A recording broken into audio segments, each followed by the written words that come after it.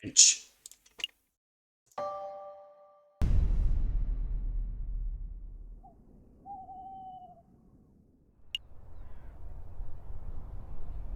And let's also move that.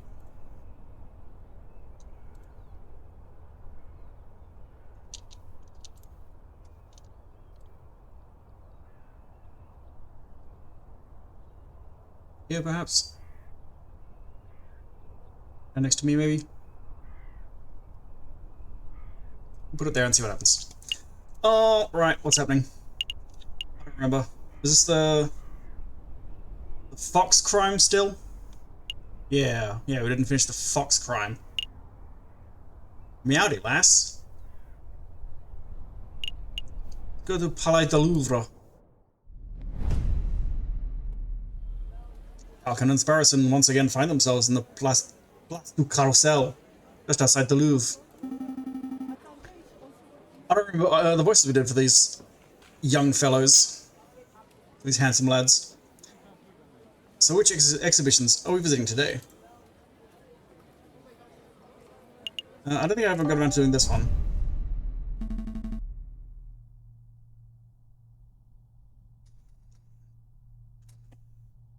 Do I do the French again? It's so much work. And gonna be so unpleasant for everyone to listen to. Or very funny. And I can't tell from my side. I need you to tell me if it's awful in the ears. Or an absolute delight that everyone would like to listen to. I'll just start doing it and see what happens. So this is the Salle des Aviary. If I understand Cocorico's notes correctly, this is the room the king and his entourage stopped in before heading to the Grand Galerie. This room doesn't seem to be very popular. I don't see anybody around to interrogate. I also don't know if I'm doing a French accent right. This could be anywhere in Europe. Interview. Fuck it. Right, interview. Well, since it's quiet, maybe we should take the opportunity to do a little snooping. What would be the point? Surely all the interesting evidence would be in the Grand Galerie, where the murder took place. Think about it, Falcon.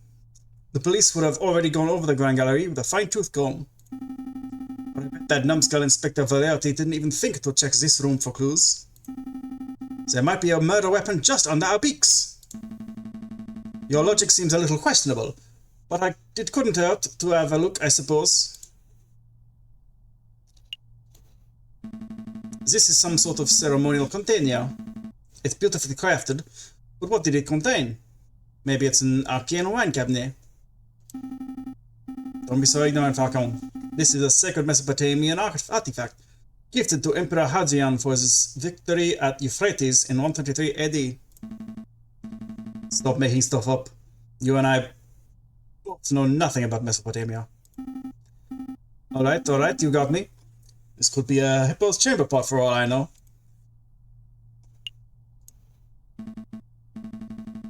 A shiny copper urn. I guess it was used for carrying water, or for cremated remains? Probably not both at the same time. It smells good. Don't sniff the exhibits, Sparrowson.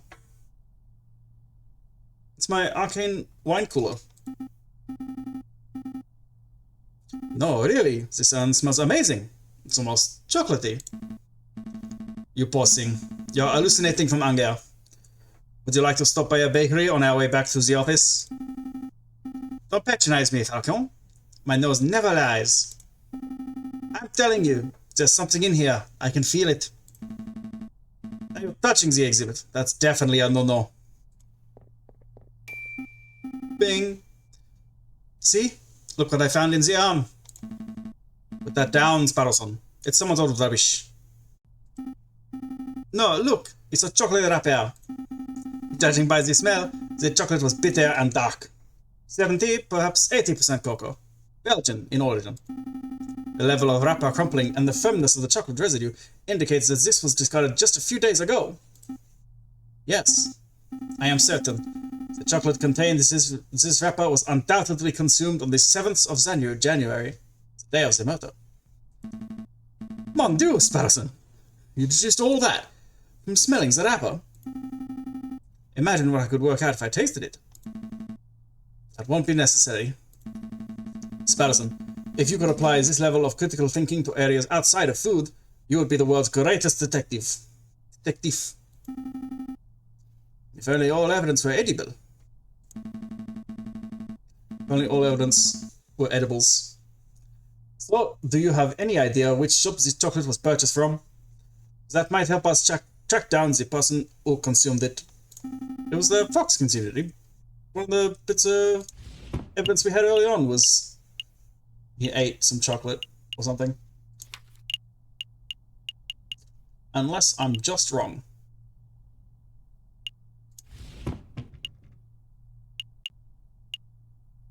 Oh no. This whole game is about remembering what people were talking about. This is a bad game to not play for a week in the middle of a case. Uh-oh. We'll figure it out. Or we won't. I don't think it matters in this game. We're fine. I suppose we will just have to visit every confectioner in town and sample every bit of merchandise for comparison. What a chore. Interesting, because I can see Lander Egelslack's Chocolate Emporium written on the wrapper. Well, you can't blame a bird for trying. That was a bit German. Free chocolate.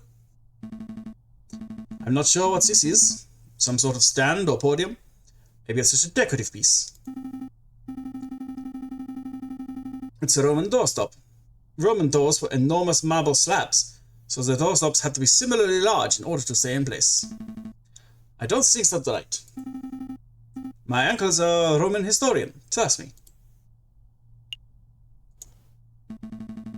These columns have been designed to look Roman. I think the style is Ionic.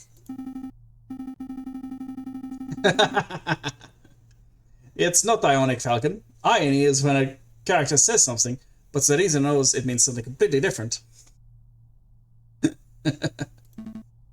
That's not... Never mind. It's a good joke. I see a cabinet full of engraved plates, mostly bronze. How much do you think they are worth? I don't know. 300 francs apiece, at least. What? Are you serious?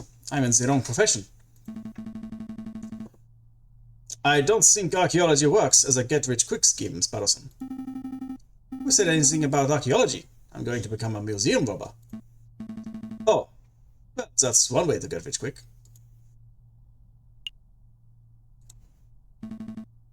Supporting column. It's holding the roof up. If the column were truly supportive, it wouldn't hold the roof up. It would encourage the roof to get to its location on time.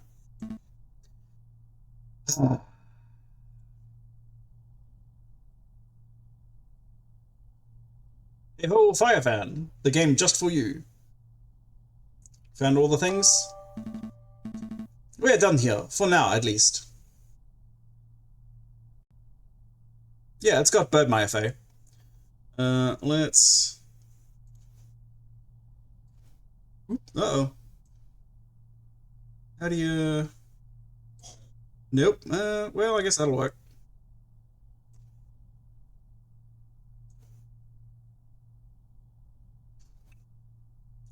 Douglas and Kickstarter? Hell yeah. How's Tokyo? We didn't do a whole lot in Tokyo, I don't think, when we were there. Other than Disney World, which is pretty good. Disney World? Disneyland? Disney something. Disney. We can't spend all day staring at Roman artifacts, I suppose. So what to next?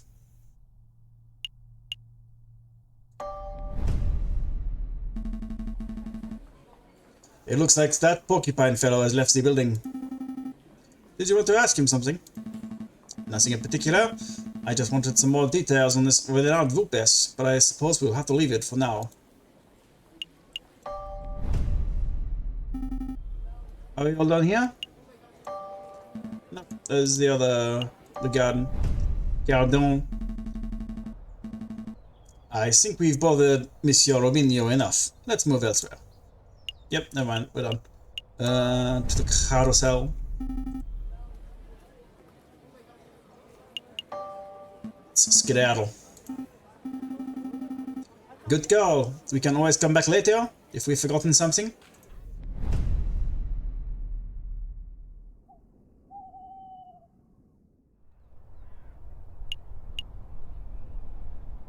Did I forget something? Is that... Doesn't the clock mean there's more stuff to find? Oh dear. Maybe it's just because it's a different day, someone else there. For the chocolate! The chocolat! Apologies. Oh!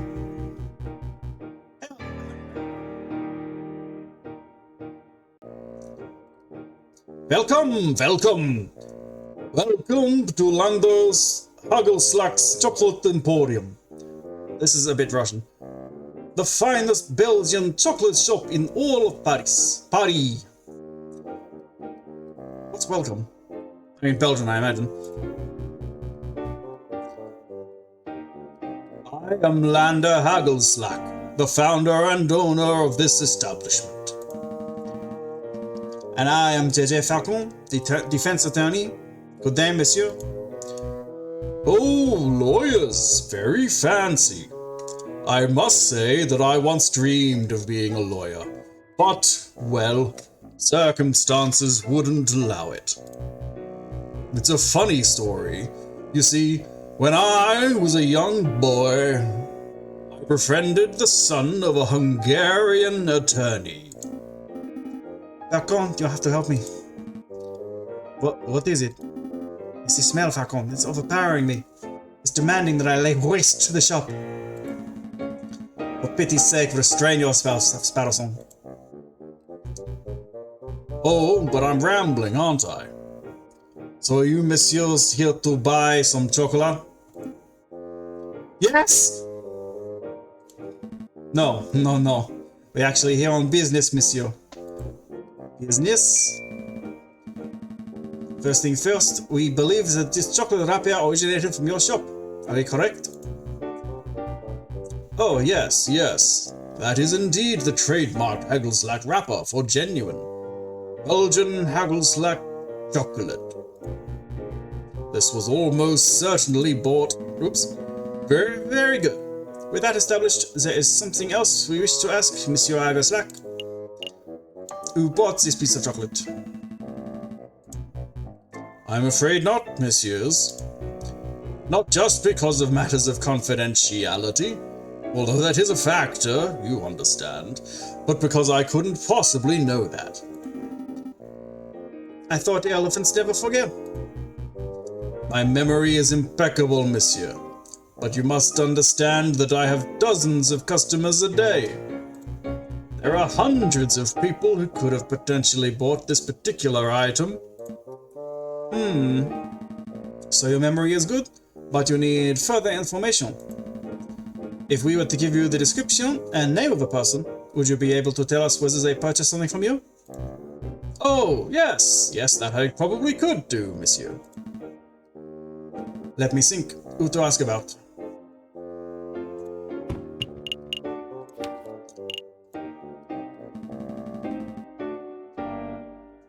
Have you ever served Juan Carrillo, the Prince of Spain? The Prince of Spain? No, monsieur. That's good to hear. Our clue would have turned into a dead end if our own client turned out to be the chocolate fiend. I did once serve a princess from Mali, if that is any help. You see, I met the girl while hiking through the Himalayas. Please stop. Let me think. Who to ask about? Okay, now I have to actually think and make a decision. Who's involved in the case? And could have had some chocolate? It was Mousy. What if Mousy's framing... No, hang on. We know he's being framed on purpose. He's trying to go for it. Who's this guy? The guy who got killed? Whoops. Oh dear. Well, okay, that works. Yeah, because it could be that the poison was in the chocolate the whole time. The whole thing is a plot by Lando, even though we know it's wolves, apparently. I remember that cutscene. That quick aside. Have you ever served a member of the Royal Guard by the name of Major Owl? No, monsieur. Are you sure? Yes, monsieur. I have served many soldiers, but I don't recall seeing a major here in recent memory. What does that mean, Falcon? Have we lost our lead? Not necessarily. It just means that Major Owl didn't buy the chocolate that may have killed him. There's still the possibility that someone bought the chocolate for him. That's our lead. That's who we want to find. I see. I did once serve a high-ranking officer of the British Army who was on his way to Zimbabwe, if you want to hear that story. No, I don't want to hear that story. Let me think. Who to ask about? Cocorico? No, he seems on the up and up, as far as we've been able to tell.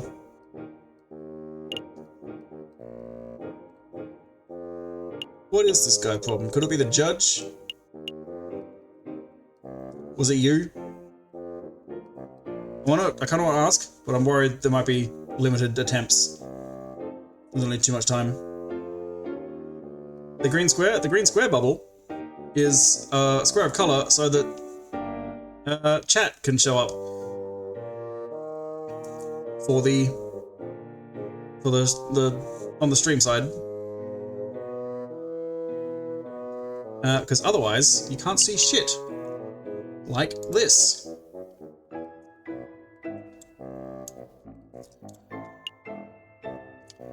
Who are these guys? Oh, the tavern lad. Tavern boys. Who's Piero? And Fontaine? Oh, they were also the tavern. Eric Pork?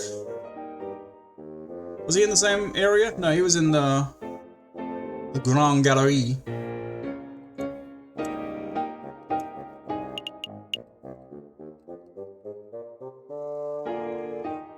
Would be Cassidy? Nathan. Alright, yeah. Biggest suspects for me personally, the judge and Catherine, I think. It could be Eric. No, he was just a little shy boy. He's alright.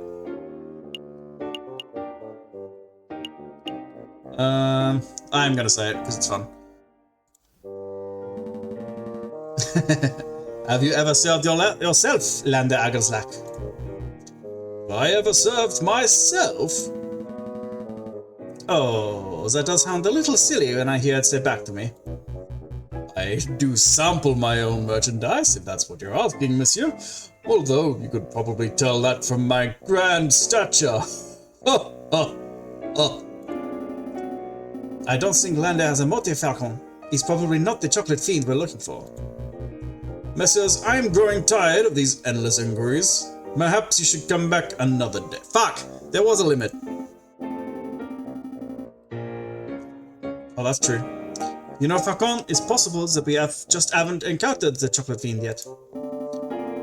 Rather than coming back here every day and making aimless guesses, we should wait until we have someone specific in mind. You might have a point, Sparrowson. Thank you for your time, Monsieur Argoslack.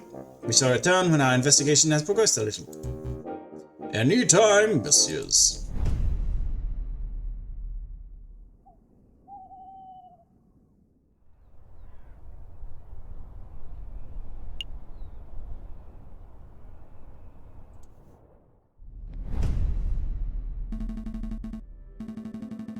I'm feeling pretty confident about this case. The big picture is coming together nicely. I'm somewhat relieved that Prince Juan came clean. His secret is putting the whole case in jeopardy. That's not how you spell jeopardy. Although, having said that, I couldn't tell you how to spell jeopardy. All I know is that's not it. We've still got one day until the trial, but how to spend it? I suppose we could revisit the Louvre, or maybe we should just play some cards at Le Canal Joyeux. Something wrong, Sparrowson. You're being unusually quiet. Falcon, we need to talk. What's up? See, I was doing some thinking. Dangerous thing to do, I know. Anyway, I realized that we were missing a crucial piece of evidence. What evidence would that be? Well, we know that Major Owl consumed a piece of chocolate before he died. Oh. Apparently Major Howell consumed a piece of chocolate before he died. Didn't remember that. Did he just die of being a dog? And eating chocolate? You died of poisoning. But we still aren't sure that the chocolate was the cause. That's true. If we keep pushing the chocolate theory, Cocorico will almost certainly pick that up. Oh, it is covering burbs. Oh dear. I'm sorry, Sparrowson. Any great spots? Maybe just back up here. But the problem is, it's so big. Just move stream elements, and then move them together. Oop. Oop. Uh-oh. Oh dear. How about that?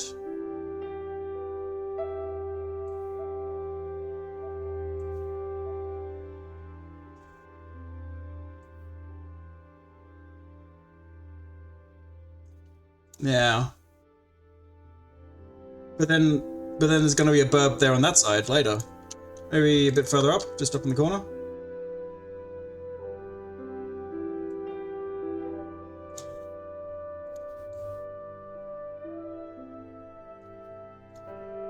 Okay, over in the corner. Cocorico will almost certainly brings that up.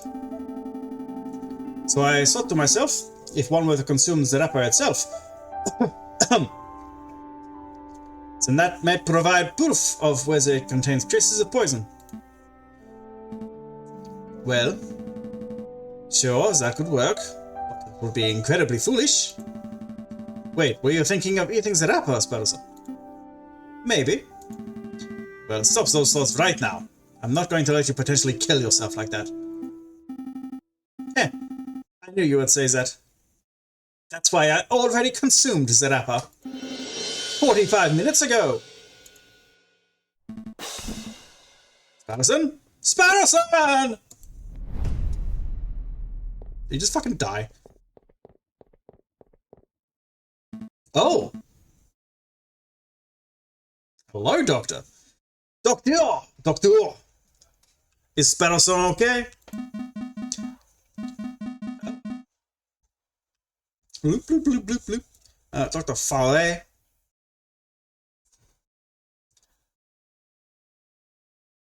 What the fuck do I do here? Well, he's not conscious right now, but he is stable. I think it's safe to say your friend is not on his deathbed. Oh, thank God. How did you say this happened again? It's a long story. Lawyering occupational hazard. Doctor, can you tell me what poison caused this? I have no idea. I am an expert in mental health, not toxicology. But I have sent for a specialist who should be here by tomorrow morning. He will make a full assessment. That's good to hear. Thanks, Doctor. Take good care of him. Wait a moment. There is the matter of the bill. We'll have to discuss it later. I have an important case to prepare for, and I'm one partner down. I see. Well, rest assured that your friend is in good hands. This is terrible. What the hell was Patterson thinking? I can't win a case like this. You! I finally found you! Did someone say something? Running around like a headless chicken? You're one tricky lawyer to find. I told you to drop the investigation, but you just wouldn't listen. Who's speaking? I can't see you, monsieur. Step forward. Alright, I'll step forward. But it'll be the last thing you'll ever see.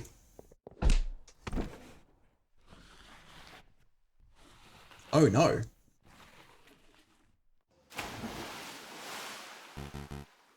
Au revoir, JJ Falcon.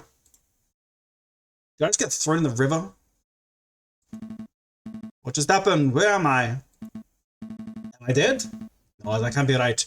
This is night time. I'm just sleeping. If I focus and count to 3, I should be able to wake up. 1, 2, 1, 2, 3. Did it work? I don't think it worked. Ah, damn Cataline. I can't believe how easy you are to fool. I put on a cutesy voice, acted all innocent, and you ate the whole thing up. Shut up. Shut up back there. I don't need to be lectured by a murderer. I'm the murderer? Why, Monsieur Falcon, it was your accusations that put Baron Vogel on death's door. It wasn't my fault. I just played the game. Hey, where are you going? Out of my way, Severine. I'm not done talking to Dame Kathleen. What voice did I do for this guy? It wasn't my fault. Is that the excuse you make after all of your failures? I'm not making excuses. Failure after failure after failure. No desire to improve yourself. You're a joke of a lawyer, JJ. Don't call me JJ. JJ. Don't call me JJ. Don't call me JJ. Stop calling me JJ. Kakariko, come on.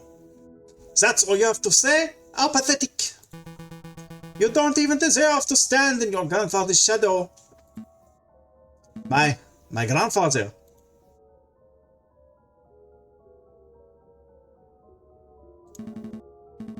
I'll prove you wrong. I can do better. Oh, it's you, Sparrowson. Have you come to berate me too? What? No. I'm just here to tell you to wake up. Wake up, monsieur. Wake up. Hey, can you hear me? I said wake up.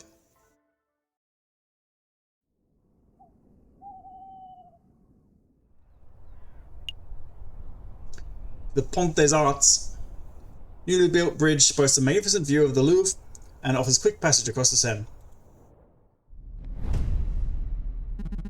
Oh! Come on, monsieur, wake up! I said wake up! You're starting to worry me! Getting good use of that dripping wet Sprite. Oh, thank goodness! I wasn't sure whether I would have to find a doctor or a mortician. My head. Is it no head? Where am I? The Pont des Arts, you know, by the Louvre, in Paris, France. I just fished you out of the Seine. Nearly broke my rod doing it. Wait, I know you. You're that disrespectful lawyer guy. Giro Falco or something. What time is it? Actually, what day is it? You hit your head pretty hard, huh? It's the 21st of January, and around 9 o'clock in the morning, by my reckoning. 21st, 9 o'clock. Oh no, the trial! Should have been at the Cour d'Assises. Cour d'Asses 10 minutes ago. Well, you're running late, but take it easy, monsieur. I'm sure they'll be understanding. Maybe if I sprint it. In your condition, that would be stupid. Take a seat, clear your head. I'll go get some dry clothes. No time. Wait, monsieur. At least take this before you go. What's this? A dip pen? No, wait, it's a modern fountain pen. Bone handle, gold nib. This is very fancy. Thanks, monsieur, but this isn't mine. Really? Are you sure? You were holding it pretty tightly when I found you. I was holding this? Then I suppose it has to be mine. Thanks, fisherman. I owe you one. Hey, don't call me a fisherman. What's wrong with being a fisherman? Nothing wrong with fishing, man. It's 9 o'clock. I believe it's time for the roll call.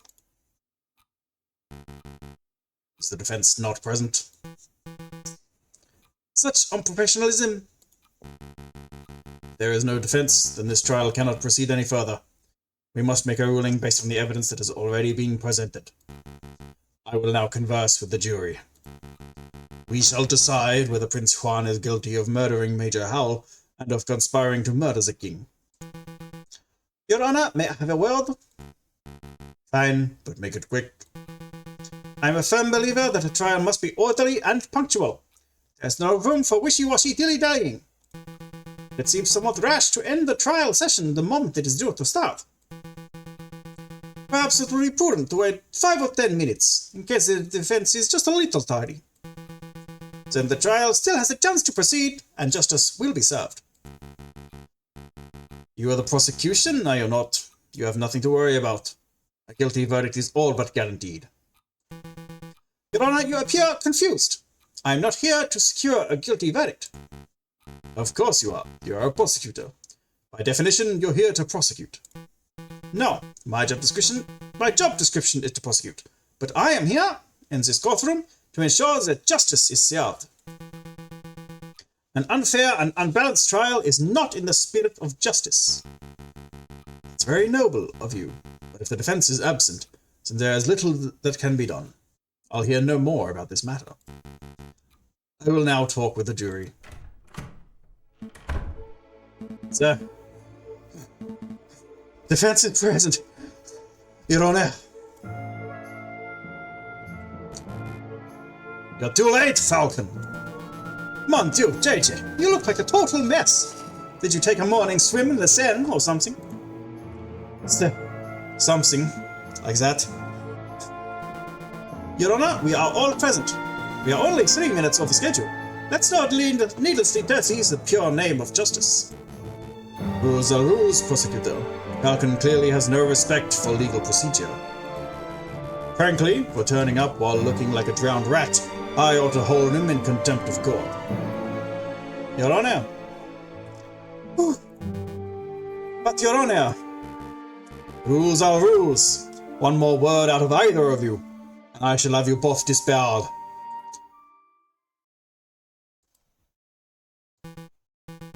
It's a pity. The King of France was most looking forward to standing behind the witness podium. There. The King of France is here? What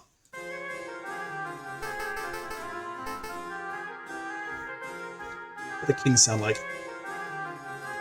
Oh! Are we not doing the trial after all? That's a pity.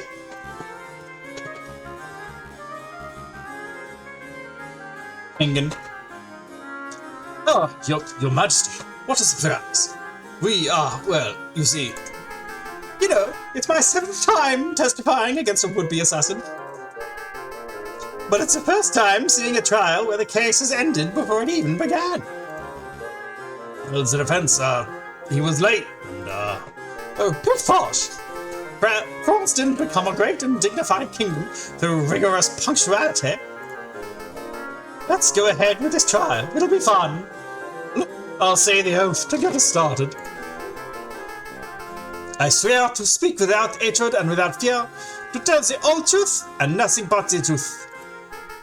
Did I get it right? That was perfect, Your Majesty.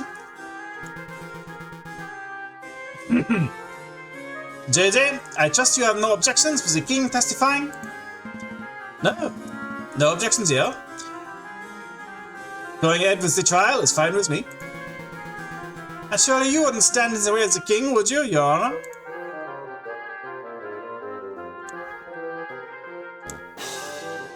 Yeah, fine. Proceed with this rehearsed trial. Excellent. Now, Your Majesty, could you tell us your activities on the day of the murder? It's so hard to keep the voices in order. My activities? Well, I started my day with tea and toast, as I normally do. I was dressed in my PJs at the time. I think you can skip ahead a little, perhaps to your arrival at the Louvre. Ah, right, of course. Well, my entourage and I entered through the Louvre's south entrance around 9 o'clock. We passed through the Salle du Triomphe with a fanfare. At the Grand Gallery, I unveiled the new painting and gave a short speech to inspire the citizens who attended.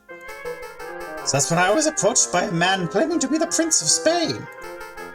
He presented a rose, which was taken by Major Howell, and, well, I think you know the rest. Indeed we do, Your Majesty. Fucking ow.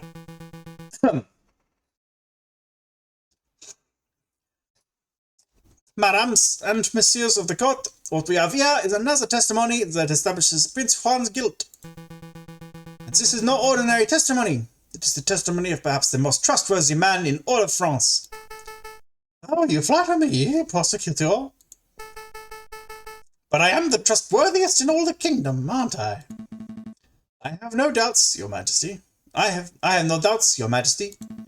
Nonetheless, I would like to perform a cross-examination. How dare you how dare you doubt your king? It's so hard, guys. I don't think I can fucking put this on YouTube. This is just for use. The utter nerve. Oh, calm yourself, Judge. I have no qualms with standard legal procedure. Defense, please proceed. I want to see your best courtroom drama material.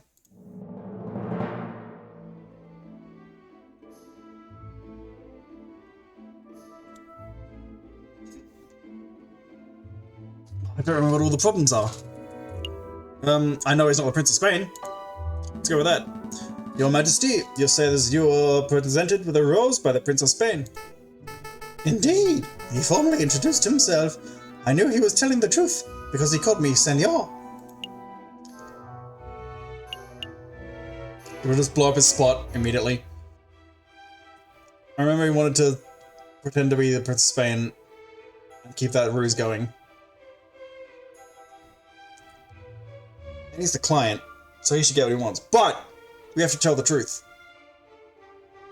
This is a court of law and order. That man was not the Prince of Spain.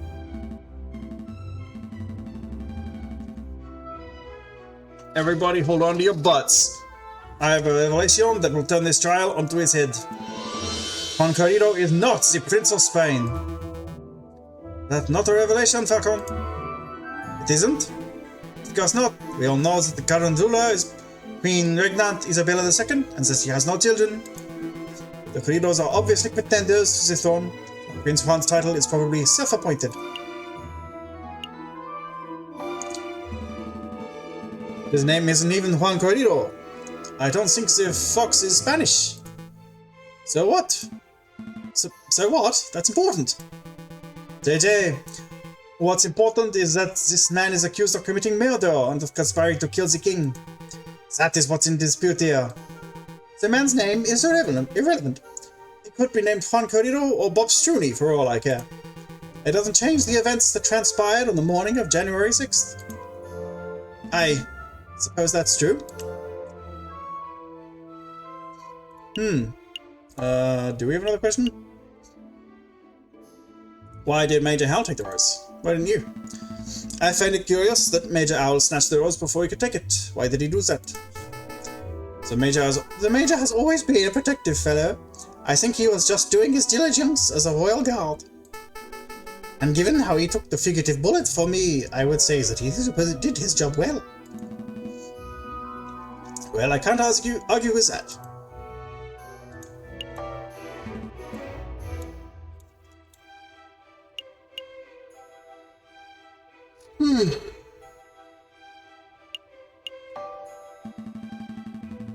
Your Majesty, you say that you entered the Louvre from the south entrance? Indeed, we approached from the Hôtel de Ville, so it was an easy riverside stroll.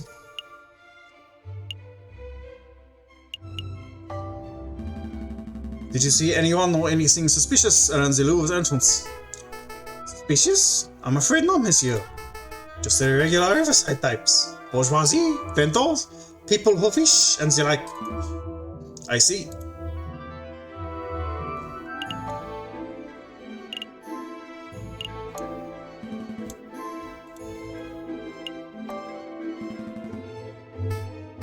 You say that you passed through the Salle de Tiburon eventually? Indeed, we stopped briefly to look at the paintings, then moved on to the Grand Gallery. Would you elaborate? What did you see in the Salle de Tiburon? What did I see? Well, Roman stuff, mostly. I meant, aside from the Roman artifacts, for example, did you talk to someone in the room who wasn't a member of your entourage? You're reaching, JJ. The king already testified that he passed through without encountering anything of interest. I have reason to believe that this was a key moment on the day of the murder. I want the king to elaborate on exactly what and who he saw. Then I suppose that you will have to proceed, Your Majesty. Alright, let me think. So there was that giant doorstop, and there was that copper urn thing, there was something else now that you ask. I was offered a box of chocolates by some peasant mademoiselle. I don't have much of a sweet tooth, but Major Al was keen to accept a chocolate tutorial on my behalf. What? Did I say something startling, prosecutor? No, please continue, Your Majesty. I think the prosecution is startled because he just came to the realization that I was not spouting drivel in the previous trial session. Well, that's debatable. To cut a long story short, Your Majesty, this mademoiselle may hold some relevance to the case at hand. Could you describe her? Really? She's relevant? Well, let me think. I didn't get a good look at her face, but she was a sorry-looking swan. Probably in her late teens or early 20s. A young, sorry-looking swan, you say? I don't suppose her name was... Signa? I think? Where are you, Swan? Signa. Catherine Marie Signa. Oops. Mademoiselle Signa. Signa? Does that sound familiar? Why, yes, I think that was it. She was called Mademoiselle Signa. I see. This is undoubtedly significant. Mademoiselle Signa gave chocolates to Major Al minutes before he died. Not just 1 minute. I see what you're alluding to, JJ. You're suggesting that the gifted chocolates killed the Major. Gifted chocolates killed the Major. But that line of reasoning holds no weight because the evidence is circumstantial. Circumstantial my tail feathers. The king just testified that Major Owl ate chocolates. Yes, that much is no longer in dispute, but you still have not proved that the chocolates were poison. Without that, we must assume that the son was merely offering a gift, rather than speculating that he is the murderer. Yes, yes! Shame on you, defense, implicating a poor innocent girl like that. Absolutely disgusting. Why, I ought to end this trial. Hold on, I do have evidence that the chocolate was, in fact, poisoned. I don't believe you, JJ. If you had a piece of evidence that significant, you would have slammed it down already. Present it. Well, howdy, y'all. Well, this is the question of someone who wasn't here for the first stream.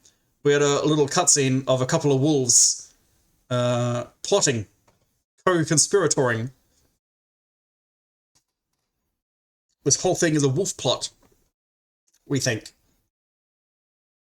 Which is we the viewers, not the characters. JJ doesn't do shit. Well, I can't. It's not really the evidence folder type of evidence. Why am I not surprised?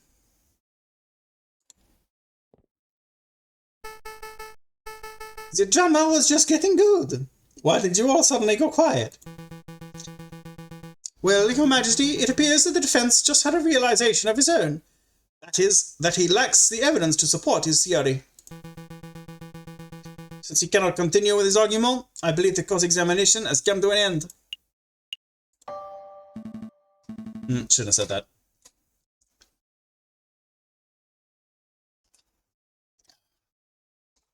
Except, now, Sparrowson's going to walk in right at this moment. Perfect timing. Because this is a courtroom drama. I'm not done yet. Let me present my evidence. See, I had the chocolate wrapper back in my office, and Sparrowson ate it. Stop, JJ! Stop while you still have a little dignity. The results of whatever crackpot pseudo-scientific experiment you perform do not constitute valid evidence.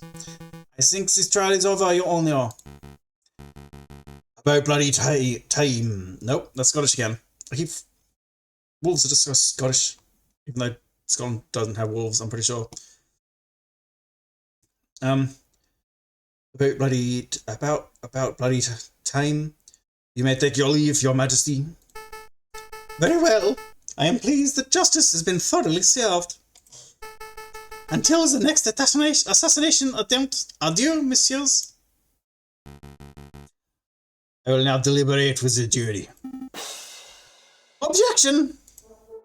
Yeah, we knew he'd get here on time. Sorry, I've always wanted to do that. Sparrowson, are you okay? Yup. The doctor said that I have an iron stomach. Most of the poison passed straight through me.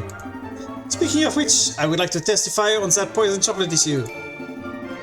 I even got a doctor's note, see? It's too late. The trial is over. You can't be serious, Your Honor. The contents of that note could turn this entire trial on its head. You must allow it. Why are you constantly arguing with me? I thought the job of a public prosecutor was to assist the judges.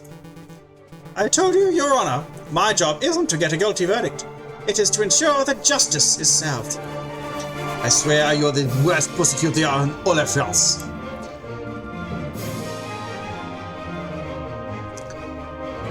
Reintroducing Wolves to Scotland? Hell yeah. Go ahead, Sparson. Read the contents of the note for the court to hear. This patient, Sparson, was admitted to Salpêtrière Hospital, where he displayed a variety of symptoms. These include profuse sweating, rapid fever, and severe nausea. The patient was diagnosed with poisoning, probably originating from the plant known as aconite, aka monkshood, aka wolfsbane. When we questioned the patient, he admitted to having consumed a discarded chocolate wrapper, potentially carrying the poison. Examining the contents of the patient's stomach confirms this to be true. As a mental health professional, I believe this patient to be clinically... we can skip that bit. Yada yada. Okay, here we go. Signed, Dr. Fowler. Thank you, Sparson. I don't think I'll even need to question you. Between your note and the king's testimony, every angle of the chocolate wrapper business has been covered. What's here? Wait, did you say the king is here? You can get his autograph later. Right. So what happens now? Do I get cross-examined by the prosecution or something? To be honest, I see little to cross-examine. Do your damn job, prosecutor. Cross-examine that little annoying liar of a bird. Tear his testimony to shreds. Your Honor, he has a note, signed by a medical professional, definitively proving that the chocolate wrapper was from the crime scene poisoned. Was poisoned. We couldn't nitpick the details or delve into the doctor's credentials, but I fear it would be a waste of the court's time. Nobody wants that. So then, what the hell do we do now? We do nothing, Your Honor. This poisoned wrapper has introduced an element of doubt into the case. The prosecution must accept that. What is the level of doubt reasonable? Is it significant? I think the members of the jury will agree. JJ's evidence is still tenuous. A step above circumstantial. You have proven a link, and not wholly a logical link, but you haven't proved beyond doubt that Major Owl was killed by the chocolate. You are still making far too many assumptions. Where is the empiricism that is required by any good court of law? Where are the witnesses who can back up your claims? Oh, I brought along a witness. Maybe she can help.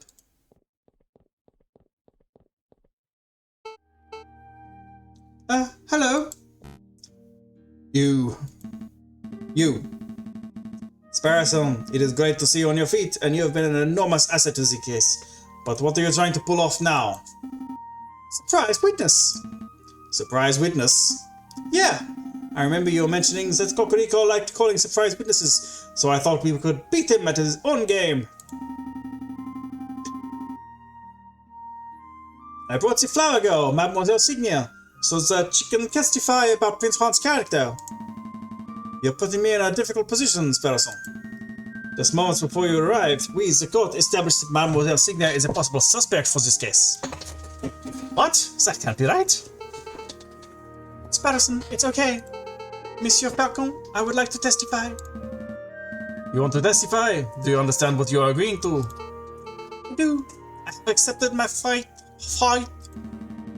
Prosecutor, do you have any objections to me calling upon Mademoiselle Signia as a witness? No, none. Bearing in mind, of course, that you are here to defend Prince Juan, not to convict Mademoiselle Signia. Prosecuting is my job. Of course. I have no objections either. Please proceed, witness. Speak the oath. The oath? Say that you swear to speak, nope. Without hatred and without fear, to tell the whole truth and nothing but the truth. I swear, Your Honor, I swear to speak without hatred and without fear, to tell the whole truth and nothing but the truth. Good. Very good. Please state, I'm getting a lot of phlegm build-up. I'm going to take a quick second to get a glass of water and drink a glass of water, because holy fuck, I can barely talk. BRB, one sec.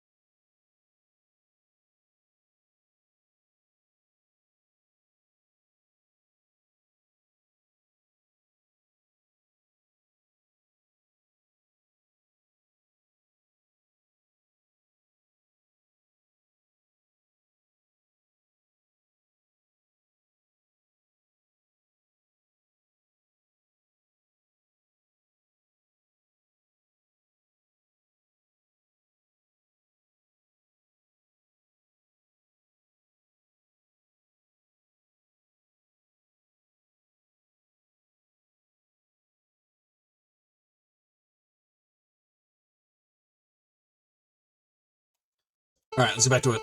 My name is Cassidy May Signia, and I'm a flower seller. Mademoiselle Signia tells the courtroom of your activities on the morning of the 7th of January. Very well. I saw the king and his entourage enter the Louvre around 9 o'clock. I followed. When they came to a stop in the Salle de Table, I stepped forward and offered the king a chocolate. Chocolat. He refused, but a guard, a big dog, woof woof, by the name of Major Owl, was happy to oblige. The guard died because I, personally, had previously added poison to the chocolates. No, that can't be right. I used poison derived from monkshood, a notoriously dangerous plant. As a flower seller, it was simple to acquire. Why did you do it, mademoiselle? Why? Monsieur, people have tried to kill the king before, and people will try again. He's a vile man who has no respect or love for the people who suffer under him. I did it to better the French people. I don't believe that at all. Falcon, say something. Mademoiselle, are you being coerced or threatened? Speak freely. No, monsieur. I am confessing it of my own volition. It is my guilt and nobody else's.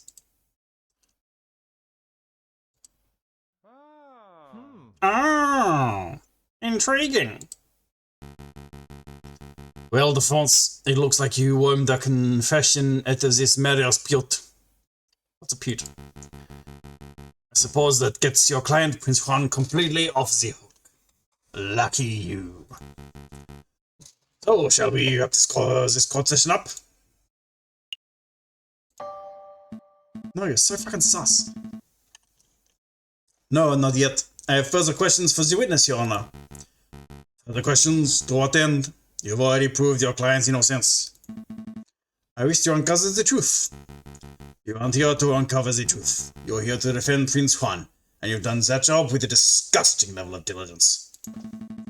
Nonetheless, I believe that Mademoiselle has omitted something of huge importance. I wish to question her further.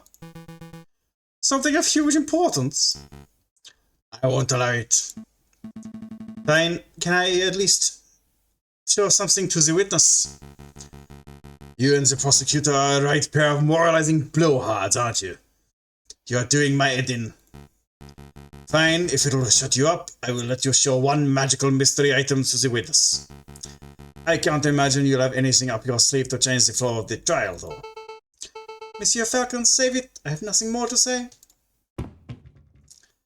I guess the pen? That seems important.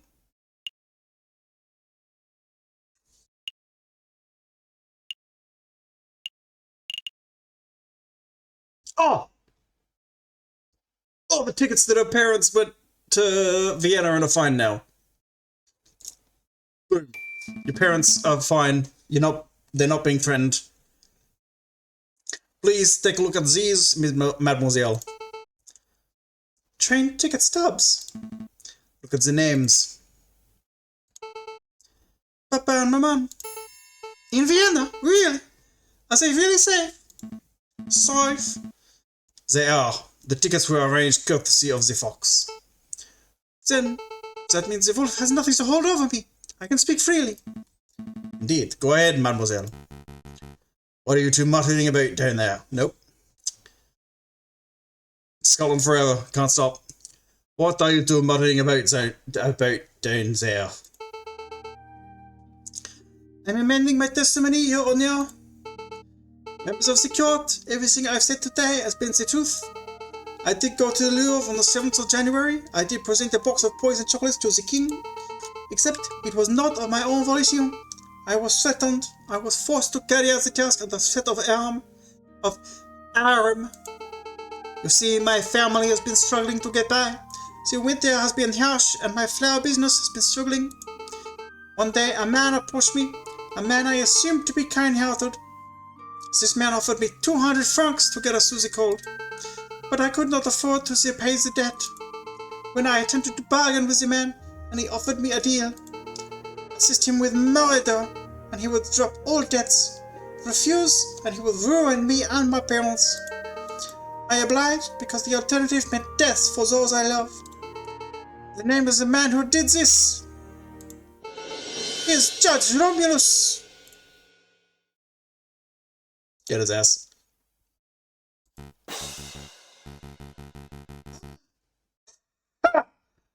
What a creative story! This is obviously a last-minute, desperate attempt at passing the buck. The sheer laziness of this girl to accuse a man she's never met before. She's blatantly philandering. Indeed. We've heard dozens of these self-pitying yarns during my time as a prosecutor. Although, admittedly, this is the first time I've seen a witness directly accuse a judge. Quite a brazen gambit. They gasp. But in any case, these sorts of stories never turn out to be true. They are always proven to be fabrications born of desperation. I've never been more honest, monsieur. Listen, Mademoiselle Signier, I would like to believe your story. But accusing a man, a judge no less, of conspiring to murder the king is a hugely serious accusation. Do you have any proof to support your story? Proof? You say the judge lent you money. Then your boss must have signed a contract when you made the transaction. That contract would suffice as proof. The contracts were all verbal. He said the money was a gift at first, and only later said that I had to repay him.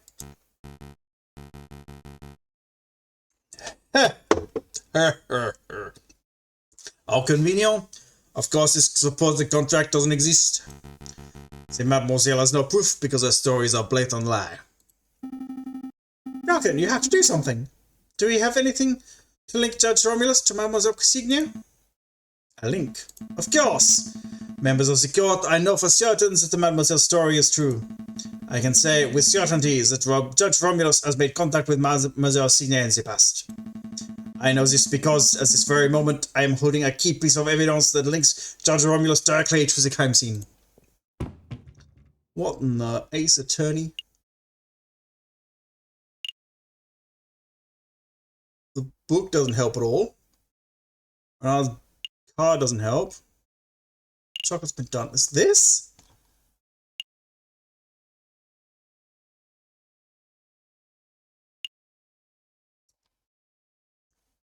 Pen? I have no idea what connects the evidence. Falcon seems pretty convinced. I can't look at character stuff. No, the ticket stubs, they're nothing to do with the wolf. Vulpes bought these to get her parents out. So they'd be okay, and she wouldn't be threatened anymore. Prince Juan gave us Don Quixote. Page 44 was missing. That was in Tuileries Garden by the Louvre's west entrance.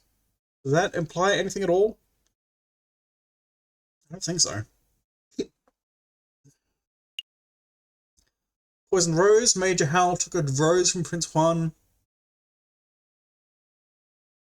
Thorns of the rose supposedly covered in poison. Allegedly.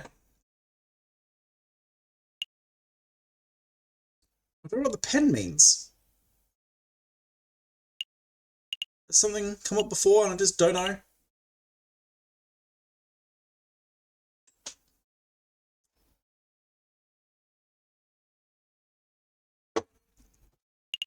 I don't know how many chances I'll get to click random things.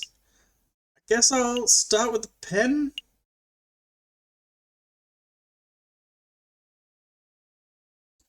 Judge Romulus directly linked to the crime scene. I don't remember. Fuck it, pen. I know this pen belongs to Judge Romulus, that much is obvious. But if I were to present it right now, it wouldn't prove anything. I have to find the link between the judge and the crime scene. Okay. Okay, that was wrong. The rose? What was from the crime scene? The rose in the crime scene?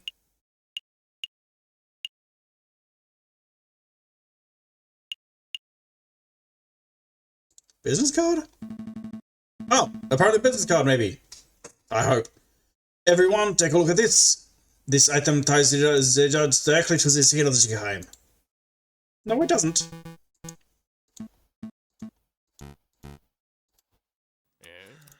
I'm wasting everyone's time. No! Fuck! Enough! You're overstepping your bounds as a defense attorney, Falcon. You've clearly proven that your client is innocent by tracking down the real murderer. Your job is done. But, Your Honor, I'm afraid the judge is in the right here, JJ. It's obvious that you want to exonerate this mademoiselle, and that's admirable, but it's also obvious that you don't have the evidence to support your claims right here and now. Let's just go. The mademoiselle can defend herself in her own trial. Oh, okay. And then I'll defend her later, I guess. So, in agreement, prosecutor. We're ready to wrap this up. We are. I have no further questions for the defense or for Mademoiselle Signia. So I shall now converse with the jury to decide Prince Juan's verdict, although I suspect this won't take long.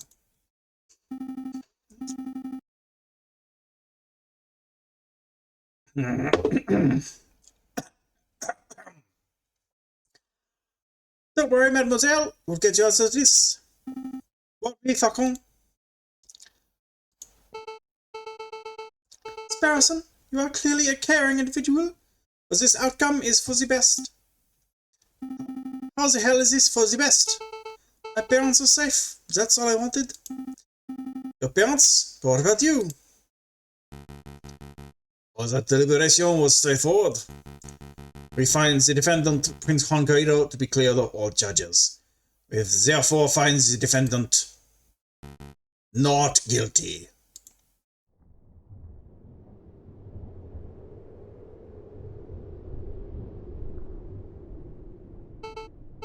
Your Honor, what will happen to me? You haven't been formally tried yet. But fortunately for you, we have a 3 trial slots this afternoon. We should be able to determine your guilt by nightfall. You may even see the blade of the guillotine by tomorrow. How lucky! I see. You look scared, mademoiselle. Don't fret. They sharpen the guillotine blades regularly.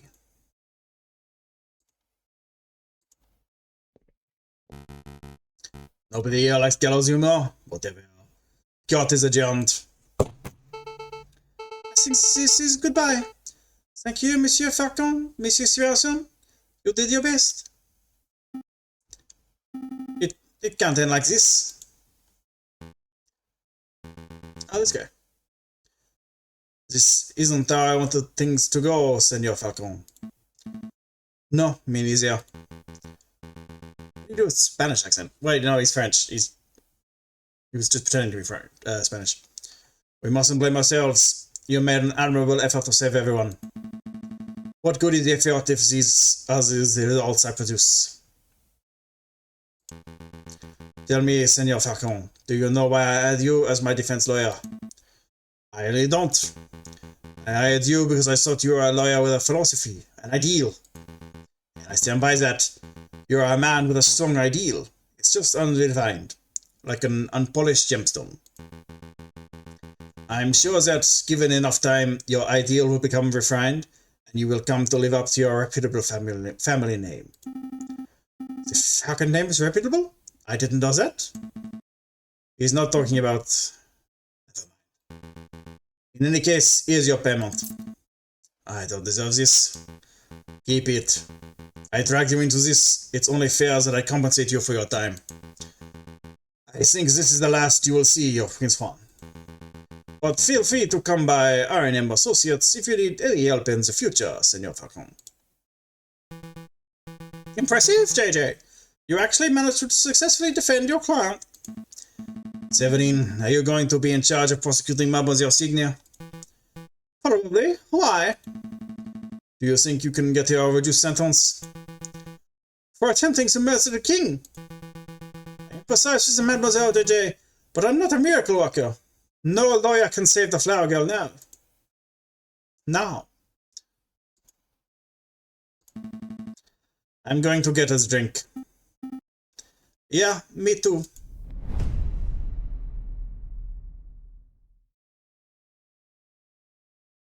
End of Act 2. Game has been saved. We will continue. Sorry if I missed that. You can actually get different endings in this game. Ooh. Yeah, I assume, you know, you find certain bits of evidence or not, and then what you choose to present. I could have had something that would have worked there, and would blow the whole case wide open. Yeah, if I'd ordered the days differently, I think I would have found the chocolate bar, had the little boy get sick, have Sparrowson get sick and recover, and then been able to talk to the elephant. Yeah, if I asked how it was like about the swan, about Signia, you could have had some other testimony, other bit of evidence to be able to help. Did I? I didn't ask about the wolf either. Ah! Signia and the wolf were the probably best options to choose. But I wanted to go for the funny bit, which is dangerous. Let's continue. Do I remember the July Revolution? Of course, how could I ever forget? The chanting, the violence, the smell of gunpowder, the 3 glorious days.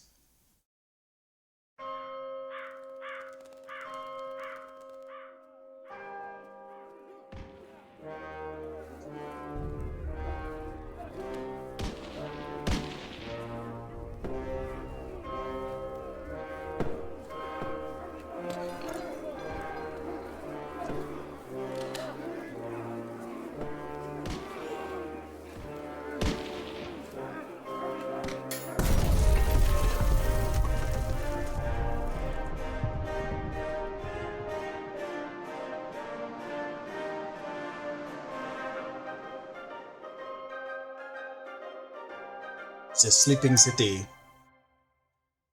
Act 3. I can't believe he's skipping work again.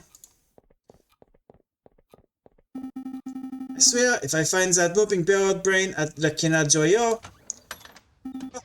Finally. Good morning, Falcon. Morning, Spur. No, wait, it's 2 in the afternoon. That means the official greeting is... Where the hell have you been, you lazy bones? Nope, that's fine. We'll do our best. Ah, it's far too early for this level of roasting. That's the Cabernet Sauvignon. No way, no way. We got important business to discuss, and I can't do that if you're half drunk. Mon Dieu, give me a break. I haven't had a good night's sleep since the trial. Something on your mind? Actually, yes. It was what the Wolf judge said about the revolution. Sure, that guy was off his rocker. And besides, if we worried about every potential French Revolution, we would never get any work done at all, am I right? Yeah, maybe you're right. Worrying doesn't do us any good. Tell me about the important business you wanted to discuss. Oh yeah, the business. Hello there. This one's from the Paris Police Department. Fancy wax seal and everything. That is indeed a fancy seal. Well, go ahead, Sparrowson. You may have the honors. Alright, Monsieur Falcon, meet me on the rooftop cafe opposite the Place de la Bastille. I have a proposal. Regards, Inspector Veliati. That's it. How tell us. Proposal from the Inspector. Interesting. You have any idea what sort of proposal he has in mind? A gay proposal. He fell completely in love with me during the trials. And he wants to elope. Not a clue. So, are we going to meet him and find out? Gotta commit to the bit. No, the inspector's a crime-obsessed nincompoop. I have no intention of listening to anything he has to say. But what if this proposal is really good? Like, we have 100 liters of wine that needs to be drunk post-haste. Wishful thinking. It's more likely he just has some paper-pushing tasks the police can't be bothered to do. Can I make a suggestion? Let's go meet the inspector. If he gives us an impossibly good wine gig, then we graciously accept. And if he offers us a terrible paper-pushing job, then we can reject it to his face, in style. We can tell him to shove it. Yeah, we can be like, shove it, Inspector. Say it with me, Falcon. Shove it, Inspector. Shove your lousy paper-pushing job. Louder! Shove it, Inspector! That felt pretty good. Alright, let's go stick it to the Inspector in person. Oh, but before I forget, I need to drop by the hospital at some point. What did you eat this time? No, it's not like that. Well, not entirely. I need to pay for the bill for my last visit. Oh, that's reasonable. Sure, you can pay a visit, but the inspector's call should take priority, I think.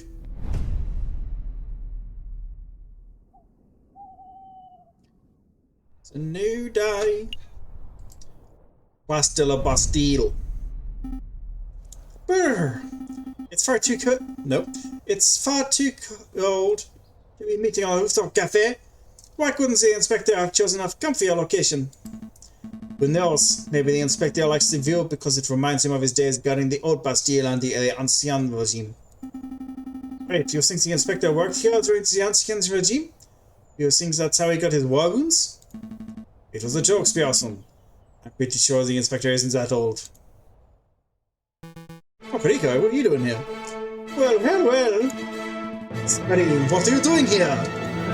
Settle down, JJ. Just like you, I was indicted here by the inspector. What could he want with all three of us? It's hardly unusual for the lawyers and police and France to collaborate. The inspector probably has a big investigative role that requires all hands on deck. A big investigative role. Sounds juicy. Oh, goodbye. Did you hear what happened to Judge Romulus? No, what? It turns out that he acquired his position as judge through illegal means, so a warrant has been put out for his arrest. He's a wanted... Oh, right. Is there anything I can do to fix that?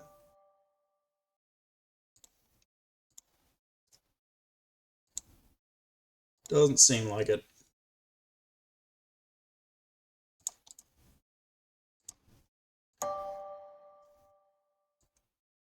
Yeah, it just cuts off. Oh, well. I'm a little lazy on the details. Something about pushing another judge into the Seine. I can believe that. Anyway, I'm sure he'll be caught before long. Nobody manages to escape the long arm of the law forever. Speaking of which... Ah, good. You're all here. Excuse me, Mr. Inspector Valetti, sir. Falcon and I were wondering, did you get your injuries while defending the old Bastille prison? Don't drag me into this, you fool. I was joking. The impudent whelps. I'm not that old.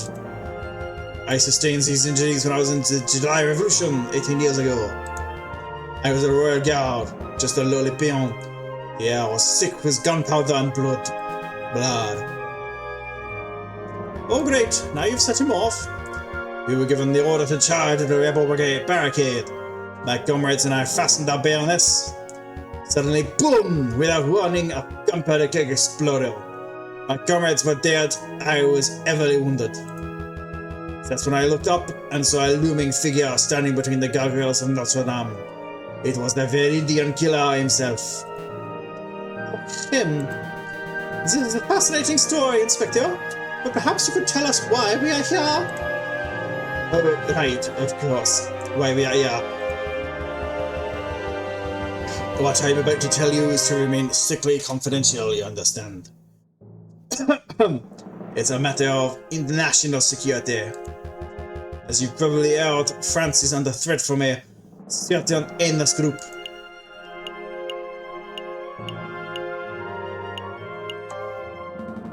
Revolutionaries, indeed, rebels.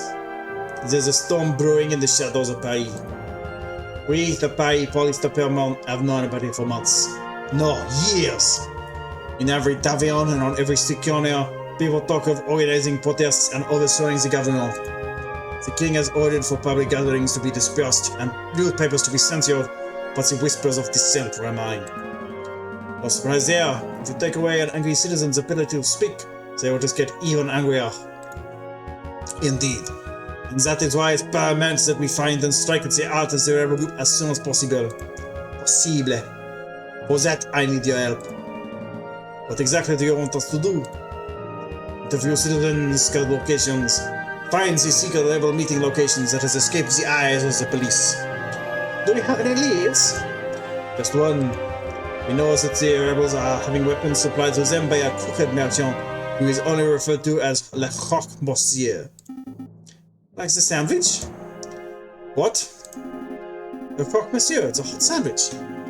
Cheese, ham, a little bechamel, sauce and peppers on if it's a Friday night. This has nothing to do with sandwiches. Croque Monsieur is the alias of an accomplished and notoriously dangerous auxiliary. In any case, that's everything the Parisian police know. That's everything? It's all you have to demonstrate after years of tracking. Tracking? Naturally, as a public prosecutor, it is my duty to help the police with their investigative work. I will be on your to lend any and all assistance. Suck up. That's very good to hear, Monsieur Corrijo. But what about you, Falcon? Well, to be honest, Inspector, I don't quite understand why you're asking me. I'm a private defense attorney. I work for citizens who get stuck in legal trouble. Rebel hunting isn't quite my forte. You want to know why I'm asking you? Look around you, Falcon. We are surrounded by corruption and incompetence. The judges are bloodthirsty wolves, the jailers are thieving ravens, and the National Guard are sitting ducks. Look at these slackers and dullards who supposedly protect and serve this country. Nobody cares about justice anymore. You saw my shameful display at the previous trials. Those are the results I produce with imbeciles who assist me. But you three, you care. Falcon, I saw you defending Dame Kathleen and Prince Juan. I heard of your escapades around the city, frankly collecting evidence and interviewing witnesses. Frankly, you did more investigative work over the last months than I have seen any policeman do in a year. Particularly myself, of course. But Dame Kathleen, it doesn't matter. You have passion and conviction. You aren't a turtle bird brain. But my book, that makes you a fantastic investigator, even if that is not in your job description. So what do you say? Do you want to sit around your office twiddling your thumbs until another pointless job offer falls into your lap? Or do you want to take this opportunity to do something great and help us track down the animals who wish to harm our glorious nation? No, I'm good. I don't think so. Sorry, Inspector. But now, Falcon, let's not make hasty decisions. What would it take for me to change your mind? Here's money. I'm a private attorney, Inspector. Severin is paid by the state, but I am not. I would be happy to collaborate with the government, but I need some sort of compensation. Ah, of course, what was I thinking? How does 50 francs up front and 50 more upon completion of your duty sound? Give me more money. I don't get out of bed for that sort of money, Inspector. I've got 100 in my wallet right now.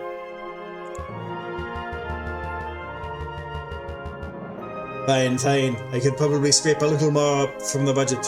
Out of 70 francs up front and 70 on completion sound. Money. Keep climbing. I had no idea you're so money driven, JJ. Alright, so you want to apply oddball. 80 francs up front, 80 francs on completion of your duties. This is my final offer. Take it or go home. I want to. But I am somewhat worried that it will straight up end the game here. I feel like there's a non-zero chance of that. 160 francs. I could do 160 francs. That sounds just fine. I'm glad we could come to an agreement. Excellent, here is your upfront fee. I don't want to keep you any longer than necessary. You already have all the key facts of the investigation. Find the elusive cock, monsieur. Find where the rebels are congregating. Those are your 2 tasks. I will check up on your progress in 3 weeks' time. See what you are going to accomplish by then. I'll be doing my own independent investigation into the rebel group, JJ, so I suppose this is a competition of sorts. Try to keep up with me. Don't make me laugh, Severine. I'll have all the rebel leaders behind bars before you even have your first suspect. Come on, Spearson, we have a croque monsieur to hunt. Okay, let's go. Heh, I knew a little competition would kick those bird brands into high gear. Well, Inspector, this has been a productive meeting. I should probably start my investigation into the croque monsieur too. Not so fast, Cocorico. There's something else we need to discuss.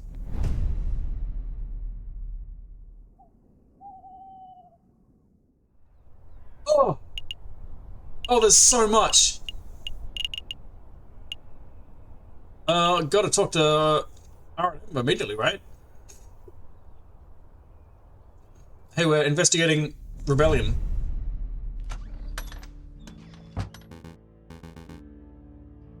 Well, this is most unexpected. Monsieur Falcon, Monsieur Sparson, I believe this is our first time meeting without disguises or pretenses, as it were. Oh, but first things first.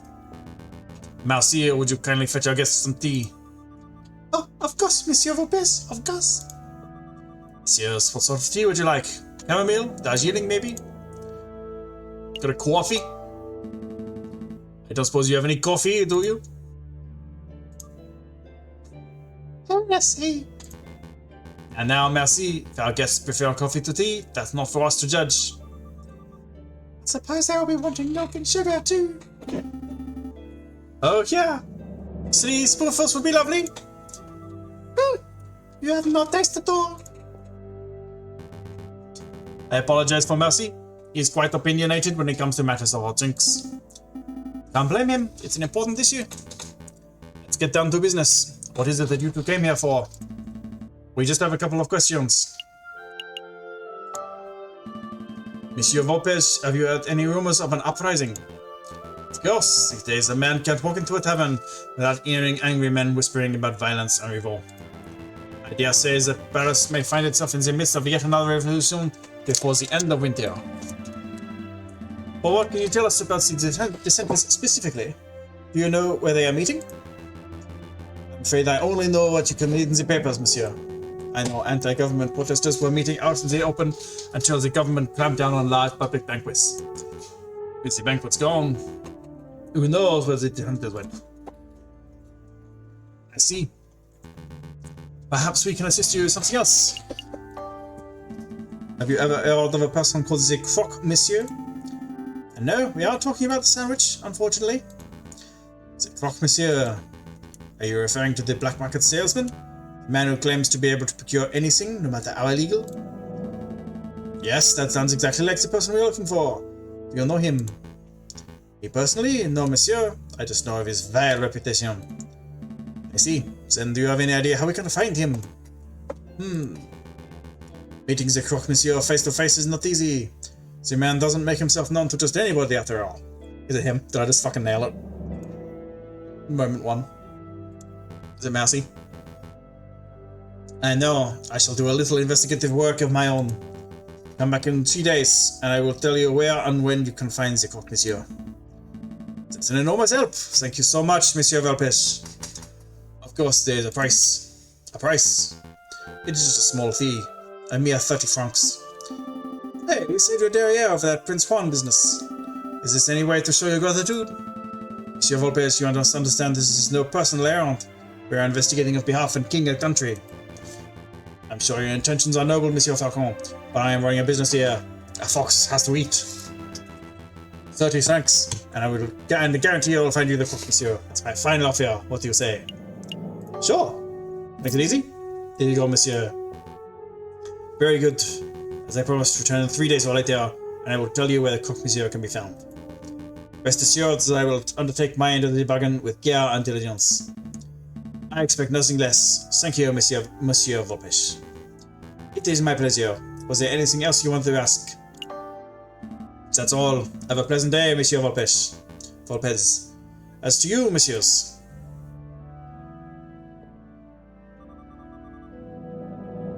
It is ready, Monsieur Valpes. It's ready. I'm afraid you're too slow, Massey. Oh, bother. Oh, my coffee. Okay. What else we got?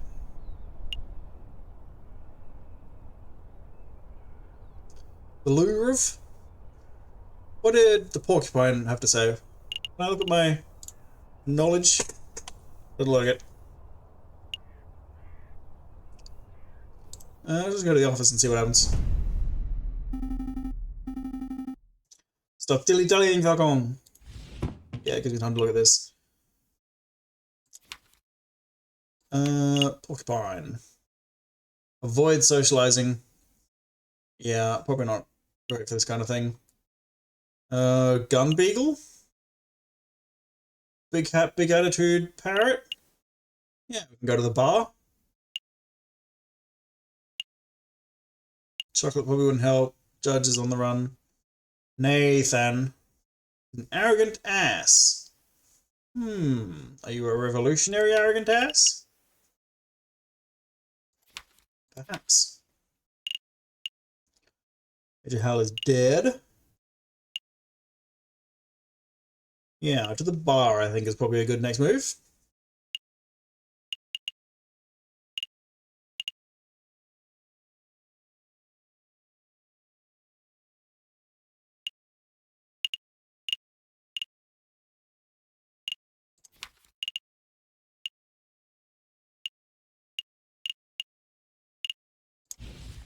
Let's go get a drink.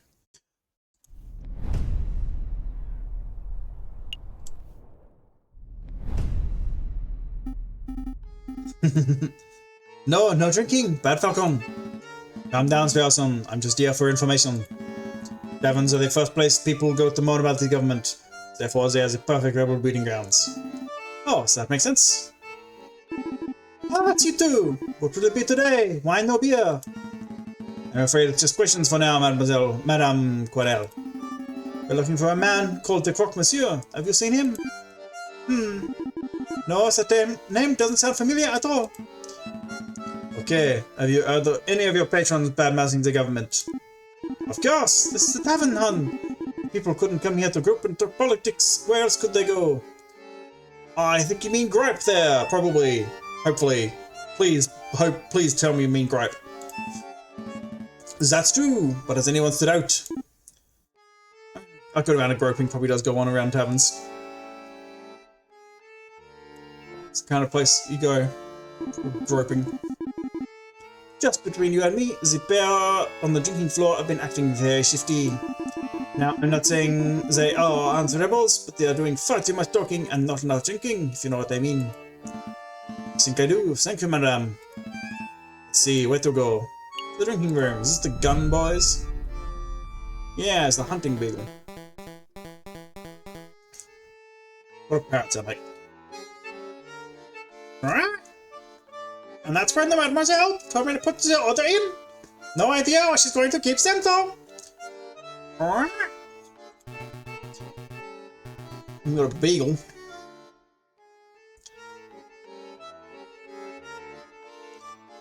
Piero, you know that she hates being called mademoiselle. You're going to get stuck with guard duty again. Right you are. C'est matin it is, then.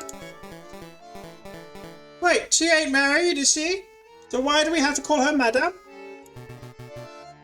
Why don't you ask her yourself? No way! She would straight up beat me alive if I asked that directly. Wait, hush up. Do you smell that? It smells like eavesdroppers. Can I help you, messieurs? Monsieur, have you heard of a man called... Fuck on, wait! There's a slight chance that these guys might be rebels, right? So if we ask directly, they might get scared off. Good point. I'll try to keep it subtle.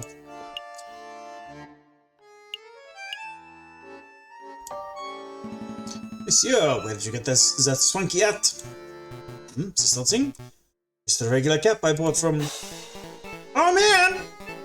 Someone finally noticed that also hat. I waited years for someone to notice it. Look at this thing! It was a pretty Polly. It was a pretty Polly.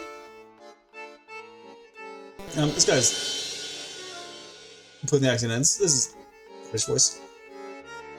I'm the prettiest Polly.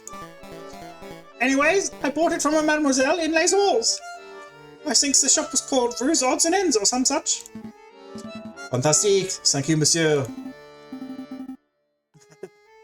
That's back on. Now you can buy a swanky hat too. We are now closer to uncovering the mystery of the cook, monsieur. Oh, right. So I see you are carrying a rifle. Evidently. Who manufactured it? Ah, good question. See, most hunters around here are carrying old French Charlevilles, but this beauty is something special. See, it's American, from the Springfield Armory, model 1812, percussion lock firing mechanism. American musket, you say? That's certainly quite special. It must have been hard to procure. It's true that you can't buy guns of the quality from standard street sellers, but if you know the right people. Please go on. Well... Yeah, listen carefully. You didn't hear from me, but to meet the croque monsieur. Actually, it would be foolish for me to explain in public. It would be much easier if you just take this. The Book of Judges? What is this? Some sort of law book? The book's subject is not important. Just take it. Oh, I see. It's the Book of Judges from the Bible. Old Testament stories of God smiting people and stuff. I appreciate the gift, monsieur, but I'm not religious. Or am I? Then why are you... Just take it, you idiot! Bible books are what we use to pass around them code phrases, don't we? Code phrases? Yeah, please, I'm trying to be low-key. I can't do that if you're mathing off with that big beak of yours. Right, you are! Try to forget what my friend said. Just with a little searching, and with the contents of that good book, you should be able to get what you desire. Is that a religious metaphor? No, monsieur, I'm being very literal. Well, thank you very much for the gift, monsieur. To be honest, I have no idea how this is supposed to lead me to our guns here. See, well, I hear that there is an excellent friar who performs Bible readings at Deuxième Cathedral. Perhaps if you show the man your book, you will be able to find you a particularly spiritual passage. Are you sure that this isn't a religious metaphor? I feel like you're trying to convert me. I assure you, I'm as secular as they come, monsieur. Friar at Deuxième Cathedral. Thank you, monsieur. I'll make a note. Is there something else you wanted? What were you talking about? What were you two just talking about before we were rudely interrupted? Well, I would like to include you in our conversation, but to be perfectly honest, I don't think that's any of your business. As a matter of fact, it is our business. You see, we want to fight alongside the rebels. We do? Listen here, you. Hold on, Piero, let me handle this. Listen, messieurs, I've seen you two around a couple of times. We are acquaintances, I suppose. I don't know who you are, but I do know that your line of work involves a fair amount of investigation. For I must assume that you are some sort of detective or prosecutor. Am I fair off the mark? Well, as I thought. Now, I don't claim to be part of any secret rebel alliance. I've never heard of such a thing. If I were a member of any such hypothetical group, I would not allow the entry of a man of the law like yourself. Understood? Damn, that's a solid shutdown. Yeah, I'll try asking something else. That's all. Thank you for your assistance, messieurs. It's nothing. Get out of here already. You seem like decent fellows. You shouldn't get involved in this rebellion business. Just do whatever you need to do with the croque monsieur and get out of Paris. That's what a smart person would do. I appreciate the advice, monsieur. While we're here, what's going on in the card room? You boys playing some cards? Ah, the big fellow has returned. You have to play some cards, monsieur. How much money have we got? Plenty. Deal me in. Big dog.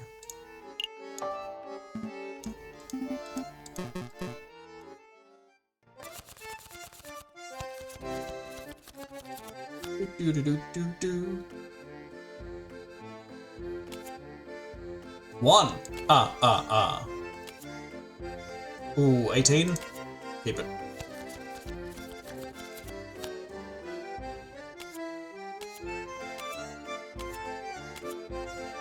Fucking cheating dog.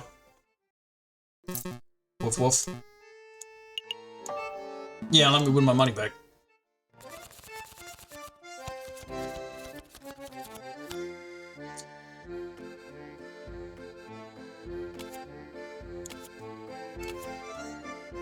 Ooh, 13's risky. Ah. It's 3 out of 5. No. I'm losing my money.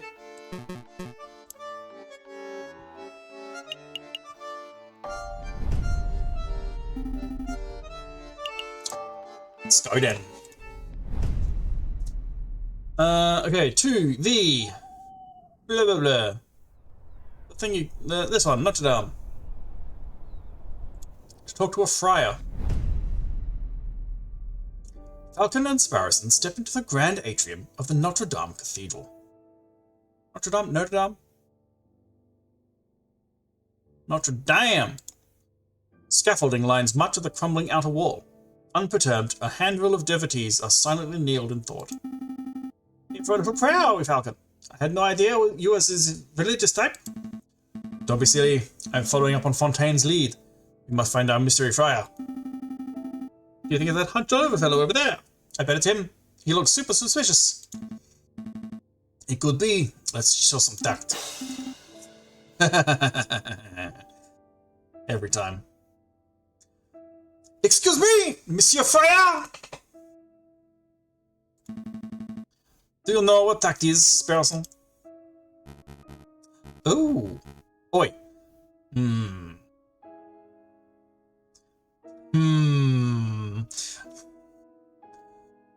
Welcome, my brothers, welcome. All are welcome under the roof of the house of God.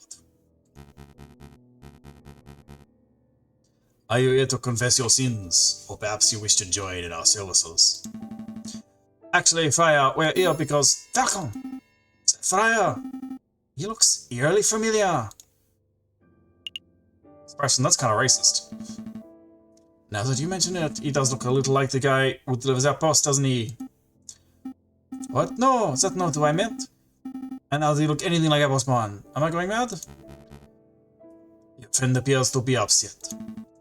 But mind him, he is just in a huff because he thinks you look like the judge we once met. Yeah. Remus Romulus. Judge Romulus, I guess that all the time. I'm his twin brother, you see. Oh, good. I'm not going mad. Friar, would you say you had a good relationship with Romulus? We were close, but as you may have heard, he got in trouble with the law recently. I haven't seen him in weeks. I see. I didn't mean to pry. It's no trouble. But tell me, why are you here, my brothers? Oh, right. Well, we have a couple of questions. Friar, we have some things that we would like to show you. Could you take a look at this? We heard that you could give a special passage readings. I see. You have your own copy of the Book of Judges. I think you will find chapter 15, verse 2 to be particularly enlightening. Partie, chapter 15, verse 2. This chapter follows the journey of Samson, the heroic judge with divine strength. In this part of the scripture, Samson is confronted by the men who are angered by Samson's notion of justice. Please, could you read the passage? Okay. 3,000 men of Judah went to the top of the rock Etam. They said to Samson, "Knowest thou not that the Philistines are rulers over us? What is this that thou hast done unto us?" And Samson said unto them, "As they did unto me, so have I done unto them. As they did unto me, so have I done unto them." Oh, sorry, Remus. As they did unto me, so have I done unto them. A beautiful sentence, wouldn't you agree? It's poetic, a beautiful summation of justice. You understand the passage. That's delightful to hear. Yes, Samson was a great judge. Not a judge of today who sits on a high chair and files endless paperwork, but an old judge, a holy judge, a shofet. Shophead? I've not seen that word before, I think.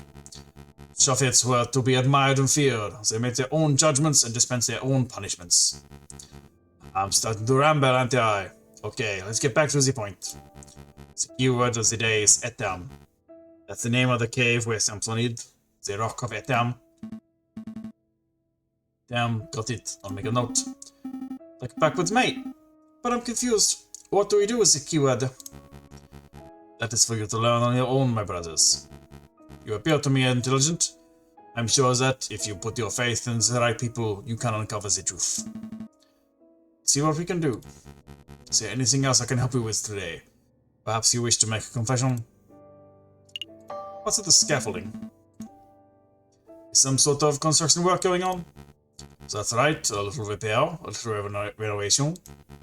It's no secret that the cathedral has seen better days. The cult of reason did a lot of damage back in the days of the revolution. But now we are well on our way to restoring this holy place to its former glory. Cult of reason? The religion of Christianity? Hey Falcon, what's the difference between a religion and a cult? Don't be rude, Sparrowson. Don't worry, my brother. I understand how it is. To a young person, all ideologies look like gobbledygook in different packaging, don't they? Pretty much. So then maybe you'll come to learn the differences as you grow up. I promise, some ideologies are worth following to the very end. But let's not talk any more about cults and ideologies. Did you want anything else? I think we're done here. Thank you for your time, Friar. Go in peace, my brothers.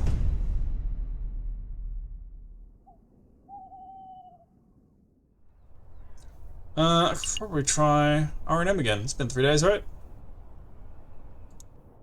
It is the 3rd day since talking to him the 3rd time. Monsieur Volpez, you've managed to dig up some good information, I trust. There is good news and there is bad news. Let's hear the good news. I found a way you can meet the Croque Monsieur. He lurks around the Rue des Marmosettes on Friday evenings. The Rue des Marmosettes? Oh, the Monkey Road by Notre Dame. That seems simple enough. So what's the bad news? Did I just fucking speedrun this entire thing? Did I get the 3 perfect things to nail this?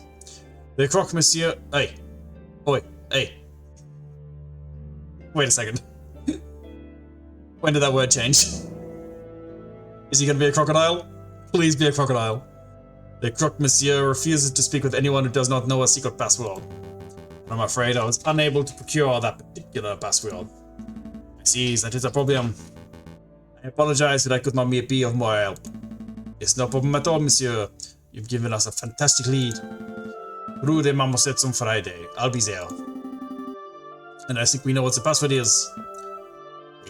We do? Come on, Falcon. Falcon, for realsies, come on.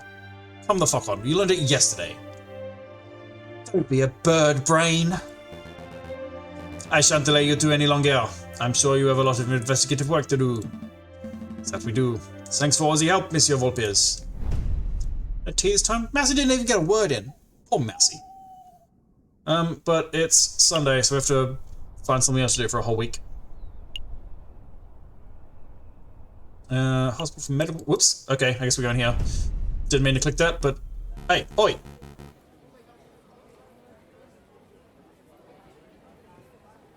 Chocolate here. I feel like I know you.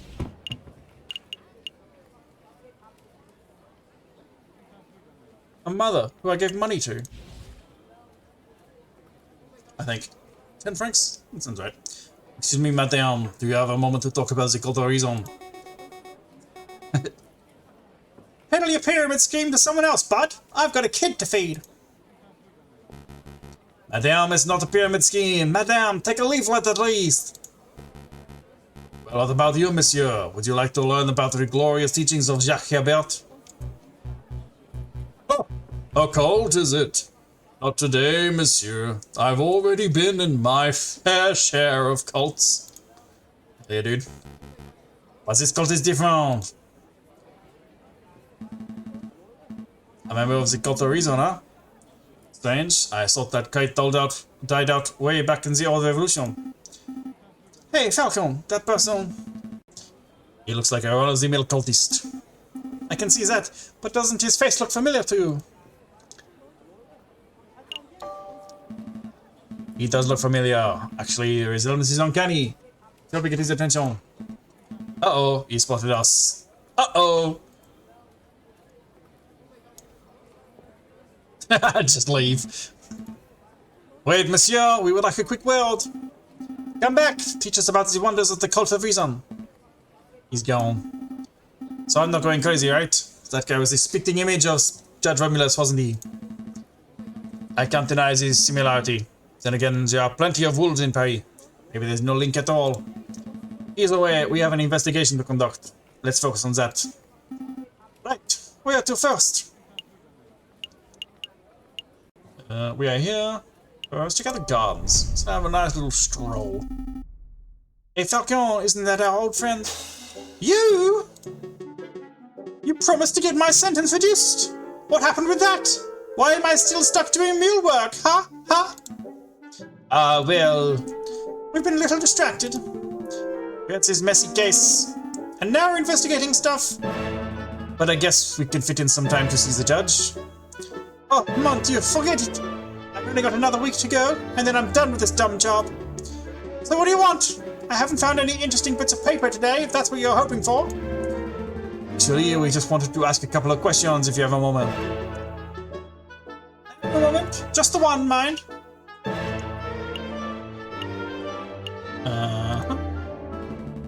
Did you see that cultist in the plastic carousel? Yep, he's been hanging around all week. Today he tried to hand me a leaflet, so I told him where to put it. And where was that be? What? Where did you tell him to put the leaflet? Oh, I see. Never mind. Monsieur Vigneault, what do you know about that guy? What's his story? His story? How should I know? He's just a cultist loser. They knew of the Chucksters, types of crazies all the time. See. Did you two want something else? Monsieur Vigneault, do you know about an uprising? You mean like a rebellion? Yeah, I've heard rumors. There are a lot of uneasy people in Paris. What kind of rumors? Nothing specific. Just that there's a group planning to form a huge protest before the end of February. Some say it might go violent. If you were wise, you would probably fly out of the city as soon as possible. So people say. Do you plan on leaving?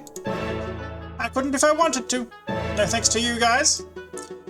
But in any case, I'm sticking around for the photograph opportunities. Wartime photography. Imagine the possibilities. Sounds like easy money. You betcha! Catching! Anyway, did you want something else? That's all. We'll let you get back to work, monsieur. Let's go to the Grand Gori. Porcupine's here. Oh dear, it's these guys again. Keep it together, Eric. Maybe they won't recognize you. Excuse me, monsieur, it's us, the Philistines, remember? Was it talking to me?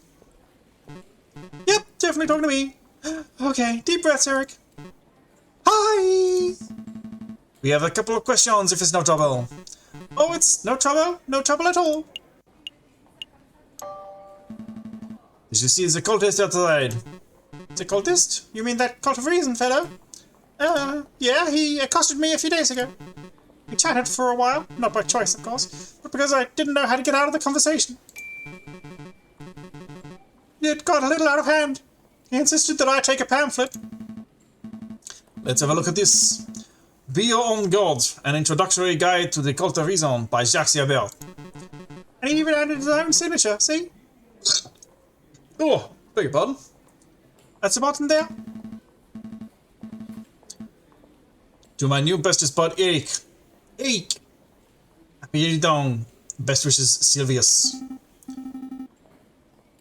Green ink. That's probably gonna be important. Green ink too. What a fiendish colour choice.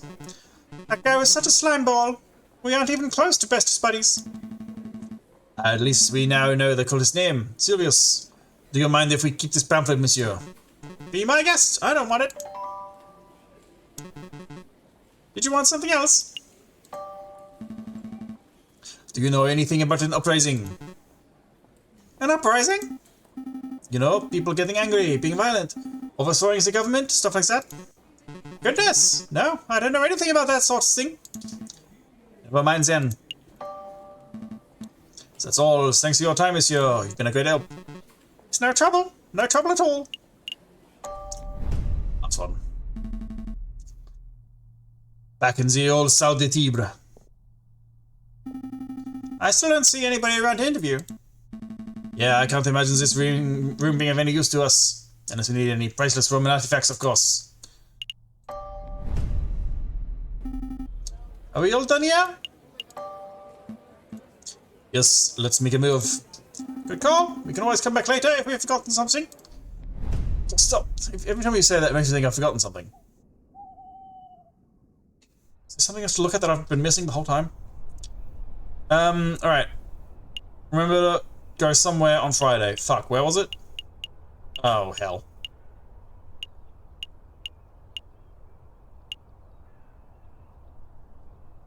On des Arts, maybe?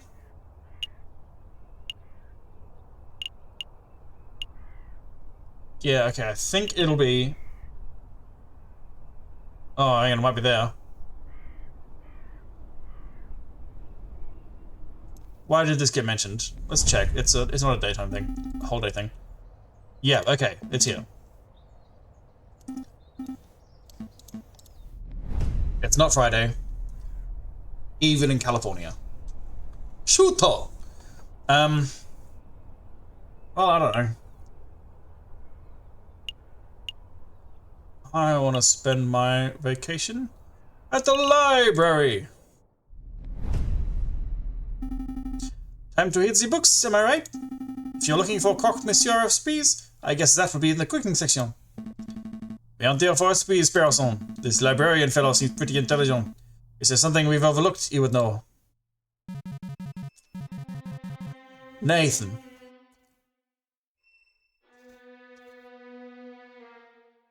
Would you mind lowering your voices? You're disturbing me during my daily crossword. Oh, I should have known. It's the two harlequins. It's good to see you too, monsieur. We have some questions. Of course you do. Fine, let's get this over with so I can get back to my puzzle. Bubble meet Nathan. He's not even a horse, he's a donkey.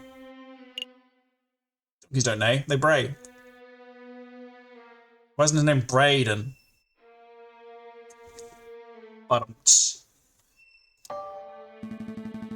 What can you tell us about an uprising? An uprising?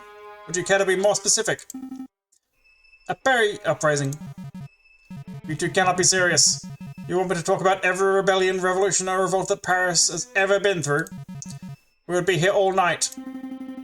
What about an uprising that hasn't happened yet? A future uprising. The newspapers, messieurs. The government tries to strangle the media, but the truth shines through the gaps of censorship. The citizens' contempt for our current leaders is blatant. A future revolt is a very real possibility. That's all I know. I see. Let's try asking something else. Have you ever heard of the croque monsieur? The Sandwich? Of course I've heard of it. No, I mean a person is their name. Perhaps that doesn't ring any bells. I'm familiar with the Earl of Sandwich, if that is any help. Wait, you can become an Earl of Food now? I'm in the wrong profession. Never mind, we'll try something else. Damn it, Nathan. I bid you good day.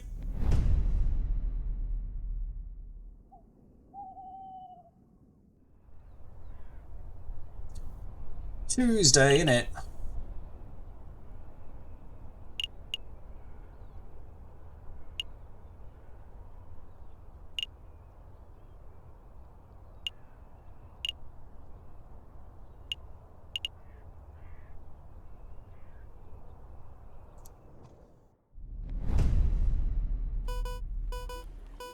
Ah, you there. I remember you. You guys can help me out with this little dilemma. What is it, mademoiselle? Which country is better? Great Britain or the United States of America? It's fucking not America. Well, what time is this? 18 something something? America's pretty good. A lot more slavery going around. I don't know Britain's slavery stance, slavery history. Other than lots of it. What else can we judge by? 1800s. It's a bigger empire. These guys have succeeded. India's still under the thumb, I think.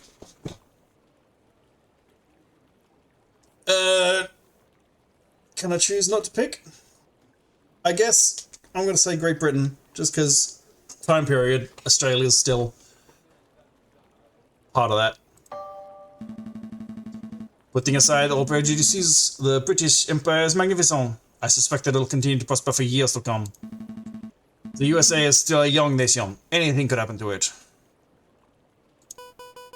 You think Britain is a safer option, huh? I suppose it would make for a shorter trip. Oh, to escape to. Yeah, alright. What is this about, mademoiselle? Well, I'm thinking of taking a trip. A long trip. Everywhere I go in Paris, people are angry and depressed. It's like violence is about to break out at any moment. I've saved up enough, so I'm going to get out of here. Follow my dream of starting a new life overseas. Who's going to look after Chateau Crenier? Well, with the Baron's passing, so they've decided to auction off his estate. I think the Demiaus were showing some interest in the household, so I guess they can handle their household duties themselves. The Demiaus, you say? Interesting. Anyway, this might be the last time we'll see each other, so I'll just say au revoir, Sparrowson. Au revoir, Monsieur Falcon. Farewell, mademoiselle. I wish you a pleasant voyage. Voyage. So long, mademoiselle. Don't let those limeys push you around. Hey, Falcon, I think we forgot something. The rebels, monsieur, all that you see investigation stuff. We're supposed to be asking questions. Alright, that's completely slipped my mind. It's no matter. Colleen didn't seem like the type to get involved with rebels in armed CLRs. She probably knew nothing. Suppose, in any case, she seems to be the only one with enough sense to escape before the violence starts. Yeah.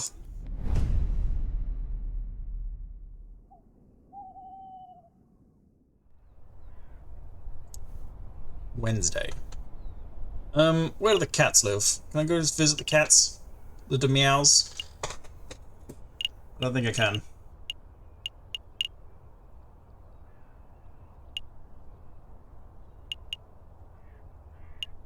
Let's go get some chocolate. Welcome! Ah, it's you two again. You remember us? I guess that's no surprise. Of course I remember. You are the messieurs who ask many questions and buy little chocolate. I'm afraid we have more questions today, Monsieur Agoslak. Thanks for being patient with us. Have you heard any rumors of rebellion in Paris recently? Monsieur, there are always rumors of rebellion in Paris. The citizens whisper in the shadows, the bourgeois cower in fear. Yes, but have you personally heard anything specific? Oh, monsieur. You sell chocolate to a lot of people. Have you come across any unsavory characters in your occupation? course, one time I was hiking through the mountains of the Netherlands, and I was accosted by an overzealous tulip salesman. I threw a fistful of Dutch rubles at him and made a hasty retreat. Pretty sure I wasn't doing French for this guy last time I was talking. Sorry, Lander.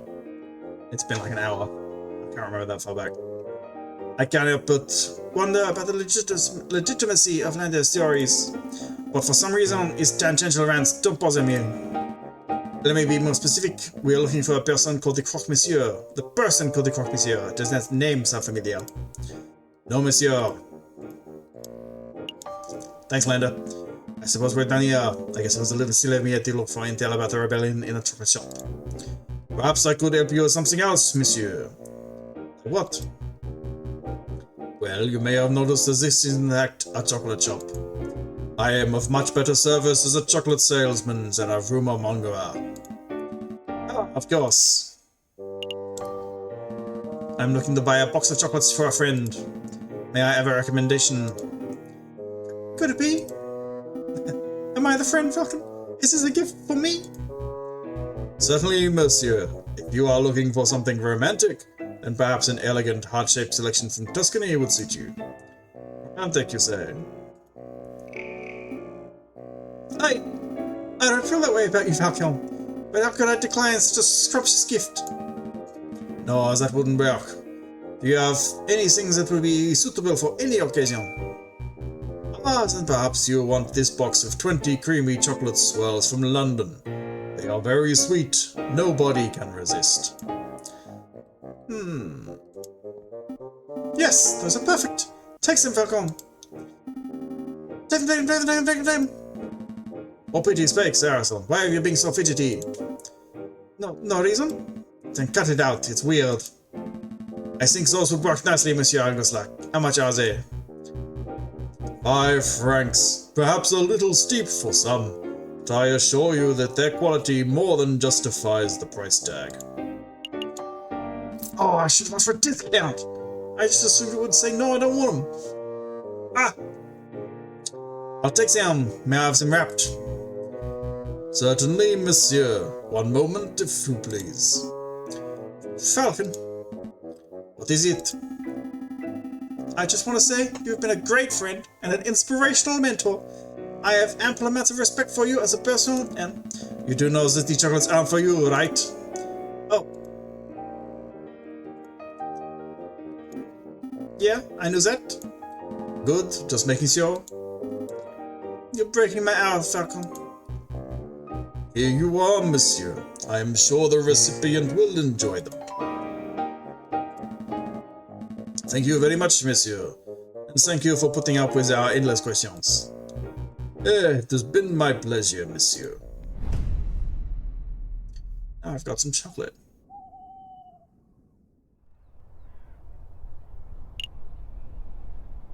It's Thursday.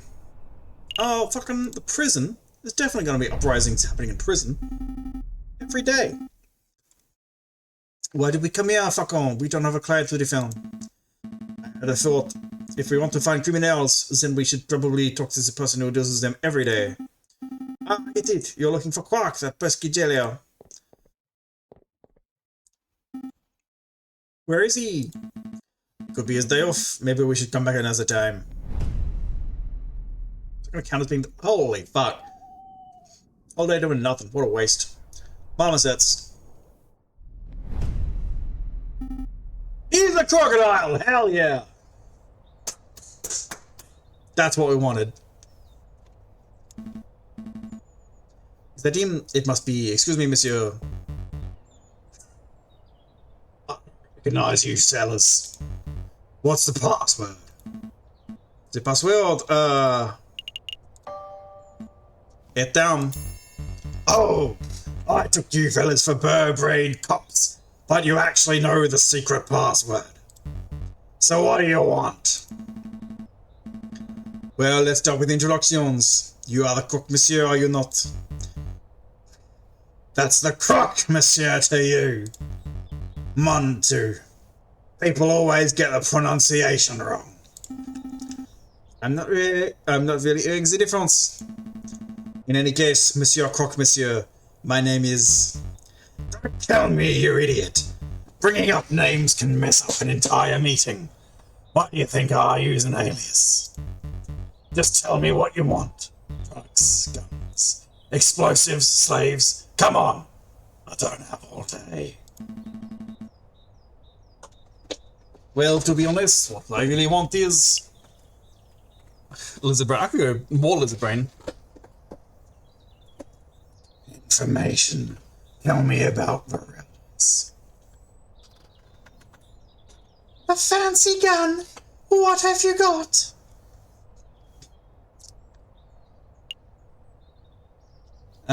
Yeah, I want information. I would like a fancy gun, though. But I could buy a fancy gun after I get information.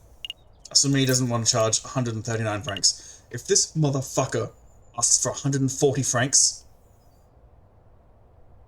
I'm gonna say, how do you feel about 135 francs and 5 francs worth of chocolate?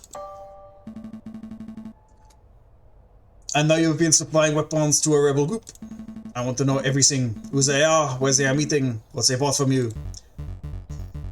If I sold out my customers, it wouldn't be good for my reputation now, would it? I suppose that's true. Just kidding! Money beats integrity any day. Pay me 500 francs and I'll give you the dirt. 500 francs for information. That seems a little steep. Steep? This intel is probably worth 50,000 francs to the Parisian police. I'm giving you a bargain. Listen, you pay me the full 500 right now, and I'll tell you exactly when and where you can find the rebels. Do you take checks? Very funny. No, I don't take pocket lint either. It's cold hard Napoleons only. Well, well, well. Saint Maynard, it's the fuzz. Teeth it!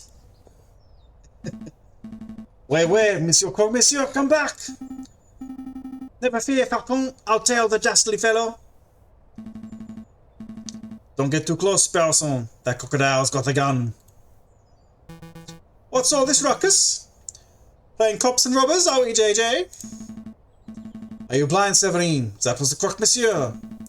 We were on the crux of extracting some vital information about the rebels, but your smug entrance just ruined everything. Welcome to the stream, Romantic. This game is gorgeous. That was the croc, Monsieur. I never would have guessed. You don't sound very concerned. Oh, don't get me wrong, I am quite impressed that you managed to track down such an elusive criminal. But I have something much more pressing that I need to discuss with you. More pressing than fighting the rebels. Perhaps. JJ, I want you to answer this question sincerely and honestly. Is Kakariko the rebels? Am I the rebels? Wow. What a twist. Did you go by a different name prior to enrolling at Paris Law School? What? What does that have to do with your rebel investigation? Or to do with anything for that matter? I would appreciate it if you just answered the question, AJ. I need to hear it from your own beak. Have you ever gone by a different name?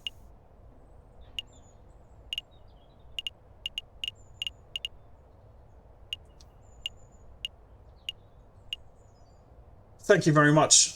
I am absolutely butchering the accent, I think.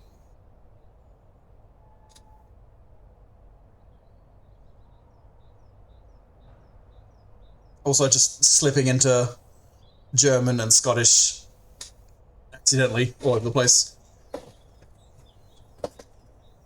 Have you ever gone by a different name? We can say yes, or we can say it's none of your business. I hope that this continues on into eventually telling him the yes. But this game has been pretty good about, like, your choice is your choice. Sometimes. Well, a lot of the time, actually not. It doesn't. Let's go with this none of your business and work our way up. That's none of your business. I don't think that's any of your damn business, Severine. Keep out of my personal history. Hostile defense of this, the facility of a guilty man. I don't appreciate your accusatory tone. You sound just like Inspector Velarde. Wait, that's it, isn't it? The inspector ordered you to dig up some dirt on me, didn't he? Answer me, Severine. What is going on? What did Inspector Velarde say? Oh, whew. Man, that cock can run. It appears that you two are making solid progress with your investigation into the rebel group. I'll be sure to let the inspector know. Where are you going? We haven't finished our discussion, Severine. We have. I've learned what I came here to find out. Good day, JJ. Good day, Sparrowson.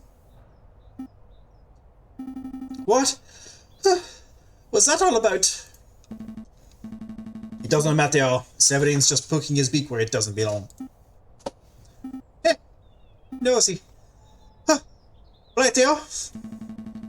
So tell me about your little adventure, Sparrowson. You lost the croque monsieur, I take it. Yeah. He looks like a stumpy reptile. Whew. But he ran like a gazelle.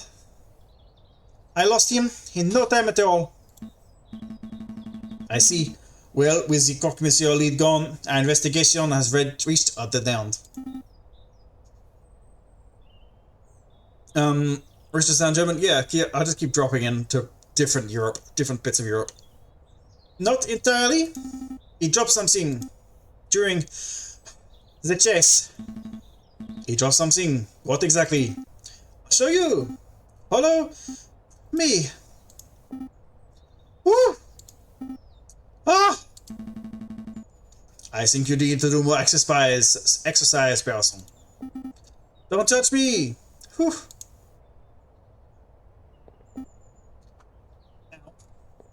Ow. Ow. Mon Dieu, what is it now? Muscle cramp? No, my foot's hurting. I think I got something in my shoe. Well, get your beak and bury it. This is around where you saw the crocodile drop something, right? Yeah, somewhere around here. See? Just fucking all over the place.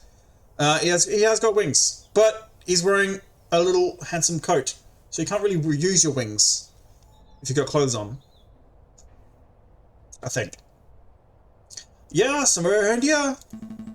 So then let's put our investigation hats and find the whatever it is.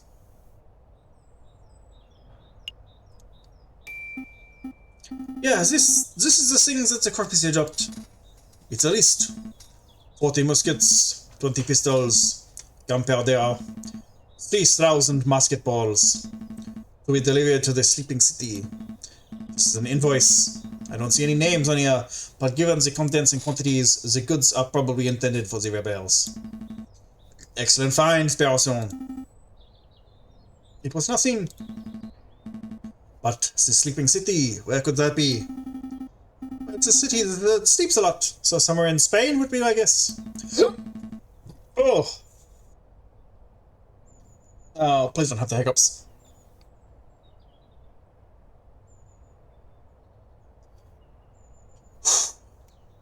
I'm pretty sure that the location is not a literal city. For one thing, we already know the city where the liberals are gathering. It's right here in Paris. The sleeping city is a core phrase, like idol. Idol, Well, I'm stumped. And mming is getting us nowhere. We must find someone who can solve it. We need a person who is knowledgeable about all manner of riddles and puzzles. I know it all, huh? Precisely. In the meantime, I'll file this away for safekeeping. Do you think the crop dropped anything else? An empty cart. Somebody has scrawled the word death cart on it. The owner's name, perhaps. I don't think so, Falcon. See the graffiti on the wall behind you. There's a wall. Somebody thinks that's funny.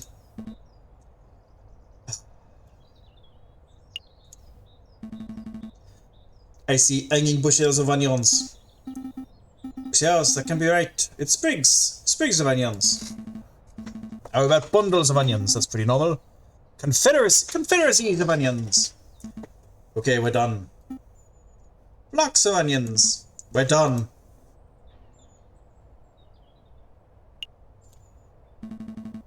The sign is difficult to read. The paint has faded.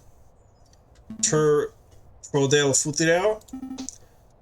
Tweakdel Cretier. There's no way it says that. You just made those words up. All words are made up, Falcon.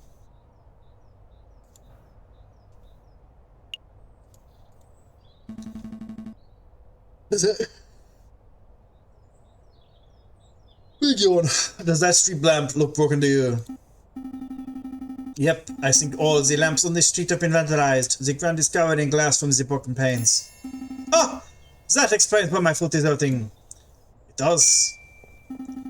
There's glass in the sole of my shoe. I must have thrown on some shards while chasing out the croque monsieur. Oh no, my good shoes are ruined. Well, I wouldn't say good. You paid 20 cents for them. File this away in the evidence folder. You want me to file away the broken glass? Yep, I'm filing an official formal complaint to the government. Their faulty street lamp has ruined my shoes, and I am owed compensation. I think government officials have better things to do than to worry about your 20-cent shoes, person. We just see about that. Are you satisfied? We have real evidence to find. What's more? Noah's bar. All animals are welcome. Except mosquitoes. You bloodsuckers can go get your fix someplace else. Noah feels pretty strongly about mosquitoes, huh? Well, here's a point. I'm not saying all mosquitoes are bloodsuckers, but... Oh, Falcon, keep it classy. I'm just stating facts. Love a bit of animal racism in my lore game. That looks like all the things. I don't see anything else popping up. Let's go in. I think we're done here. Okay, I guess we can always come back if we think we've forgotten something. Did I miss something? What the fuck? I don't see anything. Oh. Exclamation point. Leon.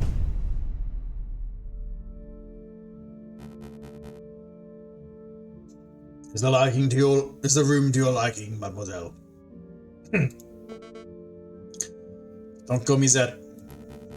My apologies, madame. But what are your thoughts? Is the room suitable? It's dark, cramped, and more than a little macabre, but it will do. A cool snake tattoo? Excellent. I have hired private security to guard the entrance 24 hours a day. Rest assured, your weapons are safe. Tell me, Friar, are we doing the right thing? Of course we are, madame. They cannot be changed without bloodshed. No revolution without revolution. Surely you aren't having second thoughts. Of course not. I want nothing more than to serve justice to the corrupted rulers of this country. When the time comes, I'll be the one to pull the trigger. Whoa. Bubble, any thoughts on the hotness of lion women?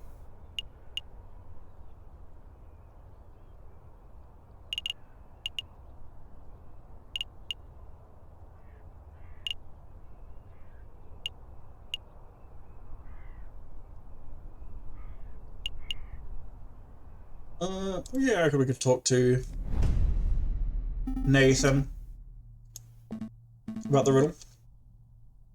Of course, all librarians like riddles. Seems like a bit of a stereotype, that's all I'm saying. Stereotype or not, we have to hope that it's true.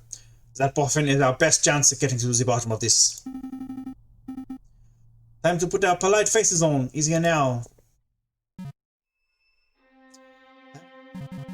Good day, Dromio and Dromio. Why, good day, monsieur. It's a pleasure to see you again on this fine day.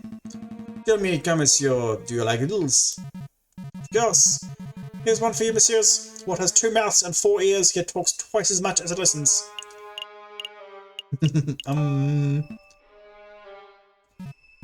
You! It's you, messieurs, you! You come in here, yammering and yelling, never stopping to close your beaks for 1 minute. Oh, haha! Very good, monsieur. Fasten. We need to get into his good books. What was that? Sorry, I can't fake laugh. Oh, mon dieu. Stop this farce. You messieurs obviously have some inane riddle that you want solving, so let's hear it. Go on. Spit it out. Oh, right. Well, if we were to say that there is a place called the Sleeping City in Paris, where would it be? That's a new one. The Sleeping City. Got it. Really? Of course. The riddle was trivially easy. There are plenty of locations that could be called a sleeping city, but only one place earns that title in Paris. Oh, and where would that be? We know the answer, of course, obviously. We're just fact-checking to make sure that you got it right.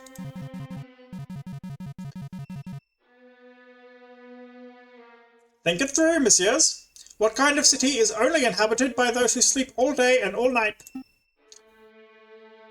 The catacombs, right? Oof! I've got it! Spain! You're dark, Sparrowson. Spain isn't a city, but perhaps the monsieur is referring to the capital of Spain, Madrid. Nice sleepy pace. Spain, Madrid. You two are remarkably dense, aren't you? Sleep is a metaphor. Actually, it's one of the oldest and most powerful metaphors in the history of literature. It symbolizes death itself. The sleeping city obviously refers to a city of the dead, a necropolis. Think, messieurs, think. Use your puny avian brains. Do we have any necropolises in Paris?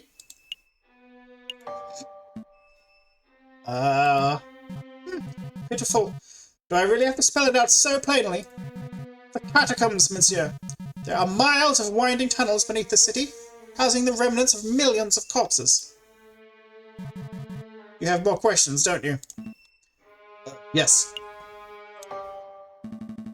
Can you give us a brief rundown on the history of the catacombs?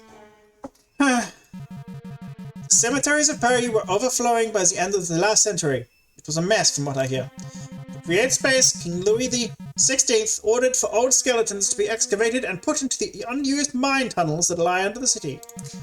So, with a little renovation and many years of hard work, the mines were successfully turned into a subterranean mausoleum. So what, it's basically a grave for a few thousand skeletons? Skeletons? Millions, more like. Don't underestimate the size of the tunnels, messieurs. Those that the bourgeois like to tour the catacombs, don't they? Correct. It was quite the bourgeois tourist hotspot some 20 years ago. But if you are hoping to pay a visit, you are too late. The church had all the entrances sealed shut fairly recently. Why would the church do that? Believe it or not, they considered the turning of a mausoleum into a tourist attraction to be in poor taste. Oh, right. They shut down all the entrances, really? Surely there must be one or two left untouched. If there is such an entrance, it is not public knowledge. I see. I think we're done here for now. Thank you for your time, monsieur. Good day! If the sleeping city really is in the Paris catacombs, then there must be some way to get in. An underground tunnel network would probably be connected to the city sewers, right? So we just need to find the right manhole and boom, we're in spooky, scary skeleton town! Spooky, scary skeletons and shivers down my spine. That's a good idea, or maybe it connects to the Seine. Perhaps some swimming is in out there. You two dunces are going to get yourselves killed. If you really wish to visit the catacombs, you would be best off asking those responsible for the closures. They're dead people? The church, monsieur, the church would know if any unsealed entrances still exist. Oh, right. This game is perfect for me. You think I'm doing an alright job with this?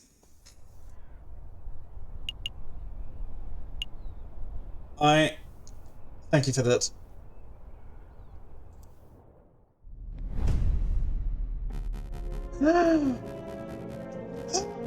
Brothers! Oh, fuck, I didn't read that. I just saw the word brother and sneaking out to the church somewhere or other. He's a brother. The good word must be spread, my brother. We need as many supporters as possible. No more skulking in the shadows. No more carrying in the dark. We must rise up against the oppressors. Oh, but before I forget, here's your pen back. I brought it. Again? What happened to yours? I lost it. So careless. Don't sweat the petty things, brother. Let's focus on removing the obstacles that stands in the way of our father's dream. Right, like the annoying little beard who's been poking his beak into our business.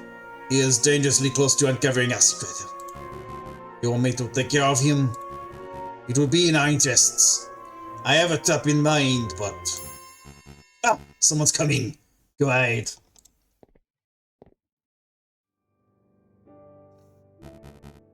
My brothers have returned. What can I do for you today? A confession, perhaps? Actually, Frère, we're here for information. We want to learn about the catacombs that lie under Paris. The catacombs. You don't want to go there, my brother. It's a wretched and haunted place. I'm sure it is, but we know that the church was responsible for having the entrances sealed shut. So we figured that maybe there's a super secret fire-only entrance that only you know about. That was every conceivable accent, all in one sentence. Slippin' and sliding. Secret entrance. That's an interesting idea. You know, you are not the first birds to have asked about that. We aren't? Yes, yes. A cockerel paid a visit yesterday. Perfect posture and snooty, or one-eyed and scowling? The first. The prosecutor, I think he said he was. Anyway, I'll tell you the same thing I told him. If you venture into the catacombs, you will not return.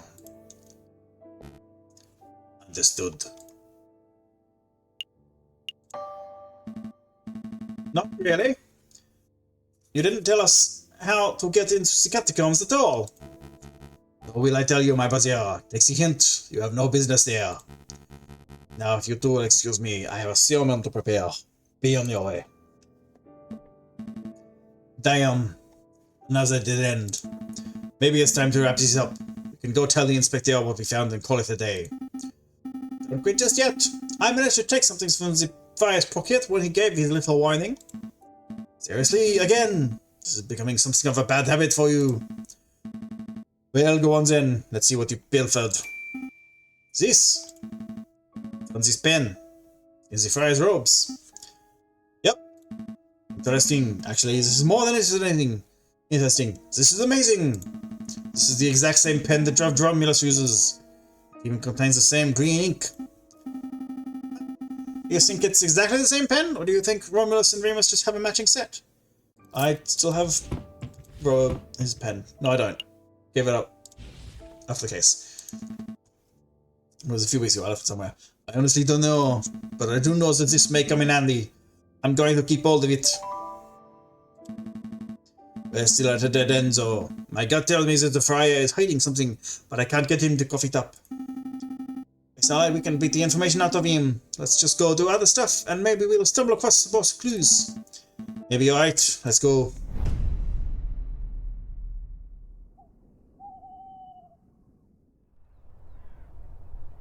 What the fuck stuff do I do? Let's go talk to the cockerel. Go talk to that big cock. He's not here. This is the judge. Ah, Judge Maxime! Oh, hello, Monsieur Falcon and, Bluebirdton? Sparrowton. Right, Sparrowton. Your Honor, we heard that you had an accident with a flight of stairs. It's good to see that you're back on your feet. Flight of stairs? No, no. I was actually assaulted, if you can believe that. I can believe that. Ooh. Something sounds familiar. I don't know. I accidentally skipped it. When I awoke, I had a mild case of amnesia. I thought I was an axolotl accountant. It took 2 weeks for me to return to full mental health. Oh, do we have to talk to the mental health doctor, maybe? In any case, Your Honor, it's good to see you back in LC. Would you mind if we ran a couple of questions by you as part of an investigation we're undertaking? By all means, ask away, monsieur. Maxime, have you ever heard of a person called the Croque Monsieur? You're referring to the arms dealer, aren't you? Yes, have you ever convicted him? No, the man is notoriously unfindable and uncatchable. I don't think anyone working in law enforcement has so much as seen his face. That's crazy. There's no reason why we can't be the first to stop him, right, Falcon? Judge Maxime, have you heard any rumors about the uprising? Of course, tons! You have no idea how many criminals rant about bringing down the government. Oh, I was the one in charge of prosecuting the ones behind the June Days uprising of 32. That was some messy legal work. What about recently? Have you heard anyone talk of anything specific? Well, I'm not attached to the case, but I hear that imposter, Judge Romulus, had some very strange things to say. Cults, anarchy, fire and gunpowder. The man is not mentally stable. We knew that much already. That's all. Thank you for your time, Your Honor. Anytime, messieurs.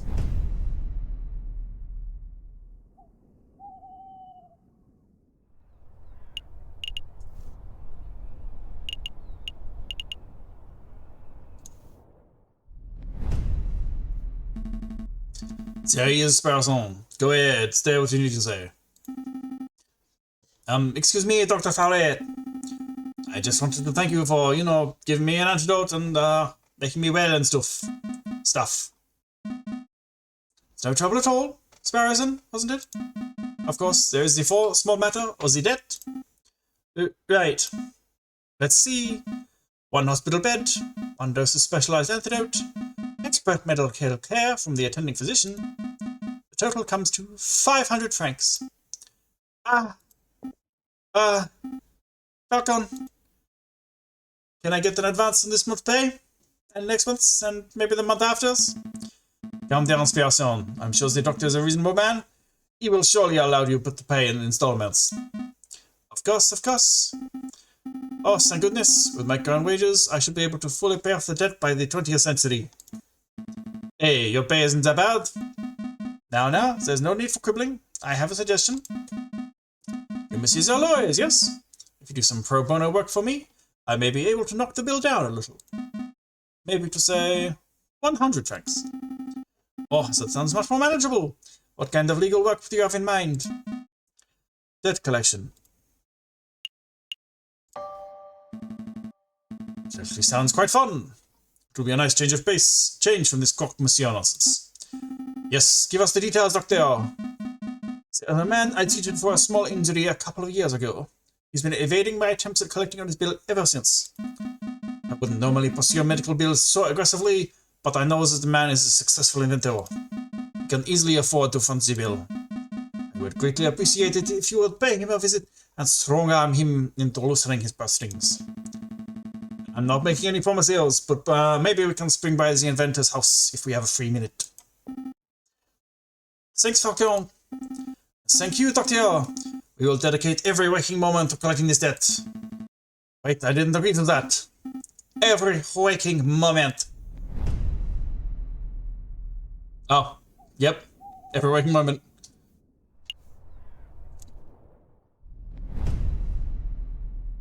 Ooh. There he is.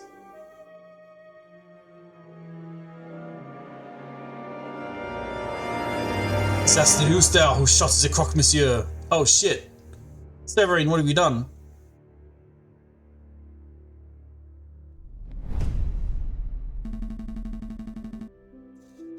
Are we?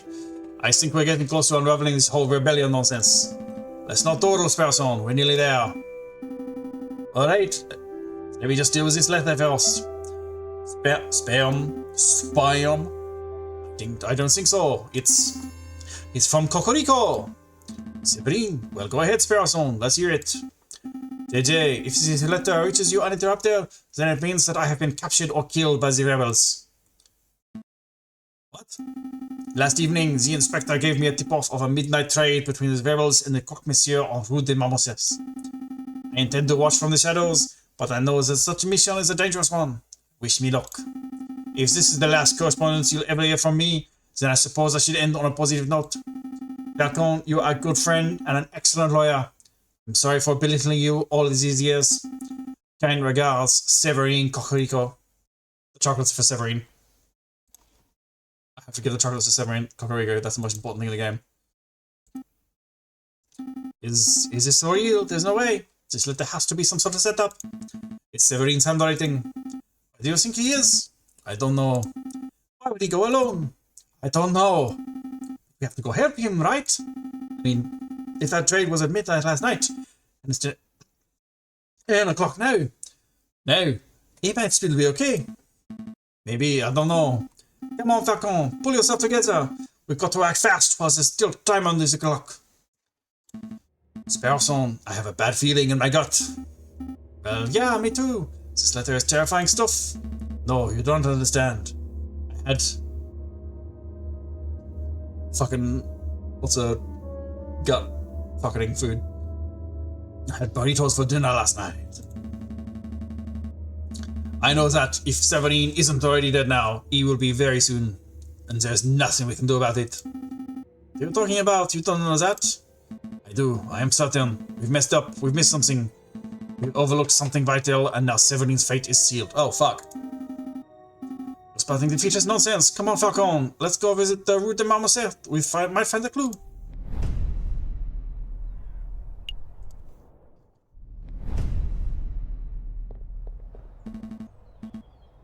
Come on, Sparson. Keep up. No time for wheezing. If Cocorico was last seen around here, then there has to be a clue nearby. Right. Oh, this pile of blood. Yeah. There's a pool of blood here. It looks fresh. Cocorico's. I see drag marks heading towards that tunnel, which leads straight to the Seine. I had to guess someone was killed here last night, and their body was hastily disposed of in the river. But I see several sets of bloody footprints too. Some are faint, but they head that way, towards the main road. So we can still be alive. Let's see where the footprints grow.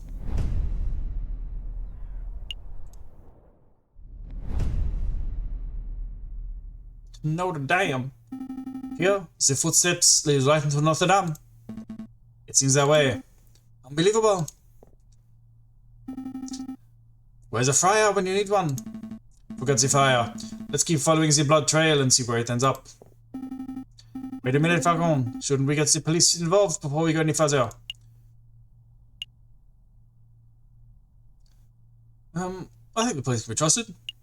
I mean, you know, in the game. That would be the smart thing to do.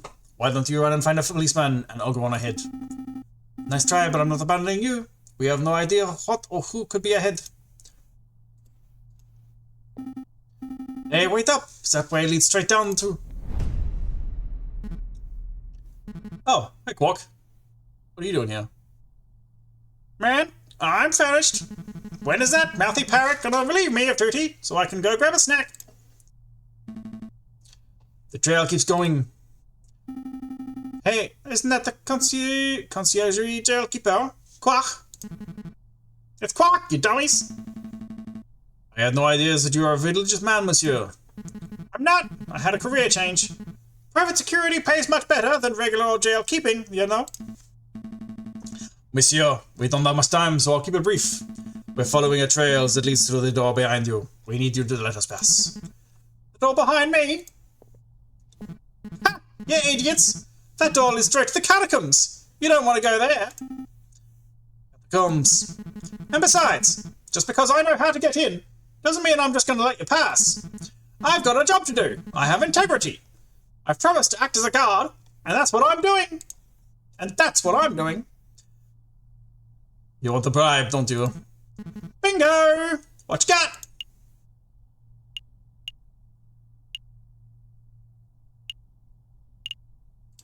How's the money situation? I think he beat me in a fight, because he was a prison guard, and I'm a lawyer.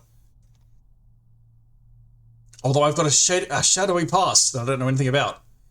Maybe I used to be a big-time wrestler. Maybe I used to be Bird the Rock.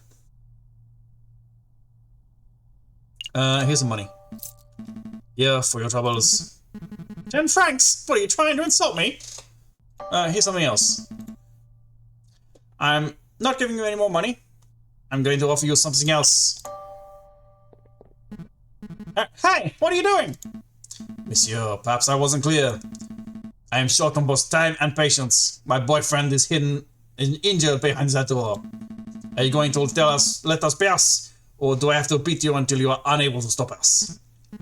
Jeez, no need to get violent, big guy. You can pass. The door's right behind me. Go on. That's the door to the catacombs. It's that simple. Yeah, that simple. Are you expecting a hidden bookcase or something? Go on, go look.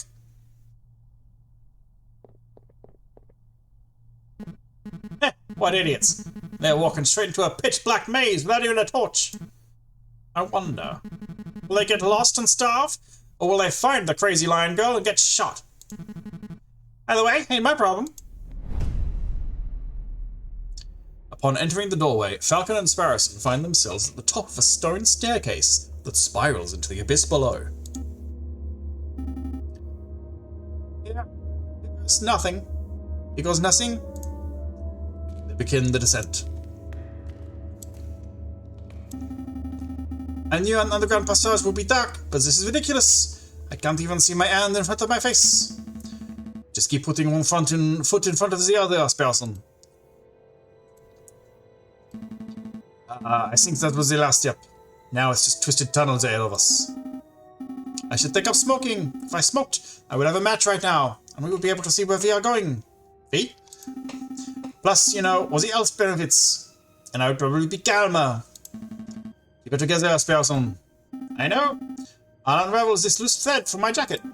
We can just trace the string to find our way back if we reach a dead end.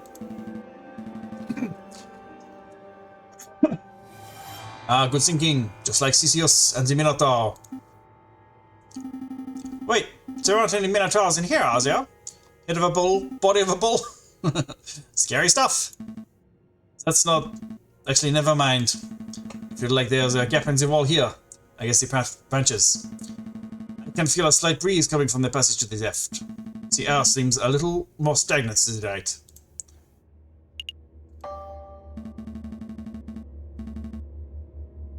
Wait, do we want to go down the breezy way? I don't want to go the stagnant way. Hey Falcon, I don't want to dump on you or anything, but when you threaten Quark back there, it's pretty scary. Scary? Not really? Quark's all talk. I knew there was no chance that he would fight back. No, I wasn't scared of Quark. Oh my. The pasta. No, I wasn't scared of Quark. You, I found you scary. I've never seen you get so angry before. Severine's life is on the line, Sparrowson. Forgive me for showing a little emotion. Sorry, I didn't mean it like that. Oh, it looks like the path branches again. My eyes going funky from the darkness, or is there a glimmer of light coming from the right path? Oh, I see it too. There's definitely some light on that side. Yeah, it's light. Turn the line. It's definitely getting light there. I can see my hands again. But that might just mean that we're getting close to an exit, right? Maybe this has all been a wild goose chase. Hush, listen.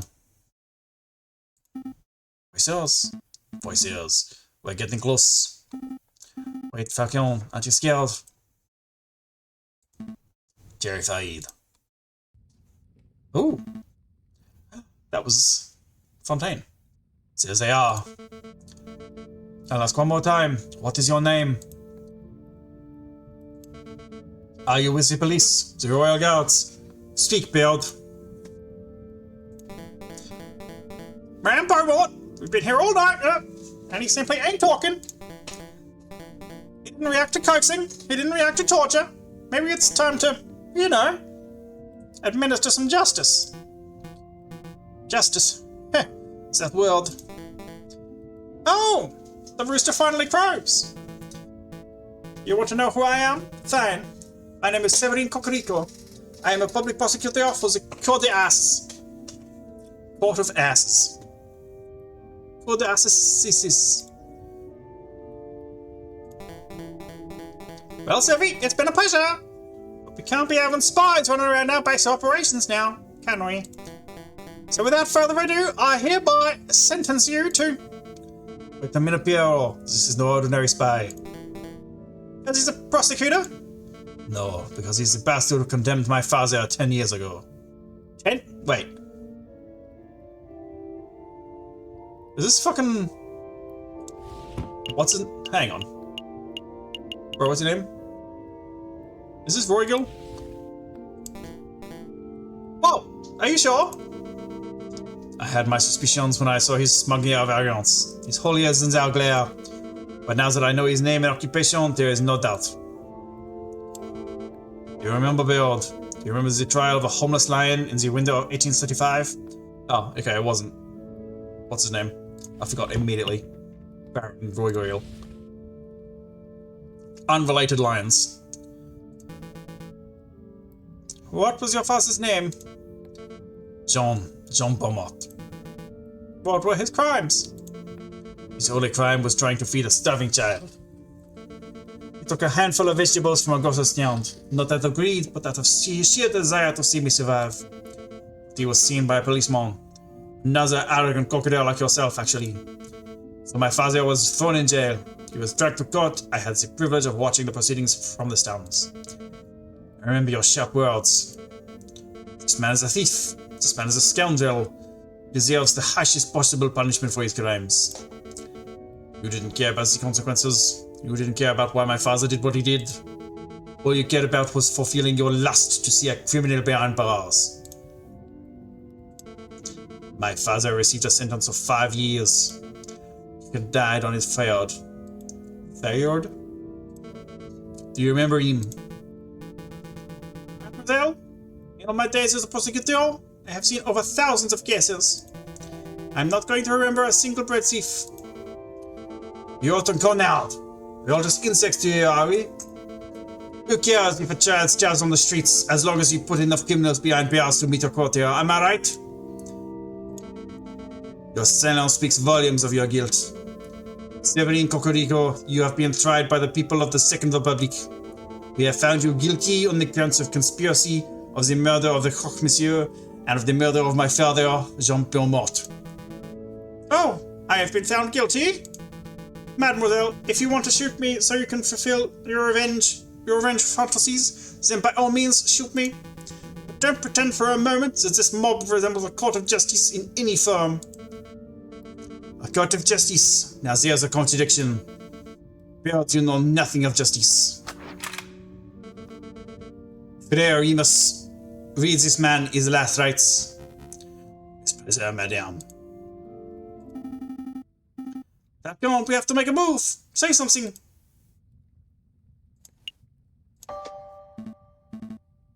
Alright, I'm going in. I'm coming too. No, I need you to get out of here. Go find the police, royal guard, anyone. I'll stall for time. Oh, okay. I'll go get help. Do you have any last words? Just pull the bloody trigger and be done with it. Wait! Ah! Wait. Wait. No, wait. He's right, this is a terrible trial. There's no evidence, no defense, no examination of the facts. You've dragged a man off the sheets and decided his fate based purely on your own prejudices and whims. Who the cock does this bird brain think he is? I am this man's defense attorney. I am J.J. Falcon. JJ, what are you doing? Defense attorney? You're a raven loony is what you are. Or a spy. I've seen this monsieur eavesdropping on our conversations before. He cannot be trusted. You gave me the book, dude. Everyone, please hear me out. Remus, I think is the best shot. Because I understood the book. Yeah, let's go to Remus. Frere Remus, you are a man of God. Surely you don't approve of this sort of mob violence. I see no issue. The good book is full of stories of violence. Joshua ransacked the city of Jericho. Ehud and the judges were ruthless assassins. Samson killed thousands before meeting his fate. Well, sure, but that's the Old Testament. What would Jesus say about this? He would say, I did not come to bring peace, but the sword. Matthew 10:34. Oh, damn. You see, Falcon, this man's death is inevitable. For the good of France, and in the name of justice, he must be killed. Justice. Says that word again. Madame, I won't presume to know who you are or what you stand for, but shooting this man right now would not bring you justice.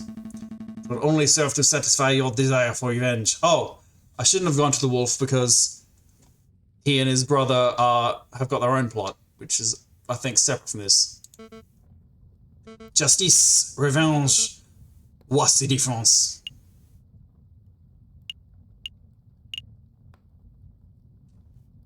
Yeah, let's go with rationality. Rationality, madame. Justice is carried out on the basis of hard facts and logic. It isn't distracted by petty emotions. Even putting aside my emotions, I can see this bad guilt. Then this is your opportunity to prove it, madame. So show that you're a leader who acts with reason, not brute rationality. Madame, surely you aren't entertaining the words of this even. Fine, Falcon, we'll play this your way. We shall have a formal trial for the murder of the monsieur. Excellent. Shall we head back to my office and file the necessary papers? Don't take me for a fool. You'll walk us right into a trap. We shall have the trial right here, in the catacombs. It's as good a place as any. I suppose we'll be needing a judge. I volunteer! No thanks, Piero. We're trying to form a courtroom, not a circus. Just go see how the security is doing, Piero. We don't want any more spies wandering in. Radio. Squawk. Perhaps I can help, madame. You know that I'm a pious man, after all. Okay, Remus, you can be our judge, and I will lead the prosecution. What about the jury? With due respect, I don't trust your peers to be impartial. Look around you. As we speak, we are being watched and judged by countless dead men and women. They shall be our jury. That may work as a metaphor, but in practical terms, it is me you have to convince, Falcon. Convince me that this bird is not guilty. After all, I am the one who holds the gun. Well, it looks like we are ready to get started. Ahem. The trial of Severine Cocorico is underway. He stands accused of the murder of the man known as the Croque-Monsieur in cold blood. Madame Beaumont, please explain the details of what happened. Very well. Last night, as the struck of midnight, 2 gunshots were heard on the Rue de Marmoset. Piero alerted us, and we managed to arrive before the police did. On the scene, I saw the man known as the Croque-Monsieur, a good friend of ours, lying in a pool of his own blood. Standing over the body, I saw the murderer, Severine Cocorico, still clutching his murder weapon. Am I to understand that you did not witness the crime firsthand, madame? That you only saw the aftermath? Yes, but one of us did happen to see the incident itself. Madame Beaumont, I found this here pigeon running around our tunnels. I am no pigeon, monsieur. He's a spy in any case. But say I execute him right now. Alright? It's alright, he's with me. Where's you? He's my assistant. He carries my bags and stuff. Falcon, I trust that you do not have any other assistants lurking around the corner? No, madame. Then take your lackey out of my sight. Falcon. What is it? I saw someone looking at the catacombs. I think he was watching us from the shadows. As a rebel. I don't know. But he got spooked when he saw me. He dropped this. What's this? A political pamphlet. Well, I best be getting back to the Nope. Well, I best be getting back to the patrols then. Not so fast, Piero. You witnessed the crime firsthand, did you not? I did, man. Then you can be our first witness. Go stand in the center. Okie dokie. Okie dokie. Do I need to say an oath for something? It would be necessary. We trust you. We trust you. Just tell us what you saw last night, Piero. Okie dokie. I saw it as plain as day. The crook monsieur was just minding his own business on the roost of marmosets, when all of a sudden, this here brute of a rooster appeared with his gun in his hand. Bam! The rooster fired. The crook slumped to the floor. Using the last of his strength, the crook monsieur drew his own gun. Bam! The crook fired back. So to clarify, Cocorico shot first. Yes, ma'am. No question there. What happened next? Well, I knew you guys, Fontaine, Remus, and you, ma'am, were only a stone's throw away at the cathedral, so I ran to get your help. We all arrived on back on the scene, maybe a minute after I had left it. And there I saw the dead croque monsieur and the murder of Severin Cocorico with my own eyes. Thank you for your report, Piero. Nothing, ma'am. See, Falcon, Piero is not the sharpest knife in the kitchen. Through that. But he only has to a fault. I will trust his word with my own life. I don't doubt the man's honesty, madame. Nope. I don't doubt the man's honesty, madame. Nonetheless, I would like to cross-examine the witness. Cross-examine? What does that mean? I don't claim to be an expert of the law. That was always...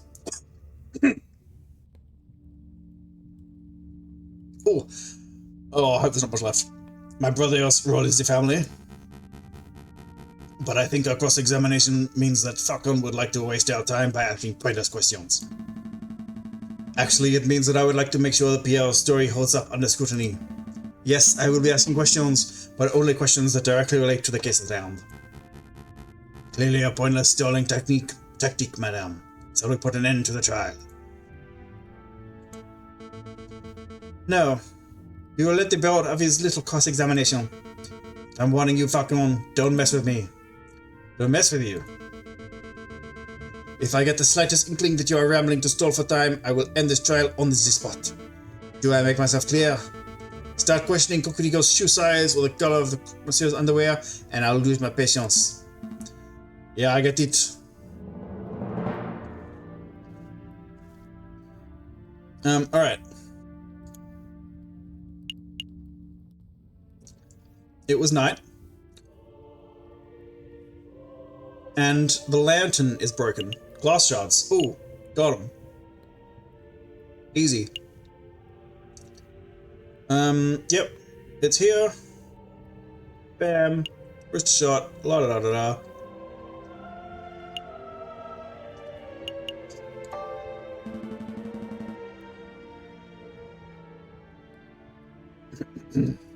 You claim that you saw the incident as plain as day? Yep, plain as day. Piero, I would like to remind you that this crime occurred around midnight in February on an overcast moonless night in an unlit alley. What's your point? It would have been dark, so dark that you could not possibly have correctly identified the people involved. Hey, I swear I saw what I saw. Hold on, Falcon, you slipped up. You say that the alley was unlit, but I distinctly recall there being lanterns over whose the marmosets. Oh, that's right, that's right.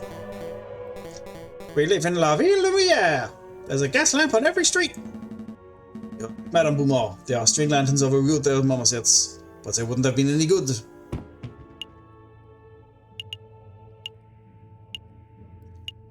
This... Am I remembering something about a time when lanterns get turned on? No, that's a crossword puzzle I was doing.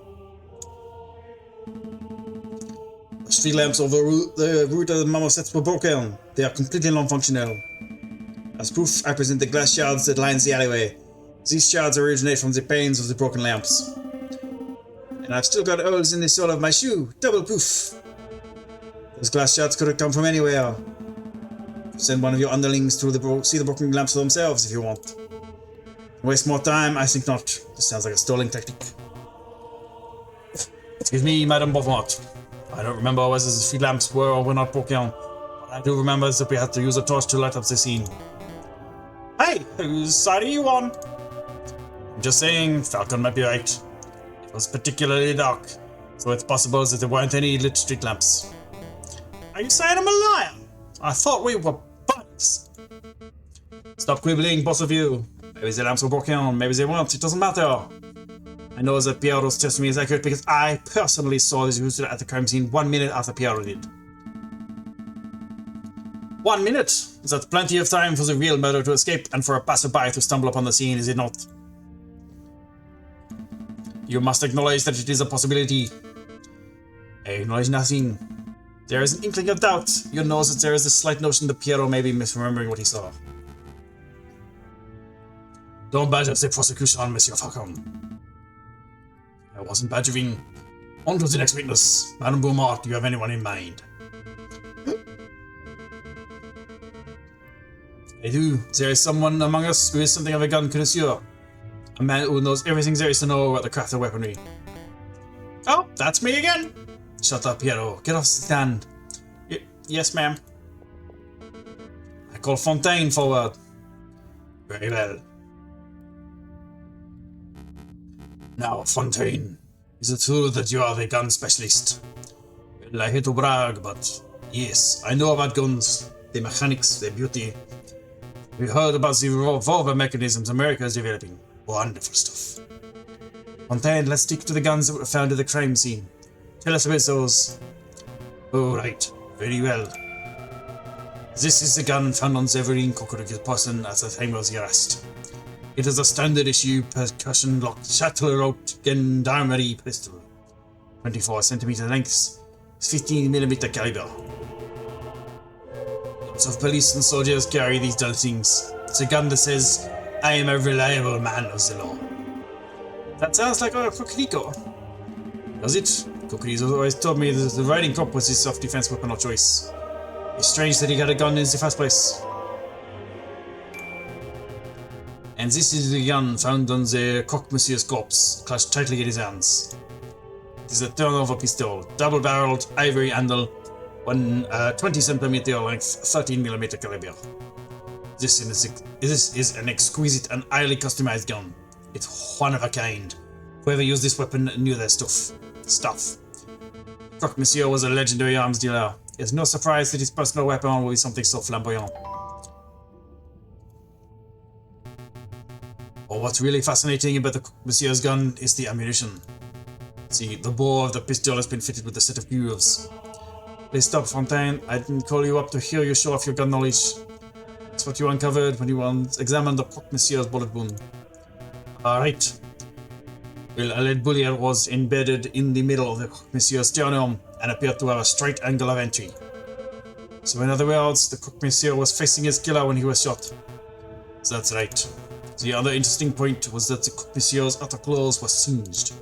This typically only occurs if a person is close enough to a gunshot to be directly burned by the gun's muzzle flash. And how close does a person have to be burned by the muzzle flash? Less than 3 meters, I would say. 5 is the very most. There is no chance that there was a rogue sniper on the rooftops. Croque Monsieur's killer was standing in Rue de Marmosets themselves. As is plainly evident, only one person was found in Rue de Marmosets at the time of the incident. Prosecutor Cocorico. Nice Cocorico.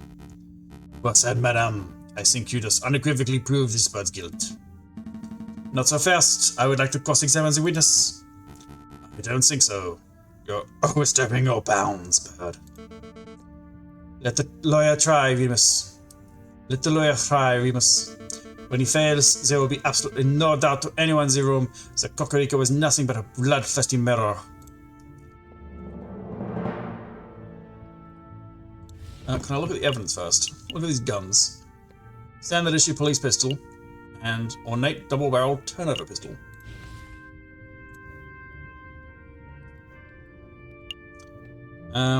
Yep, it's a gun. And Croque Monsieur is a very highly customized gun. It was shot in the chest, and his clothes were singed.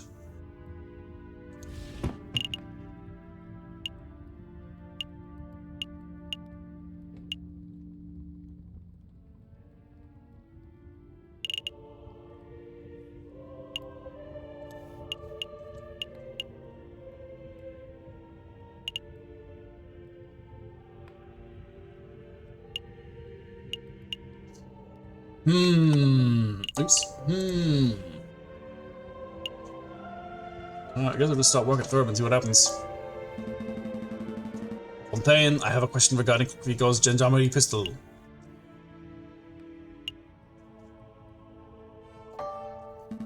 Is there any way to tell whether a gun has been recently fired? That is an excellent question. Yes, there are a couple of ways. For around a minute after firing, a pistol barrel is going to be hot to the touch, so that's a dead giveaway. You could also check for gunpowder residue in the barrel and chamber.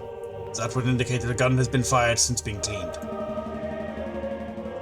So, by your own analysis, would you say that Kokuriko's weapon was fired last night? It's difficult to say. None of us thought to check the pistol's barrel temperature at the time of the incident, so we can't use that method. If I check for gunpowder residue now, I see a little in the barrel. That could indicate a recently fired weapon, but it could also indicate a lack of proper maintenance. Maintenance. So basically, how do you say basically in French? So basically, you don't know whether this weapon was or wasn't fired last night. No, monsieur.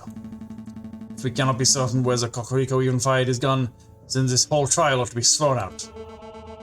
Nice try, Falcon, but Kokuriko is still our prime suspect. He was standing over the croque monsieur's body with the weapon in his hands. If that gun is not the better weapon, then what is? This isn't working. Try another approach, Falcon.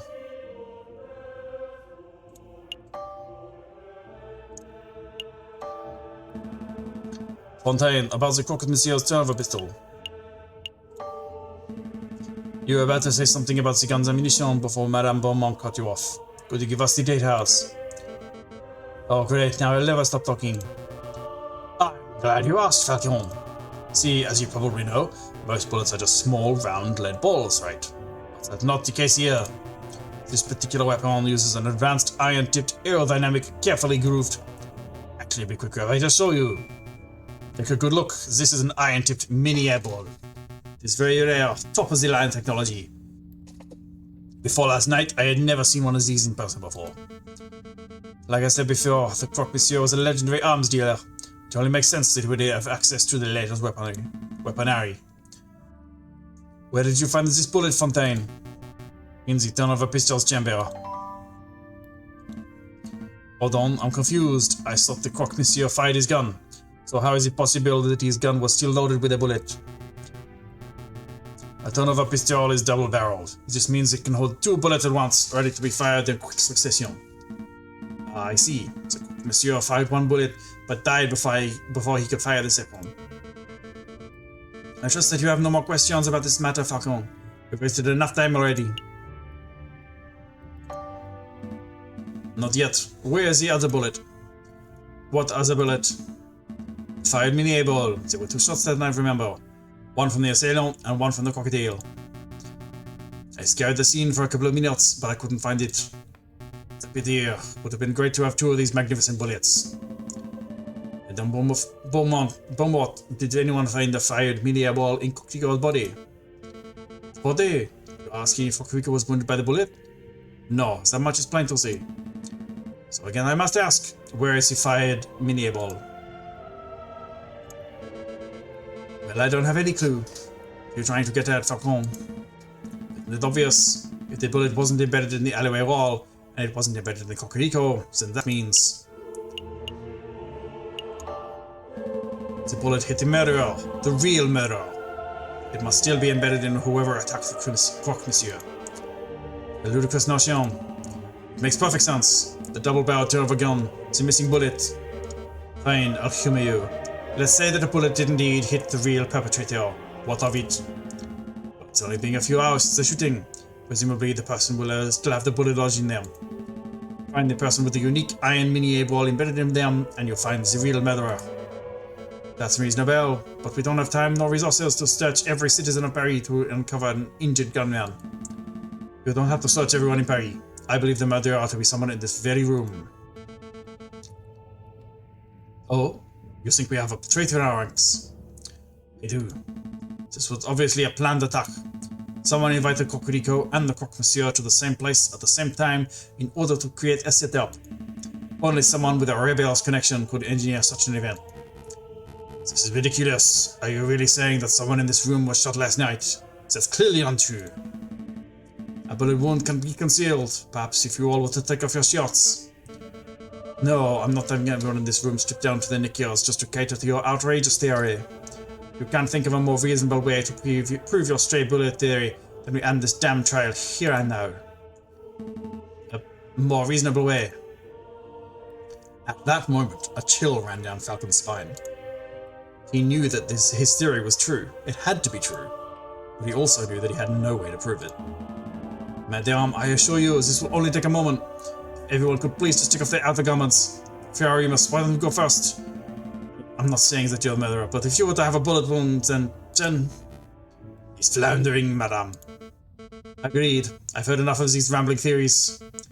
Falcon, your respect for your comrade is admirable, and you displayed a great valiance in leaping at first into the lion's den. But you have failed to convince me of this bird's innocence. Madame Beaumont, I implore you, not another word. We humoured you, we set up a court and went through the motions of a trial, and now the rooster's guilt has been formally proven. We have more evidence. Enough! The trial is over. Severin Cocorico, you have been formally tried by the people of the Second Republic. We have found you guilty on the counts of conspiracy, of the murder of the croque monsieur, and of the murder of my father, Jean Beaumont. Madame, please. JJ. It's alright. I've made my peace. This is far from alright. Dying in the name of a new republic at the hands of rebels. There are worse ways to go. It was good enough for Robespierre, right? Severin. Oh!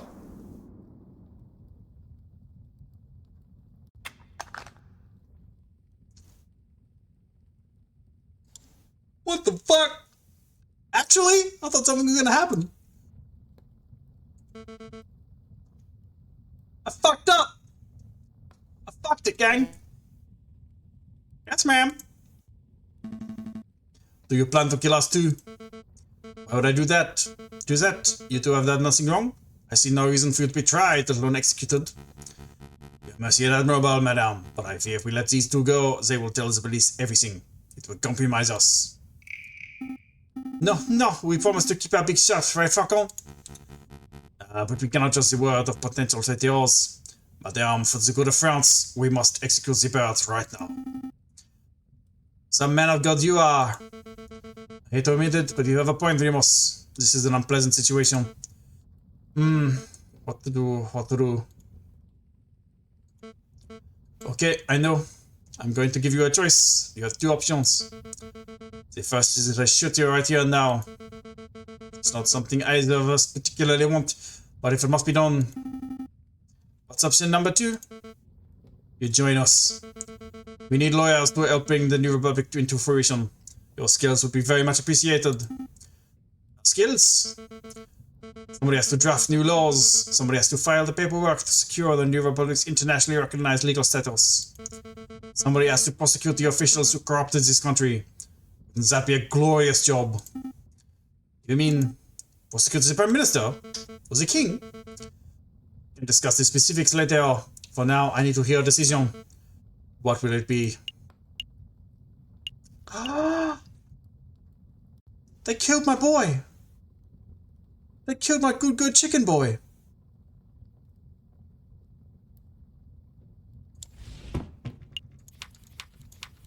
There's so many people I didn't meet.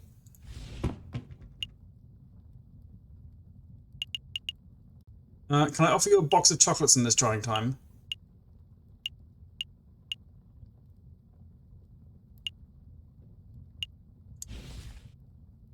Yeah, so there's a bunch of stuff I'm missing. Egg? Was there an egg?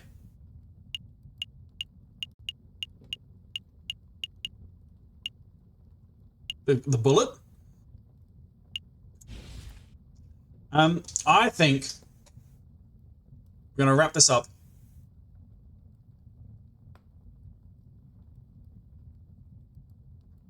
In a big way. Do I think that? Would I rather die than do some rebellion? I would like to prosecute the king. That penguin has had it too good for too long. Fine, we'll work with you. Good, then a verbal contract has been made. So, what happens now? Yarrow and Fontaine will lead you to the Le Canal Joyeux. I will finish up here and meet you in 2 hours. Needless to say, they should be keeping a close watch on you. Don't even think about running. Of course. Then we're done here. Fontaine, leads the way. Yes, madame. Come along, you two. You can't seriously be trusting these filthy lawyers, Maza. They are probably plotting revenge for their dead friend at this very moment. I do trust them. Throughout that trial, I got the impression that Falcon was trying to de-escalate the situation, avoid violence. Such a viewpoint is naive, but it is exactly what we need in the revolution. But they will betray you. If they are stupid enough to even raise one feather against me, they will regret it.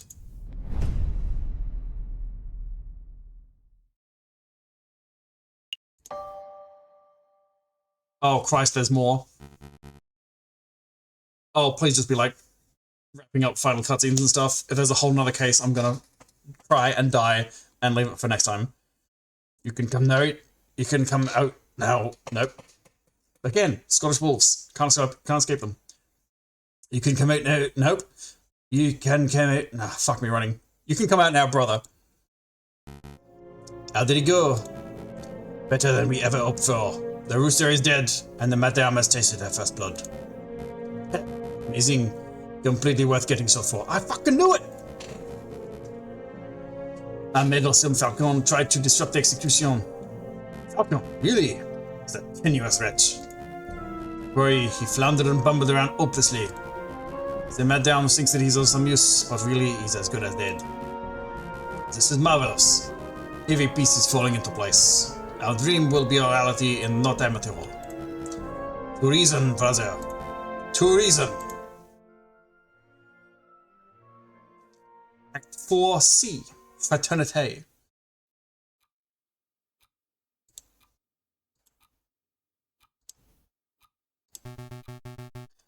I hope you don't put over too much hate for the madame. I know that those dollars you're found, but the madame does what she does for the good of France. Boy, oh boy, this is awkward. It is a bit. Perhaps a round of drinks are in order.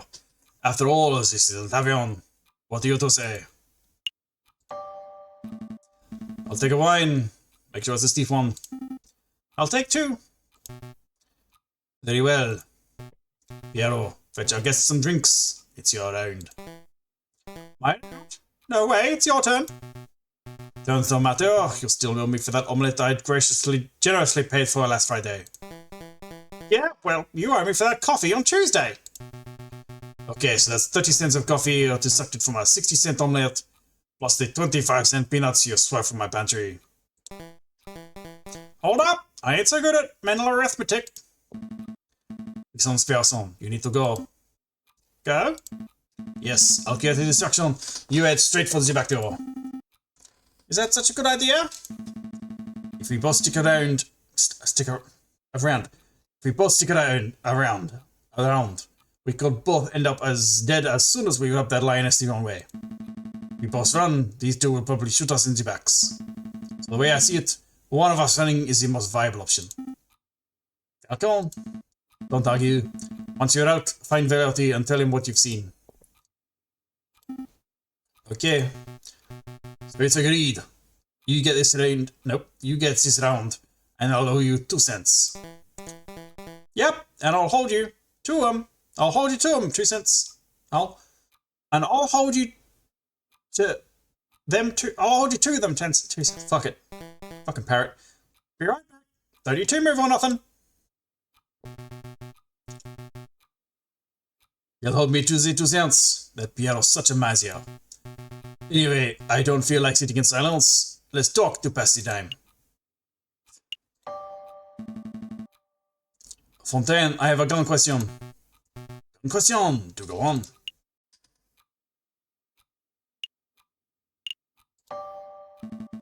What's better, flintlock or percussion cap ignition systems? What a delightful technical question, but I'm afraid there's no dispute here. Percussion caps are the future, hands down. See, flintlocks are unreliable. A light little drizzle and the ignition system no longer functions. The gun becomes worthless. But the percussion cap will always work as long as it's built correctly, and as long as the gun has enough gunpowder. I suppose there is a matter of material cost. How much does a brass cap cost compared to flint and steel? It's a little pricier, I think. Alright, I brought drinks. One for me, one for you, and one for... Hey, where's the little one? The little one is right. Oh, merde, I lost him. You lost him? How did you lose him? I was gone for 2 minutes. I think I dropped the ball on this one. I'll say. The madam's gonna string us up for sure. Actually, we should make up a cover story. We can't let her find out about this. You can't let me find out about what? Tweedledee and Tweedledum over here weren't paying attention and let Sparrowson walk casually away. Madame. We can explain.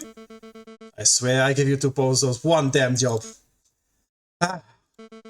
It doesn't matter. That little bird was dispensable for our plans. But Falcon isn't. What's important is that he's still here. Madame, if Sparrowson runs to the police, then both this location and the sleeping city are compromised. We should keep this meeting brief. Agreed. Falcon, let me quickly fill you in. As you probably know, we are planning to form a protest. An enormous protest on the 14th of this month. Isn't it February? On Valentine's Day you're doing this? In Paris you're doing this? Dangerous day for love. We intend to draw a massive crowd at the Place de la Concorde, and then we shall march across Tuileries Garden. A march across Tuileries, you intend to storm the Louvre? No, the Palais Royal. That's where the King and the Prime Minister will be residing. I would like it to go peacefully, but peaceful uprisings have a habit of turning violent all day. Exactly. We can't let the leaders of this country escape amidst the chaos. They must be tried for their crimes against the French people. On that note, I want you to lead the prosecution. You want me to prosecute the King of France? The King and the Prime Minister, they are both responsible for the rampant inequality that plagues this country. On the day of the revolution, we will drag both of those overpaid bourgeois onto the streets, and you shall prosecute them then and there. I think I understand. Prosecuting the pair for crimes against humanity, I suppose. It could certainly be done. If I were to interview a lot of citizens, gather a lot of evidence, file some paperwork, I could probably prepare a case in around 2 months. You don't have the luxury of time. Use your ingenuity on the day, just like you did in the catacombs. Can't be serious. There is no alternative. The wheels of the revolution are already turning, and the revolution will ignite in under a week. The question on my mind is, what do we do with you until then? You can leave him with us, ma'am. We'll keep a good eye on him. After seeing the atrocious job you two did guarding the little bird, I think not. I'll just have to guard you myself, Falcon. You'll spend this week at my side while I complete our preparations. At your side, all day and tonight. Absolutely. I'm not going to let you out of my sight for 1 minute. That seems excessive. You can trust me, madame. No, I can't. You've promised to help me, but I know you don't actually believe in the cause of the Second Republic. If I give you one grain of freedom, you will undoubtedly flee. This meeting is over. Come along, Falcon. Oh no, there is more. There is a whole bunch of stuff. Oh, goodness me. It's fine, we'll just push through. La Moinu.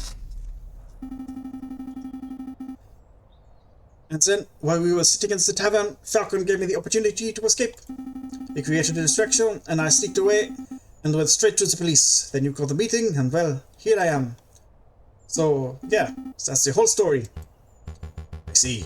So Severin Cocorico died at the hands of the rebels. That's right. Falcon revealed his true colors as a traitor. A traitor? No, that's not right, Inspector. Falcon's not a rebel. He's just playing along so he can save his own life. Don't be so naive, Sparrowson. Put the puzzle pieces together.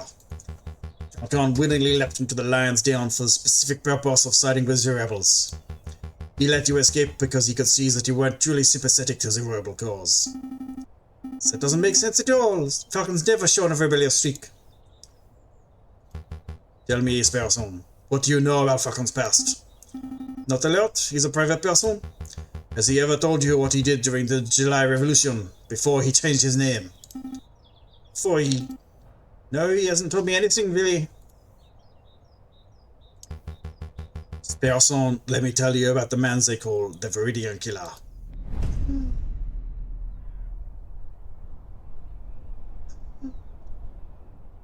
The Viridian Killer? How long we got? The 14th. So, enough time. I'll be gone to go to each of these ones. Just top down, maybe? Tuileries is the garden. Les Halls, the market. Palais Royal. Yeah. I guess top down.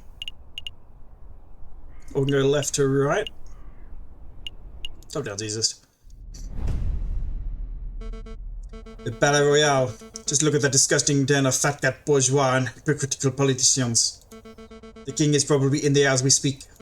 Probably sitting in his high chair, stuffing his bloated face with cake and wine while he boasts about being the perfect citizen king. Did you come here just to moan about the king? No, I've come to assess the potential battleground. On the day of the rebellion, I might order Piero to set up a barricade over there. What do you think? There? Right outside the Palais Royal? Of course, it's the perfect place for a defensive garrison. You can gather furniture from nearby buildings, build a wall, and position rifles to fend off the police. If the time is right, it will serve as the ideal location to launch our assault on the palace. So you weren't just throwing empty words in the tavern. Fuck me. You actually do intend on dragging the king out of the palace through violence. Of course, he will never abdicate of his own volition. It's not as if I want to see bloodshed, Falcon. It's necessary. It's inevitable. I mean, we have to be realistic. There is no way to bring change to a country without using violence, is there? I think there are ways. If we look back on the violent moments of history, the executions, the wars, the bloody revolutions, what who's to say that a country could not be overthrown just through the chance of the people? Pacifist revolution? Interesting. I would love for such a thing to be possible. Maybe it would be better to avoid building the barricades. At least until it's clear that violence is inevitable. That's good. That's a good compromise, madame. Oh shit, we gotta fucking convince her to be non-violent. Les Halls, huh? Let me guess, you have a weapons supplier somewhere in there. Or maybe this is where you plan on meeting an informant, a government defector, or... Let's go to meeting supporters in here. Actually, I'm here for groceries. There's no need for that look. You think that just because I'm a gun-toting rebel, I don't need to buy food?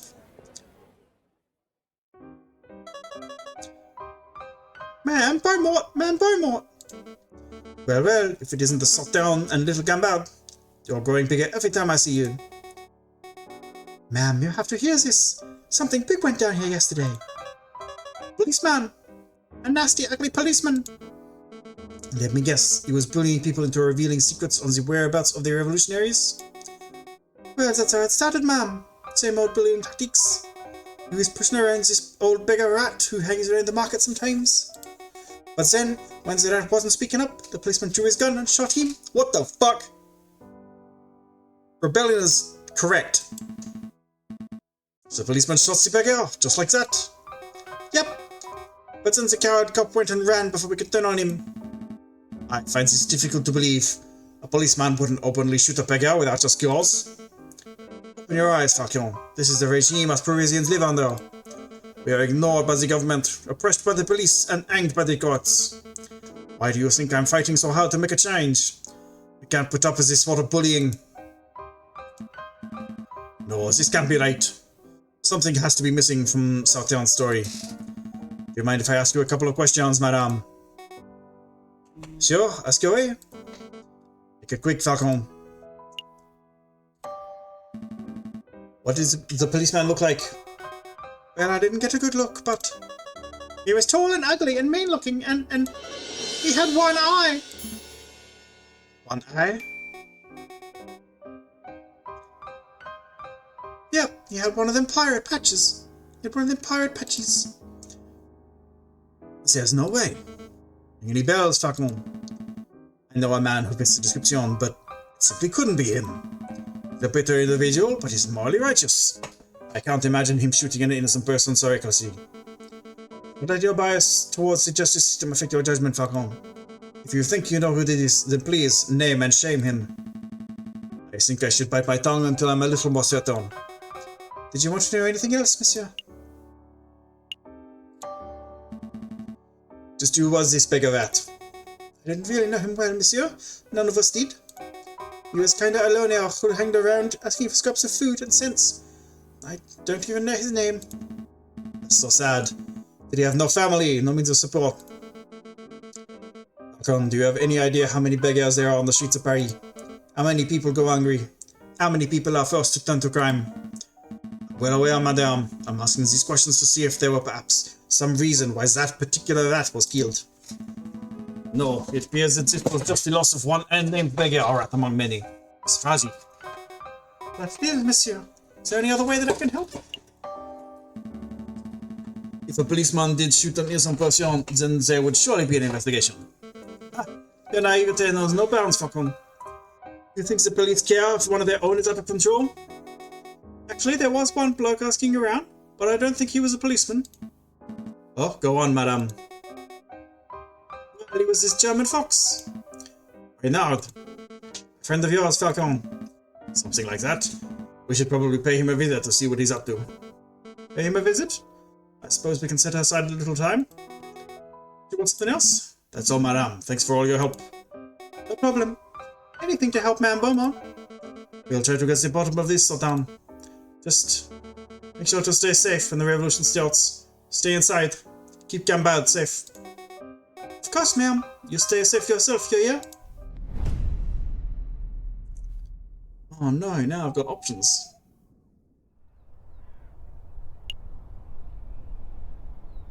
I guess we'll check out R&M. We can talk to Mousy. Visitors, Monsieur Volpes, visitors. Really, Falcon, what do you have to accomplish in this sleazy back alley establishment? Sleazy! Sleazy! Madame, my back alley office is perhaps a little cluttered and eclectic, but I resent the accusation of sleaze.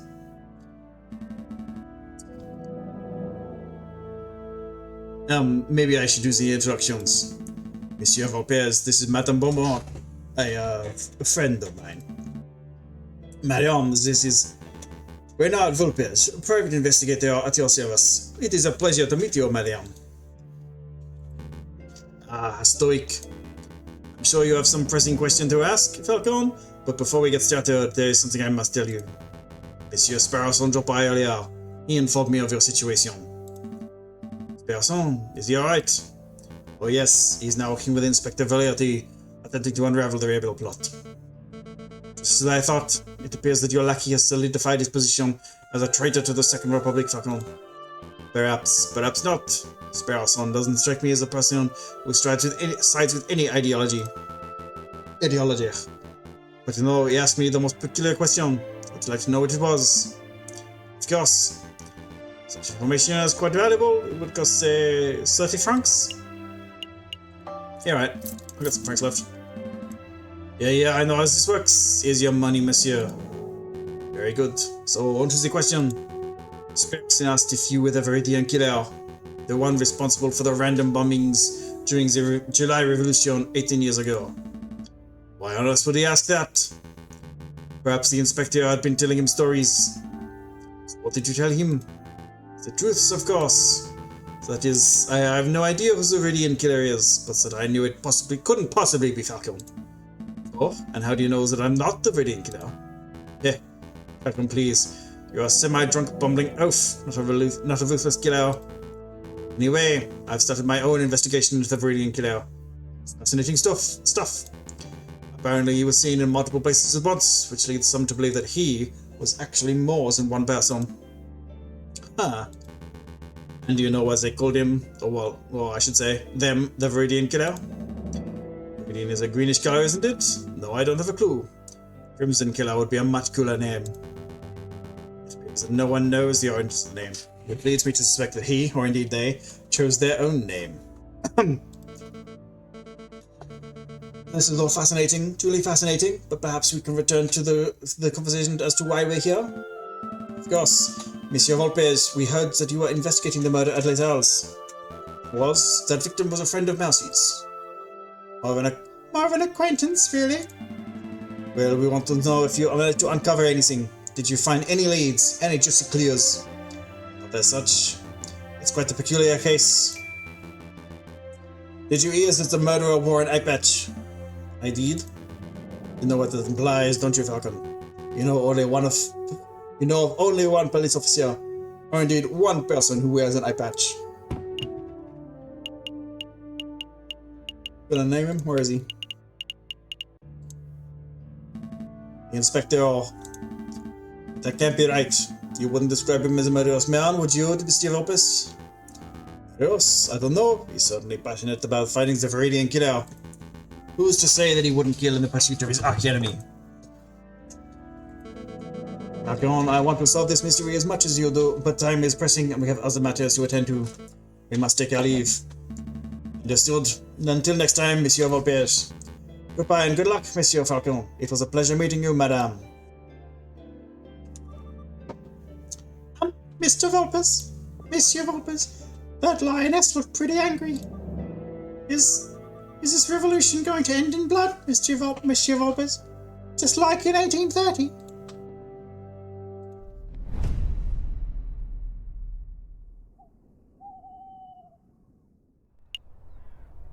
Alright, the day before. Let me think. So it takes 10 minutes to walk from the Place de Concorde to this very spot. And the Palais Royal lies 5 minutes north of here. But the crowd will be fairly large and slow. It may take twice, maybe 3 times as long to make the move. Having a logistics problem, madame. Perhaps. The plan is to walk the crowd from here through the Tuileries to the Palais Royal. But if we take too long to pass through the Tuileries, the police will trap us in. We could be flanked and slaughtered. That is quite an issue.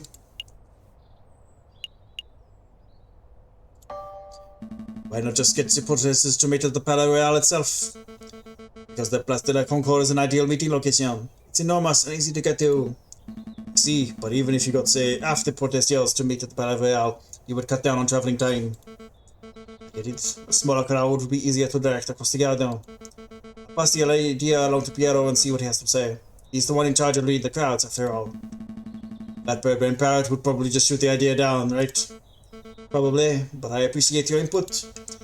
I don't know if you genuinely want to help, or if you are just telling me what I want to hear out of fear, but thank you, Falcon. It's no problem, madame. For the Second Republic, right? Right. For the Second Republic.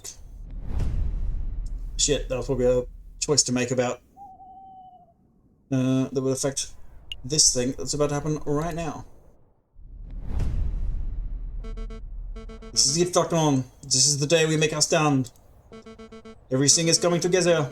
As we speak, Fontaine is gathering the protesters at the Place de la Concorde.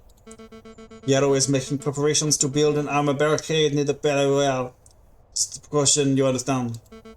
The only question that remains is, are you ready? Finish as we started. To be perfectly honest, no, I'm not ready at all. You want me to prosecute the king and prime minister if and when you drag them from the palace, right? I've had no time to prepare. I have no evidence on hand.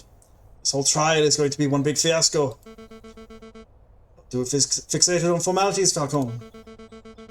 This revolution will succeed, and those in power will see justice. That's all that matters.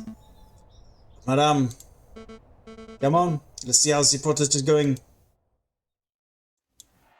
Falcon and Beaumont arrive at the Place de la Concorde. The air is thick with the chants, shouts, and cheers of hundreds of protesters. A line of mounted soldiers stand shoulder to shoulder outside the entrance to Tuileries.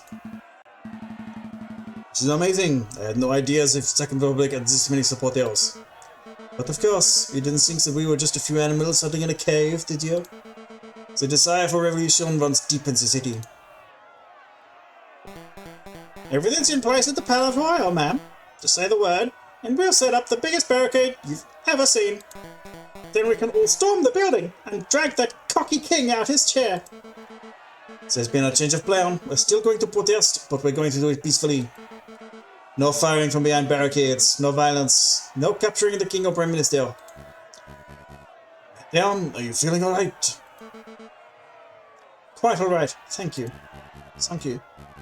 But what is your desire for a better France? You cannot achieve that without bloodshed. You can certainly try. Falcon convinced me. Falcon. Pacifism seems like the Christian approach, wouldn't you say, Friar? I see, so that's how it is. Excuse me, madame. I think the Friar disapproves of the new strategy. He probably thinks I've gone soft. Maybe I have. But I'm not deviating from this path, even if each and every rebel leaves my side. Don't worry, ma'am. You aren't alone. We're not here for violence, madame. As long as you strive for a better France. As long as you strive for a better France, we'll always stand with you. Oh, boys. It's a stupid bullet wound. The damn thing's opened up again. What's the news, Mademoiselle? Is everything in place? Well, here's the problem. The Mademoiselle refuses to use violence. She's too timid. Timid? How? It appears that the lawyer Falcon is something of a lion tamer.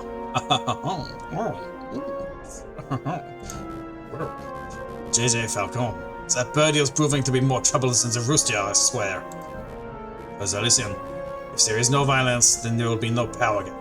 One leader will just peacefully replace another. We need chaos for our plan to work. Guess we'll have to follow through with our contingency strategy. I'll find the victim, you find the suspect.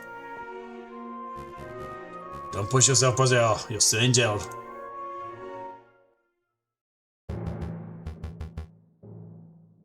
Look at those scum.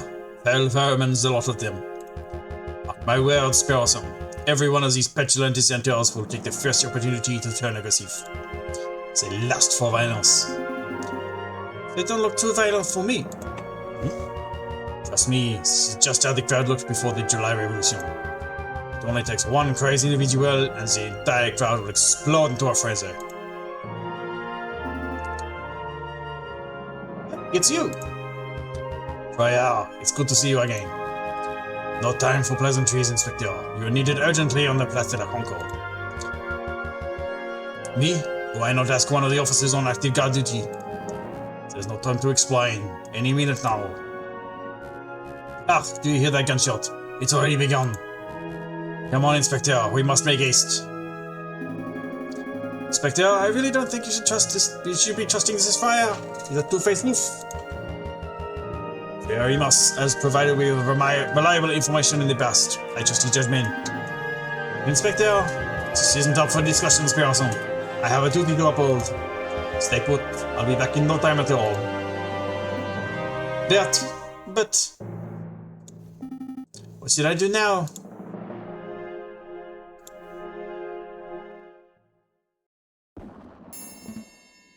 A gunshot. It was nearby, too. So the Friar was right. Violence really is an inevitability. Inevitability.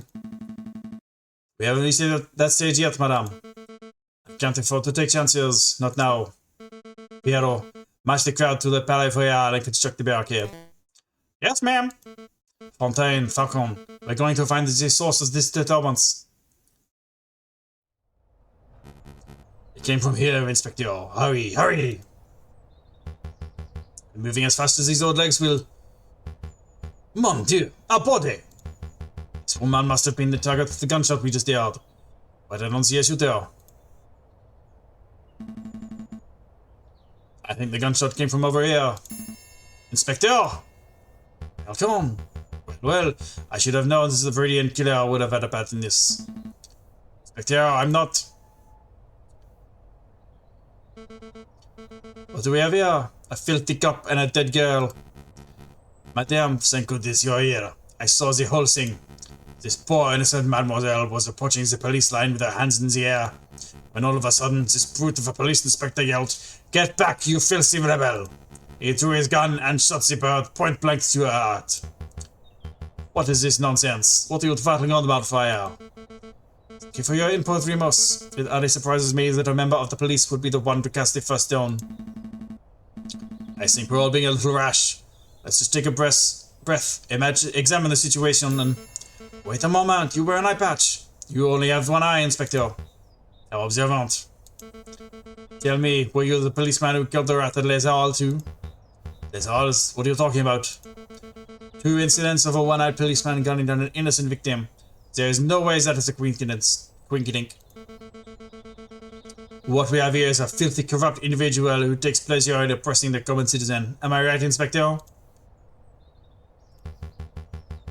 I really shouldn't be surprised that a stupid rebel makes stupid assumptions and comes to stupid conclusions. But open your damned eyes, mademoiselle. I'm not the assailant here. Don't call me mademoiselle, or stupid for that matter. Your guilt is plain to see. Given the circumstances, I ought to judge and execute you right here and now. Falcon, don't just stand there rocking. Vouch for me. Madame, I know this man. His name is Inspector Valerti. He is ruthlessly law-abiding, so much so that I can't envision him shooting a man without just cause. Oh, shut up, Falcon. I'm done with your idealism. I listened to you. I took your words to heart about avoiding violence, and now a girl is dead. Well, I'm done taking chances. You must help me escort this invalid to Pierre's barricade. I'll decide his fate there. With pleasure, madame. Come along, Inspector. Fontaine, Falcon, deal with the cops. Meet us at the barricade when you're done. There's no way this is the work of the police. You know what, Falcon? I think you might be right. An isolated gunshot this far away from the police line doesn't make any sense at all. But that's rebellions for you. They're messy affairs. Sometimes innocents get caught in the crossfire and there's no reason for it. Well, there's no use dawdling. Help me get the cops off the streets. Not yet. I'm going to examine the body first. Examine the body. We agree that this wasn't the work of Inspector Valerti, right? Then there might be some clues in the cops that point to what happened. An impromptu coroner's examination, eh? Right. You have 2 minutes. After that, we're heading to the barricade, whether you're done here or not. It's a long shot, but maybe this girl is faking her injury. Just for the sake of fairness, I really ought to check for her pulse. Right. No, nothing. Yeah, come on, man. What's his mark? It almost looked like... handprint made in blood. Probably the mademoiselle's on the back of her shoulder. What are you talking about? I don't think so. It's the handprint of the left hand on the girl's left shoulder. There's no way a person could comfortably reach that spot on their own back. I suppose so, but if the handprint doesn't belong to the girl, then who does it belong to? The murderer, it has to be. The question on my mind is, why is the handprint made in blood? Did the murderer sully their hand on the girl's gunshot wound? Or was they injured prior to the shooting? There's so much to uncover here and no time for a thorough investigation. Everyone's been so fixated on who did this that nobody stopped to ask who this girl was. I don't know, monsieur. Given her clothes, she's probably just another working girl. Just another. I didn't mean to sound glib, but it's true. This is one mademoiselle amongst the thousands who live in Paris. Who was she? Where does she work? Will her family miss you? I don't know. But in the long run, I don't think anybody will care. I care. I care. I cannot afford not to. I don't know who this mademoiselle was, but I'm going to see to it that justice is brought about for her death. This is the bullet wound, right? What can you tell me about it, Fontaine? Well, it looks like the bullet took a fairly straight angle of entry through the mademoiselle's back. The shooter was probably standing right behind the victim. What's the bullet size? You know, its caliber? Let me guess, you're hoping that the caliber of the bullet is different to the caliber of the inspector's gun? That would conveniently get that one-eyed police officer off the hook, wouldn't it? But I'm afraid I can't help you. I couldn't possibly know a bullet's caliber without having a good look at the bullet itself. And as you can plainly see, the bullet is 3 centimeters deep in flesh. So, you need to see the bullet itself. Help me retrieve the bullet, Fontaine. Retrieve? You mean dig it out? I assume you have a little more experience in this area than I do. But you're not wrong there. Fine. This will only take a moment. Gross. Here you go, one-use bullet. It looks like a standard lead rifle or a pistol ball, but I'm afraid I cannot tell you its caliber. Why is that? The bullet fragmented upon impact, monsieur. I gathered all the pieces, but I cannot assess its diameter with any accuracy.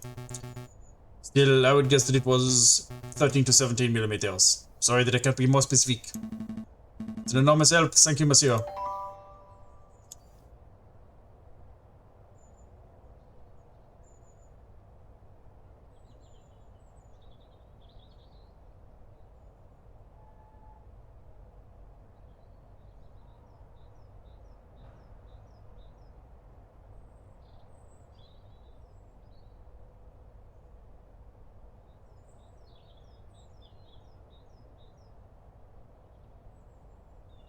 Don't want to miss anything.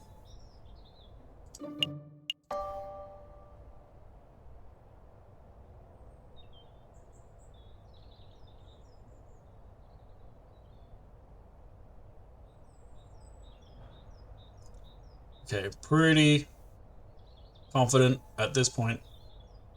There's nothing to miss.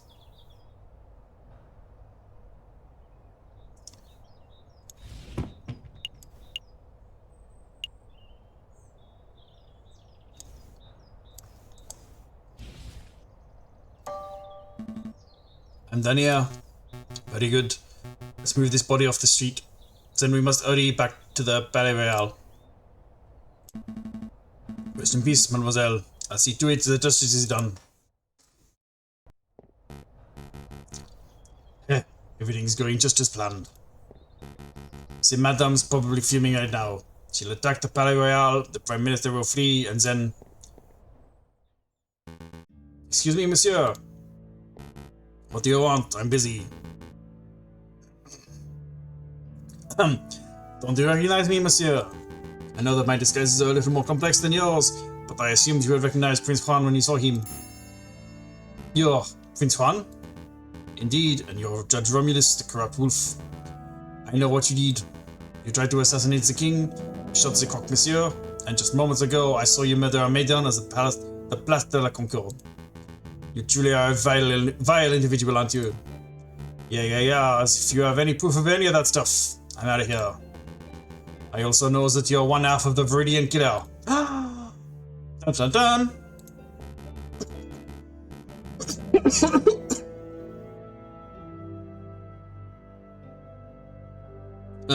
Drink time. One sec.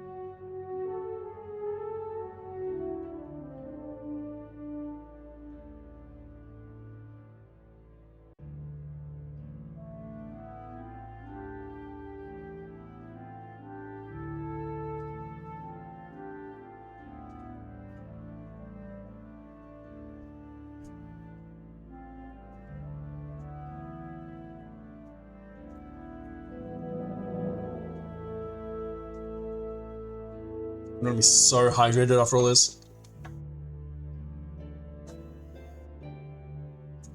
On any other day, I would cut you where you stand, Fox. But as it happens, I'm a little busy today. Oh, the Viridian killer, so you're busy to kill me?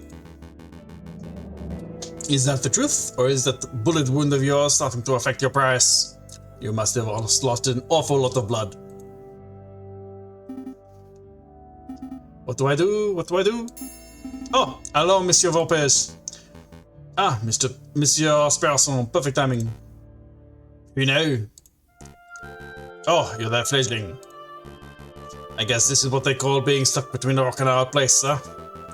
Monsieur Sparson, be a dear and help me restrain the Viridian killer. This guy, he's the Viridian killer. Looks more like Judge Romulus to me. Well, you'll be right about that too. Wow. Wow. So he's two scumbags in one. Alright then. You're a tiny little bird. Ow! Mind's a wound. Quit your whining, yeah. Nope. Quit your whining. Nope. We'll get there. Quit your whining, you're now. Very nice takedown, Monsieur Sparson. You may want to check his pockets for weapons. He is something of a notorious killer after all. Of course, let's see what we got here. Ah, here we are. Pistol. Probably the one used to kill the Médéon, I suspect. What else can you find, Monsieur Sparson? This, an eye patch? Weird. What did this wolf want with an eye patch? Oh no, this is bad. Very bad indeed. I don't get it. What's wrong with the eye patch? There's no time to explain. Mousy. What is it, Monsieur Volpes? What is it? Takes his eye patch to JJ Falcon. If my fears are correct, he'll be somewhere around the Palais Royal right now. Tell him that this belongs to Remus's brother. Already now. Right away, Monsieur Volpes. Right away. I must go too. I need to find the other half of the Viridian killer up here before something terrible happens. Wait, Monsieur Volpes, what am I supposed to do with this guy? You have his gun, don't you? March that wolf to the nearest police station and collect your reward for capturing Judge Romulus. What a strange day. What a weird day. This day is unusual. We can get rid of this. I'm not using that. Outside the Palace Royal, the rebels have constructed a makeshift barricade out of furniture, branches, rocks, and anything else they can find. From behind the wall, the rebels taunt the police and royal guards with taunts. I'm going impatient, pig. Confess your crimes. I have nothing to confess, you filthy rebel. You and all your rebel friends, however, should confess to 1,000 counts of treason and public disorder. I will see each and every one of you hanged for your flagrant disregard of the law. Your stubborn attitude is disgusting. A few days ago, you were seen at Les Halls. Witnesses saw you murder a beggar in cold blood. Today, a friar has testified to seeing you murder a girl, again completely unprovoked. I don't know why you continue to plead your innocence. But it doesn't matter. I need a confession to know that you're a killer. Don't need a confession to know you're a killer. Madame Beaufort, stop! The inspector didn't shoot that mademoiselle. Keep your beak closed, Falcon. I'm tired of listening to your suggestions. This policeman is as guilty as every other monster in our decrepit justice system. It's my duty to execute him. Madame Falcon has uncovered some pretty convincing evidence. I would recommend that you hear him out. Hear him out. Please, just give me 5 minutes. 5 minutes and I can convince you of this inspector's innocence. 5 minutes is precious in a time like this. I can't afford it. But if you're wrong, are you willing to see another dead innocent? Thank you, madame. Having your life saved by the Viridian killer. How humiliating. Quiet, pig. Your life is mine until I say otherwise. Okay, so first of all, let's recap on what Fury must have to say. Wait, where is that friar? He's a key witness to this crime. He scuppered as soon as he dropped the inspector off. Said he had some business to attend to. Business? Beck! Beck, you're in danger, maybe. Sorry, Beck, I didn't read it. Oh, you're such a brave duck. I swear to God, if anything happens to Beck, I'm gonna prosecute that wolf to the full extent of the law. The French law. But I mustn't fear, for I'm a brave duck. I am the great Officer Beck, handsome, intelligent, strong, truly a fearless hero who will be remembered for... Bonjour, officer. Ah, you scared me, monsieur. You scared me, monsieur, monk. Friar, actually. Where are we, miss? Deuxième officer, I have something of great importance to tell you. I was just passing by the rebel camp and I overheard the conversation. Oh, this sounds good. Do go on. They said they were going to launch an assault very soon. And when they do, they're going to rain hellfire on the palace. Oh no! It's just as I feared. What'll we do?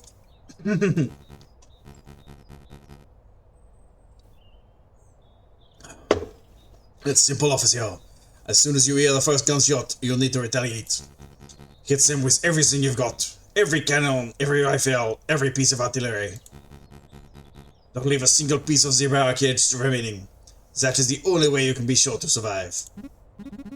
Ah, total annihilation. I like it. But Friar, I'm confused. Aren't you a Christian? Yes, so what? I don't know, it's just your idea doesn't seem very Christian-y. Very Christian-y? Ah, I see. You think this is a moral issue. Let me tell you a secret, my dearest dark friend. There is no God. No overarching morality or higher plan. No heaven to save the righteous or hell to punish the sinners. There is only you, your artillery, and 10,000 rebels who want to dine on Peking duck tonight. Understand? That's an awful lot to take in. Then let me simplify. It's you or them. It's me or them. Forget about the Friar, Falcon. We all remember what you had to say. Present your case based on what you can recall. Okay, I will. But you may want to wipe that mouse off your shoulder first. Sorry, why what? Oh, it's you, Marcy. Monsieur Falcon, Monsieur Falcon. Special delivery from Renard Vulpes. Thank you, Marty. What is this?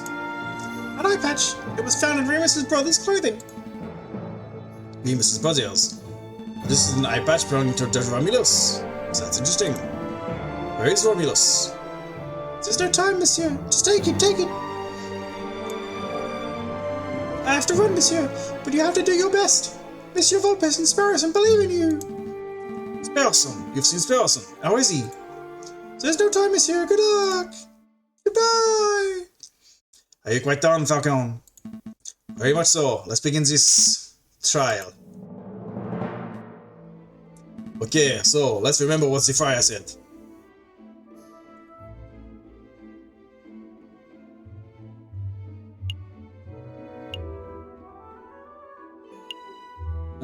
Yeah, what do we got?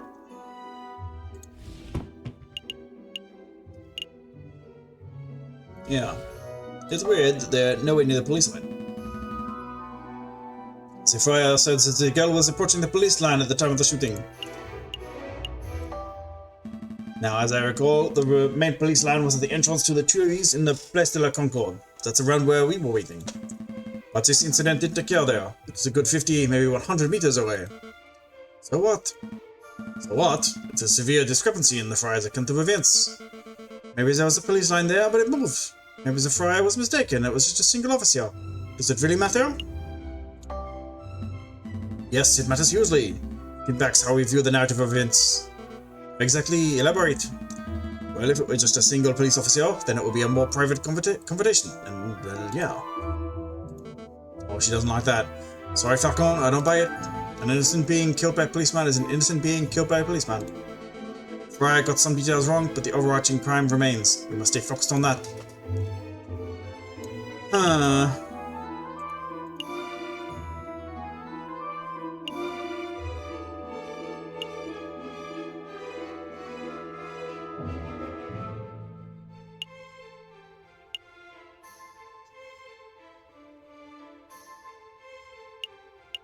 Let's question the gun.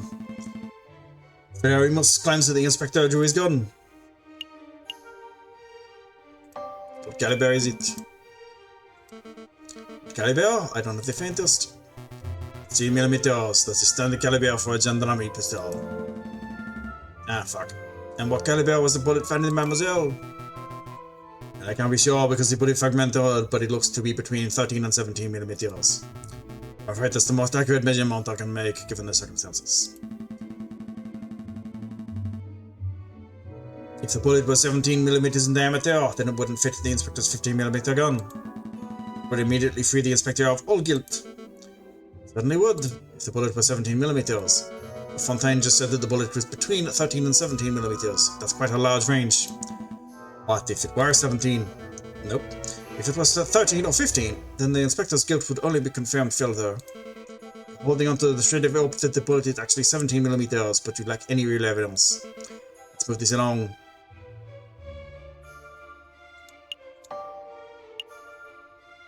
Yeah, of course he was carrying a weapon.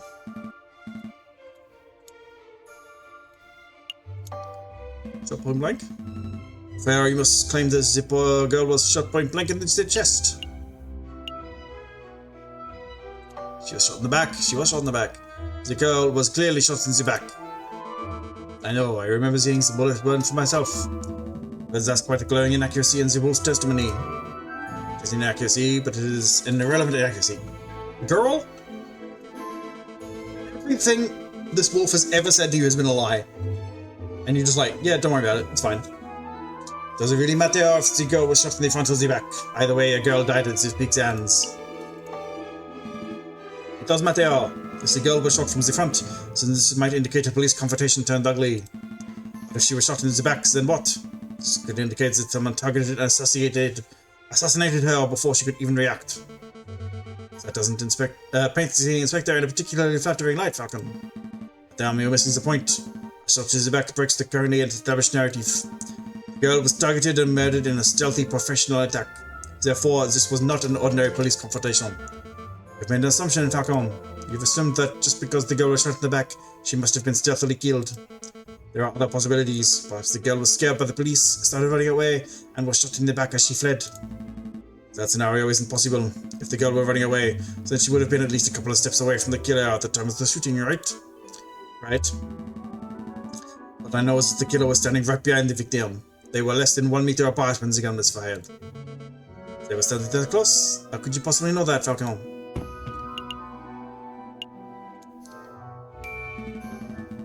We saw a bloody handprint on the girl's shoulder. What do you make of that, madame?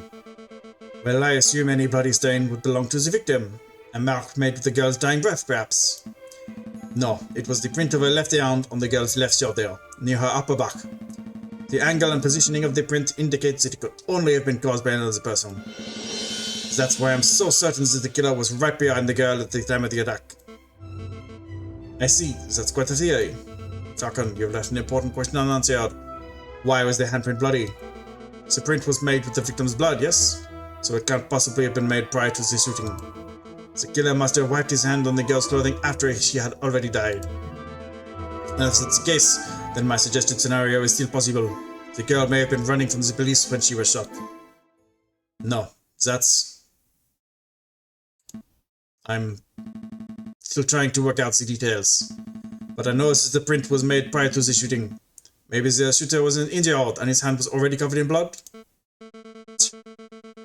You talk big about breaking the established narrative, and now you present me with that baseless drivel. Well, where do we go from here? How does this handprint nonsense really affect the situation? Hey. Do you find something funny about the situation, Inspector? Does he have any hands? What's going on with the slave? I do. This whole trail is patently absurd. It's an animal caught through and through. But there was something particularly funny about that last exchange. You were both so focused on when and how this handprint was made that you missed the larger issue. I don't have a left hand, you idiots. I couldn't possibly have left that mark. Oh, right, of course. Well, madame, what do you say to that? He's got you there. Maybe the handprint came from an accomplice, or maybe it had nothing to do with the incident, or... It feels good to see someone else speculating wildly for a change. Okay, fine, I don't have a solid explanation. I must concede that it's possible, maybe even likely, that the person who left that mark was the murderer. Therefore, as much as it pains me to say it, I must concede that the inspector probably did not shoot the girl. So that's it, the inspector is off the hook. No, there's still the matter of the incident at Les Halls. What incident is this? I know nothing about it. Ah, as if you don't know. A beggar rat was shot and killed in Les Halles a few days ago. The attacker was described as a scowling police officer who wore an eye patch. Sound familiar to you? Go on, Falcon, explain the pig out of this one. Until 5 minutes ago, I was at a loss. But I was recently presented with a piece of evidence that makes the answer all too clear. This was a false flag operation. False flag? Explain yourself, Falcon. Madame, what do you know about Remus's twin brother, the man known as Romulus? Not much, only that he was forced to flee the country by our oppressive government around a month ago. That's a half-truth, madame. You see, it is correct that Romulus is being hunted by the police, but I've had the suspicion that the wolf was lurking in Paris itself, although I never managed to find definitive proof of this. Anyway, it turns out that my suspicion was well-founded. He was recently apprehended, I think. I don't know the details, but it doesn't matter. What's important is that a reliable friend found this on Romulus' person just moments ago. Eye patch. Romulus has perfect vision. Why would he need something like this? There is only one plausible explanation. It is part of a disguise. Something to conceal his identity and make him appear as someone else. Disguise. You're saying that Romulus shot the beggar rat just to frame this police inspector? Exactly, madame. It's no coincidence that Frere Remus happened to find the very same inspector just as another murder occurred earlier today. So, Remus was in on it too. Two wolves working together to make this policeman look like a murderer? But why? Why would they do that? To rile you up, madame. To make you lust for violence. And if your actions today are anything to go by, I would say that they succeeded. Damn. I've been so stupid. How did I let myself get so misled by a couple of wolves? This trial is over. Go, Inspector, you're free. It's about time. You're letting him walk, ma'am? You're letting him squawk? Of course, it would be criminal to confine an innocent man any longer than necessary.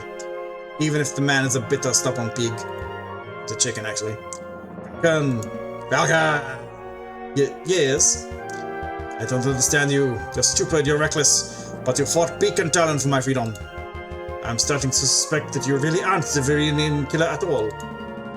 It certainly took a long time to pass that fact through your thick skull. Inspector, if you're still hunting that villain, maybe you should speak with Renard Lopez. When this is all over, I mean. He has been doing some research into the Aviary killer. Maybe he knows something. Maybe I will. It appears that your gang of rebel filth don't intend on assaulting the palace anytime soon. I'll relay that information to the Atelier.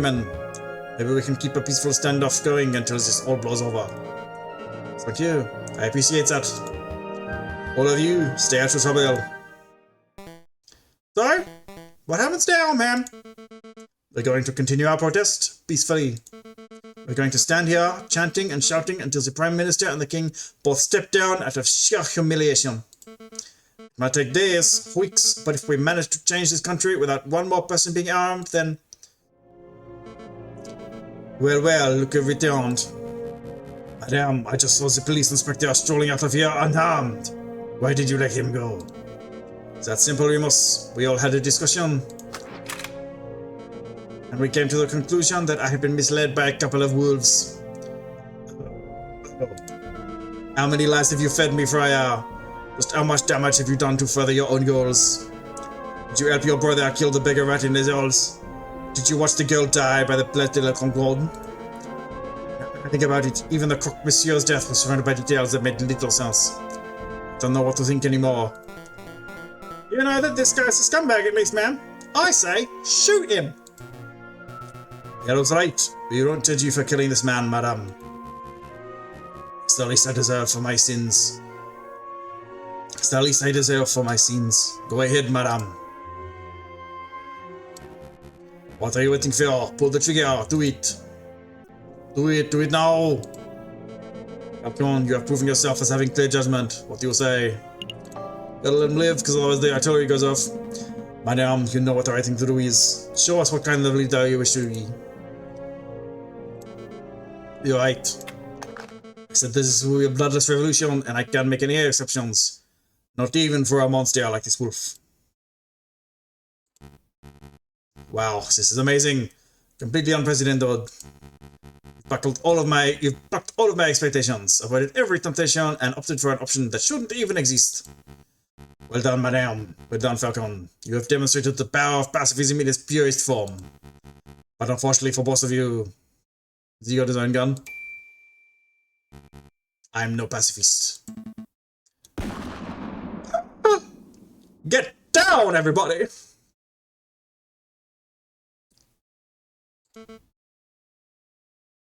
Suicide. Shooting himself in the head? What a lady! Hardly a surprise that the wolf would be too cowardly to face a real punishment. This isn't right. It's not the solution I wanted either, Falcon, but I can't say I'll mourn the Friar's death. That's not what I meant. I meant that it doesn't make sense for him to kill himself so abruptly. And the comment of his, it is almost like... I think we need to get out of here, all of us, right now. Falcon, what are you talking about? Ah, that was a gunshot! Really close, too. I can't afford to hesitate. It's me or them. Sir, hold your fire. No way. I can't afford to take chances. It's me or them. It's me or them. Fire every cannon. Ah, dang it.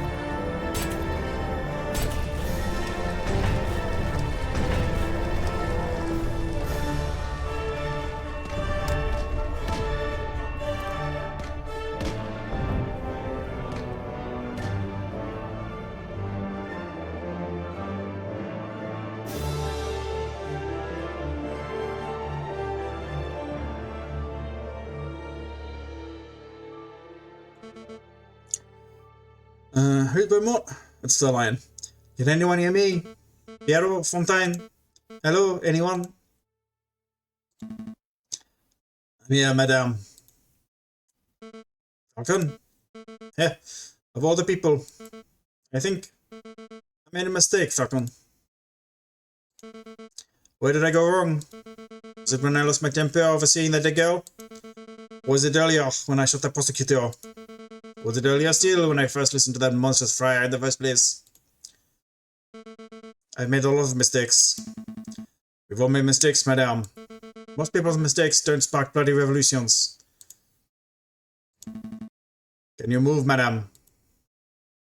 I don't think so. Give me a minute. I think I can clear some of this rubble.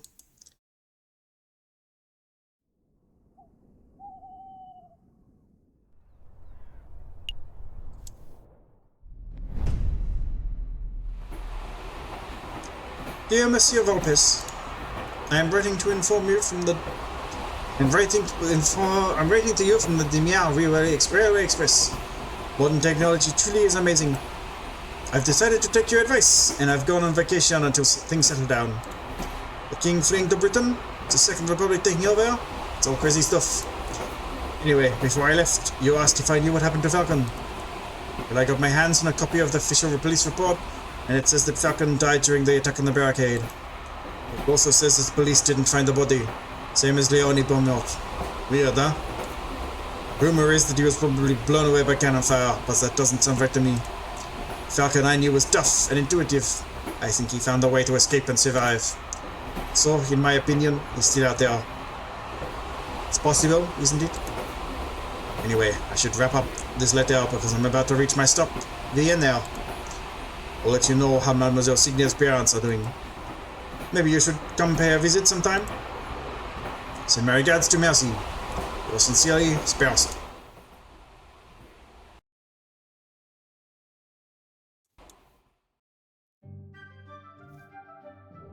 Yes, I see a person selling Miller Hamstrudel. What is it?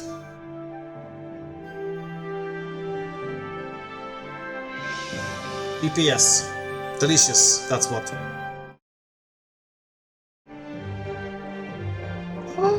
And it ends with Dance Macabre, my favourite song, my favourite classical song.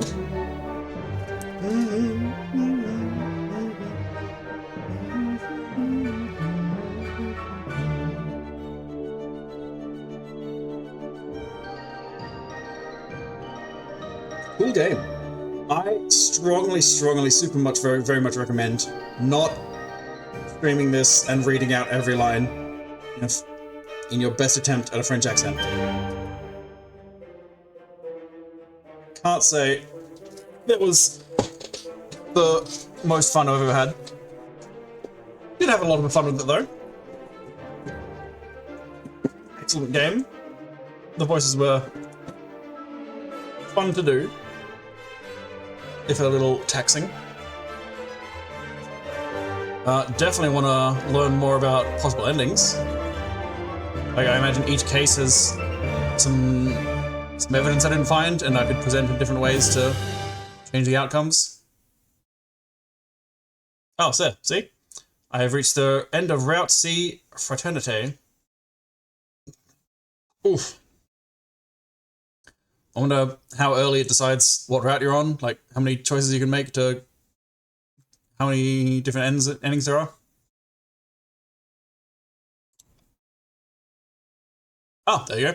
The ending you received was determined by the decisions you made in Chapter 3. Try tackling the trial in the catacombs differently in order to see a different ending. Thank you for playing Aviary Attorney. You're welcome. Aviary Attorney. Very cool.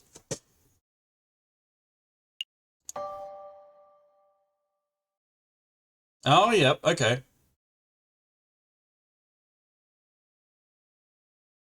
So, yep. Case 1, just a tutorial probably. Maybe you can intentionally fail it and just have her get done for the murder that she did do. That naughty kitty cat. There's a bunch of other stuff. Yeah, and then find some more evidence. Present evidence in different ways to have Severin not die. I would very much like that.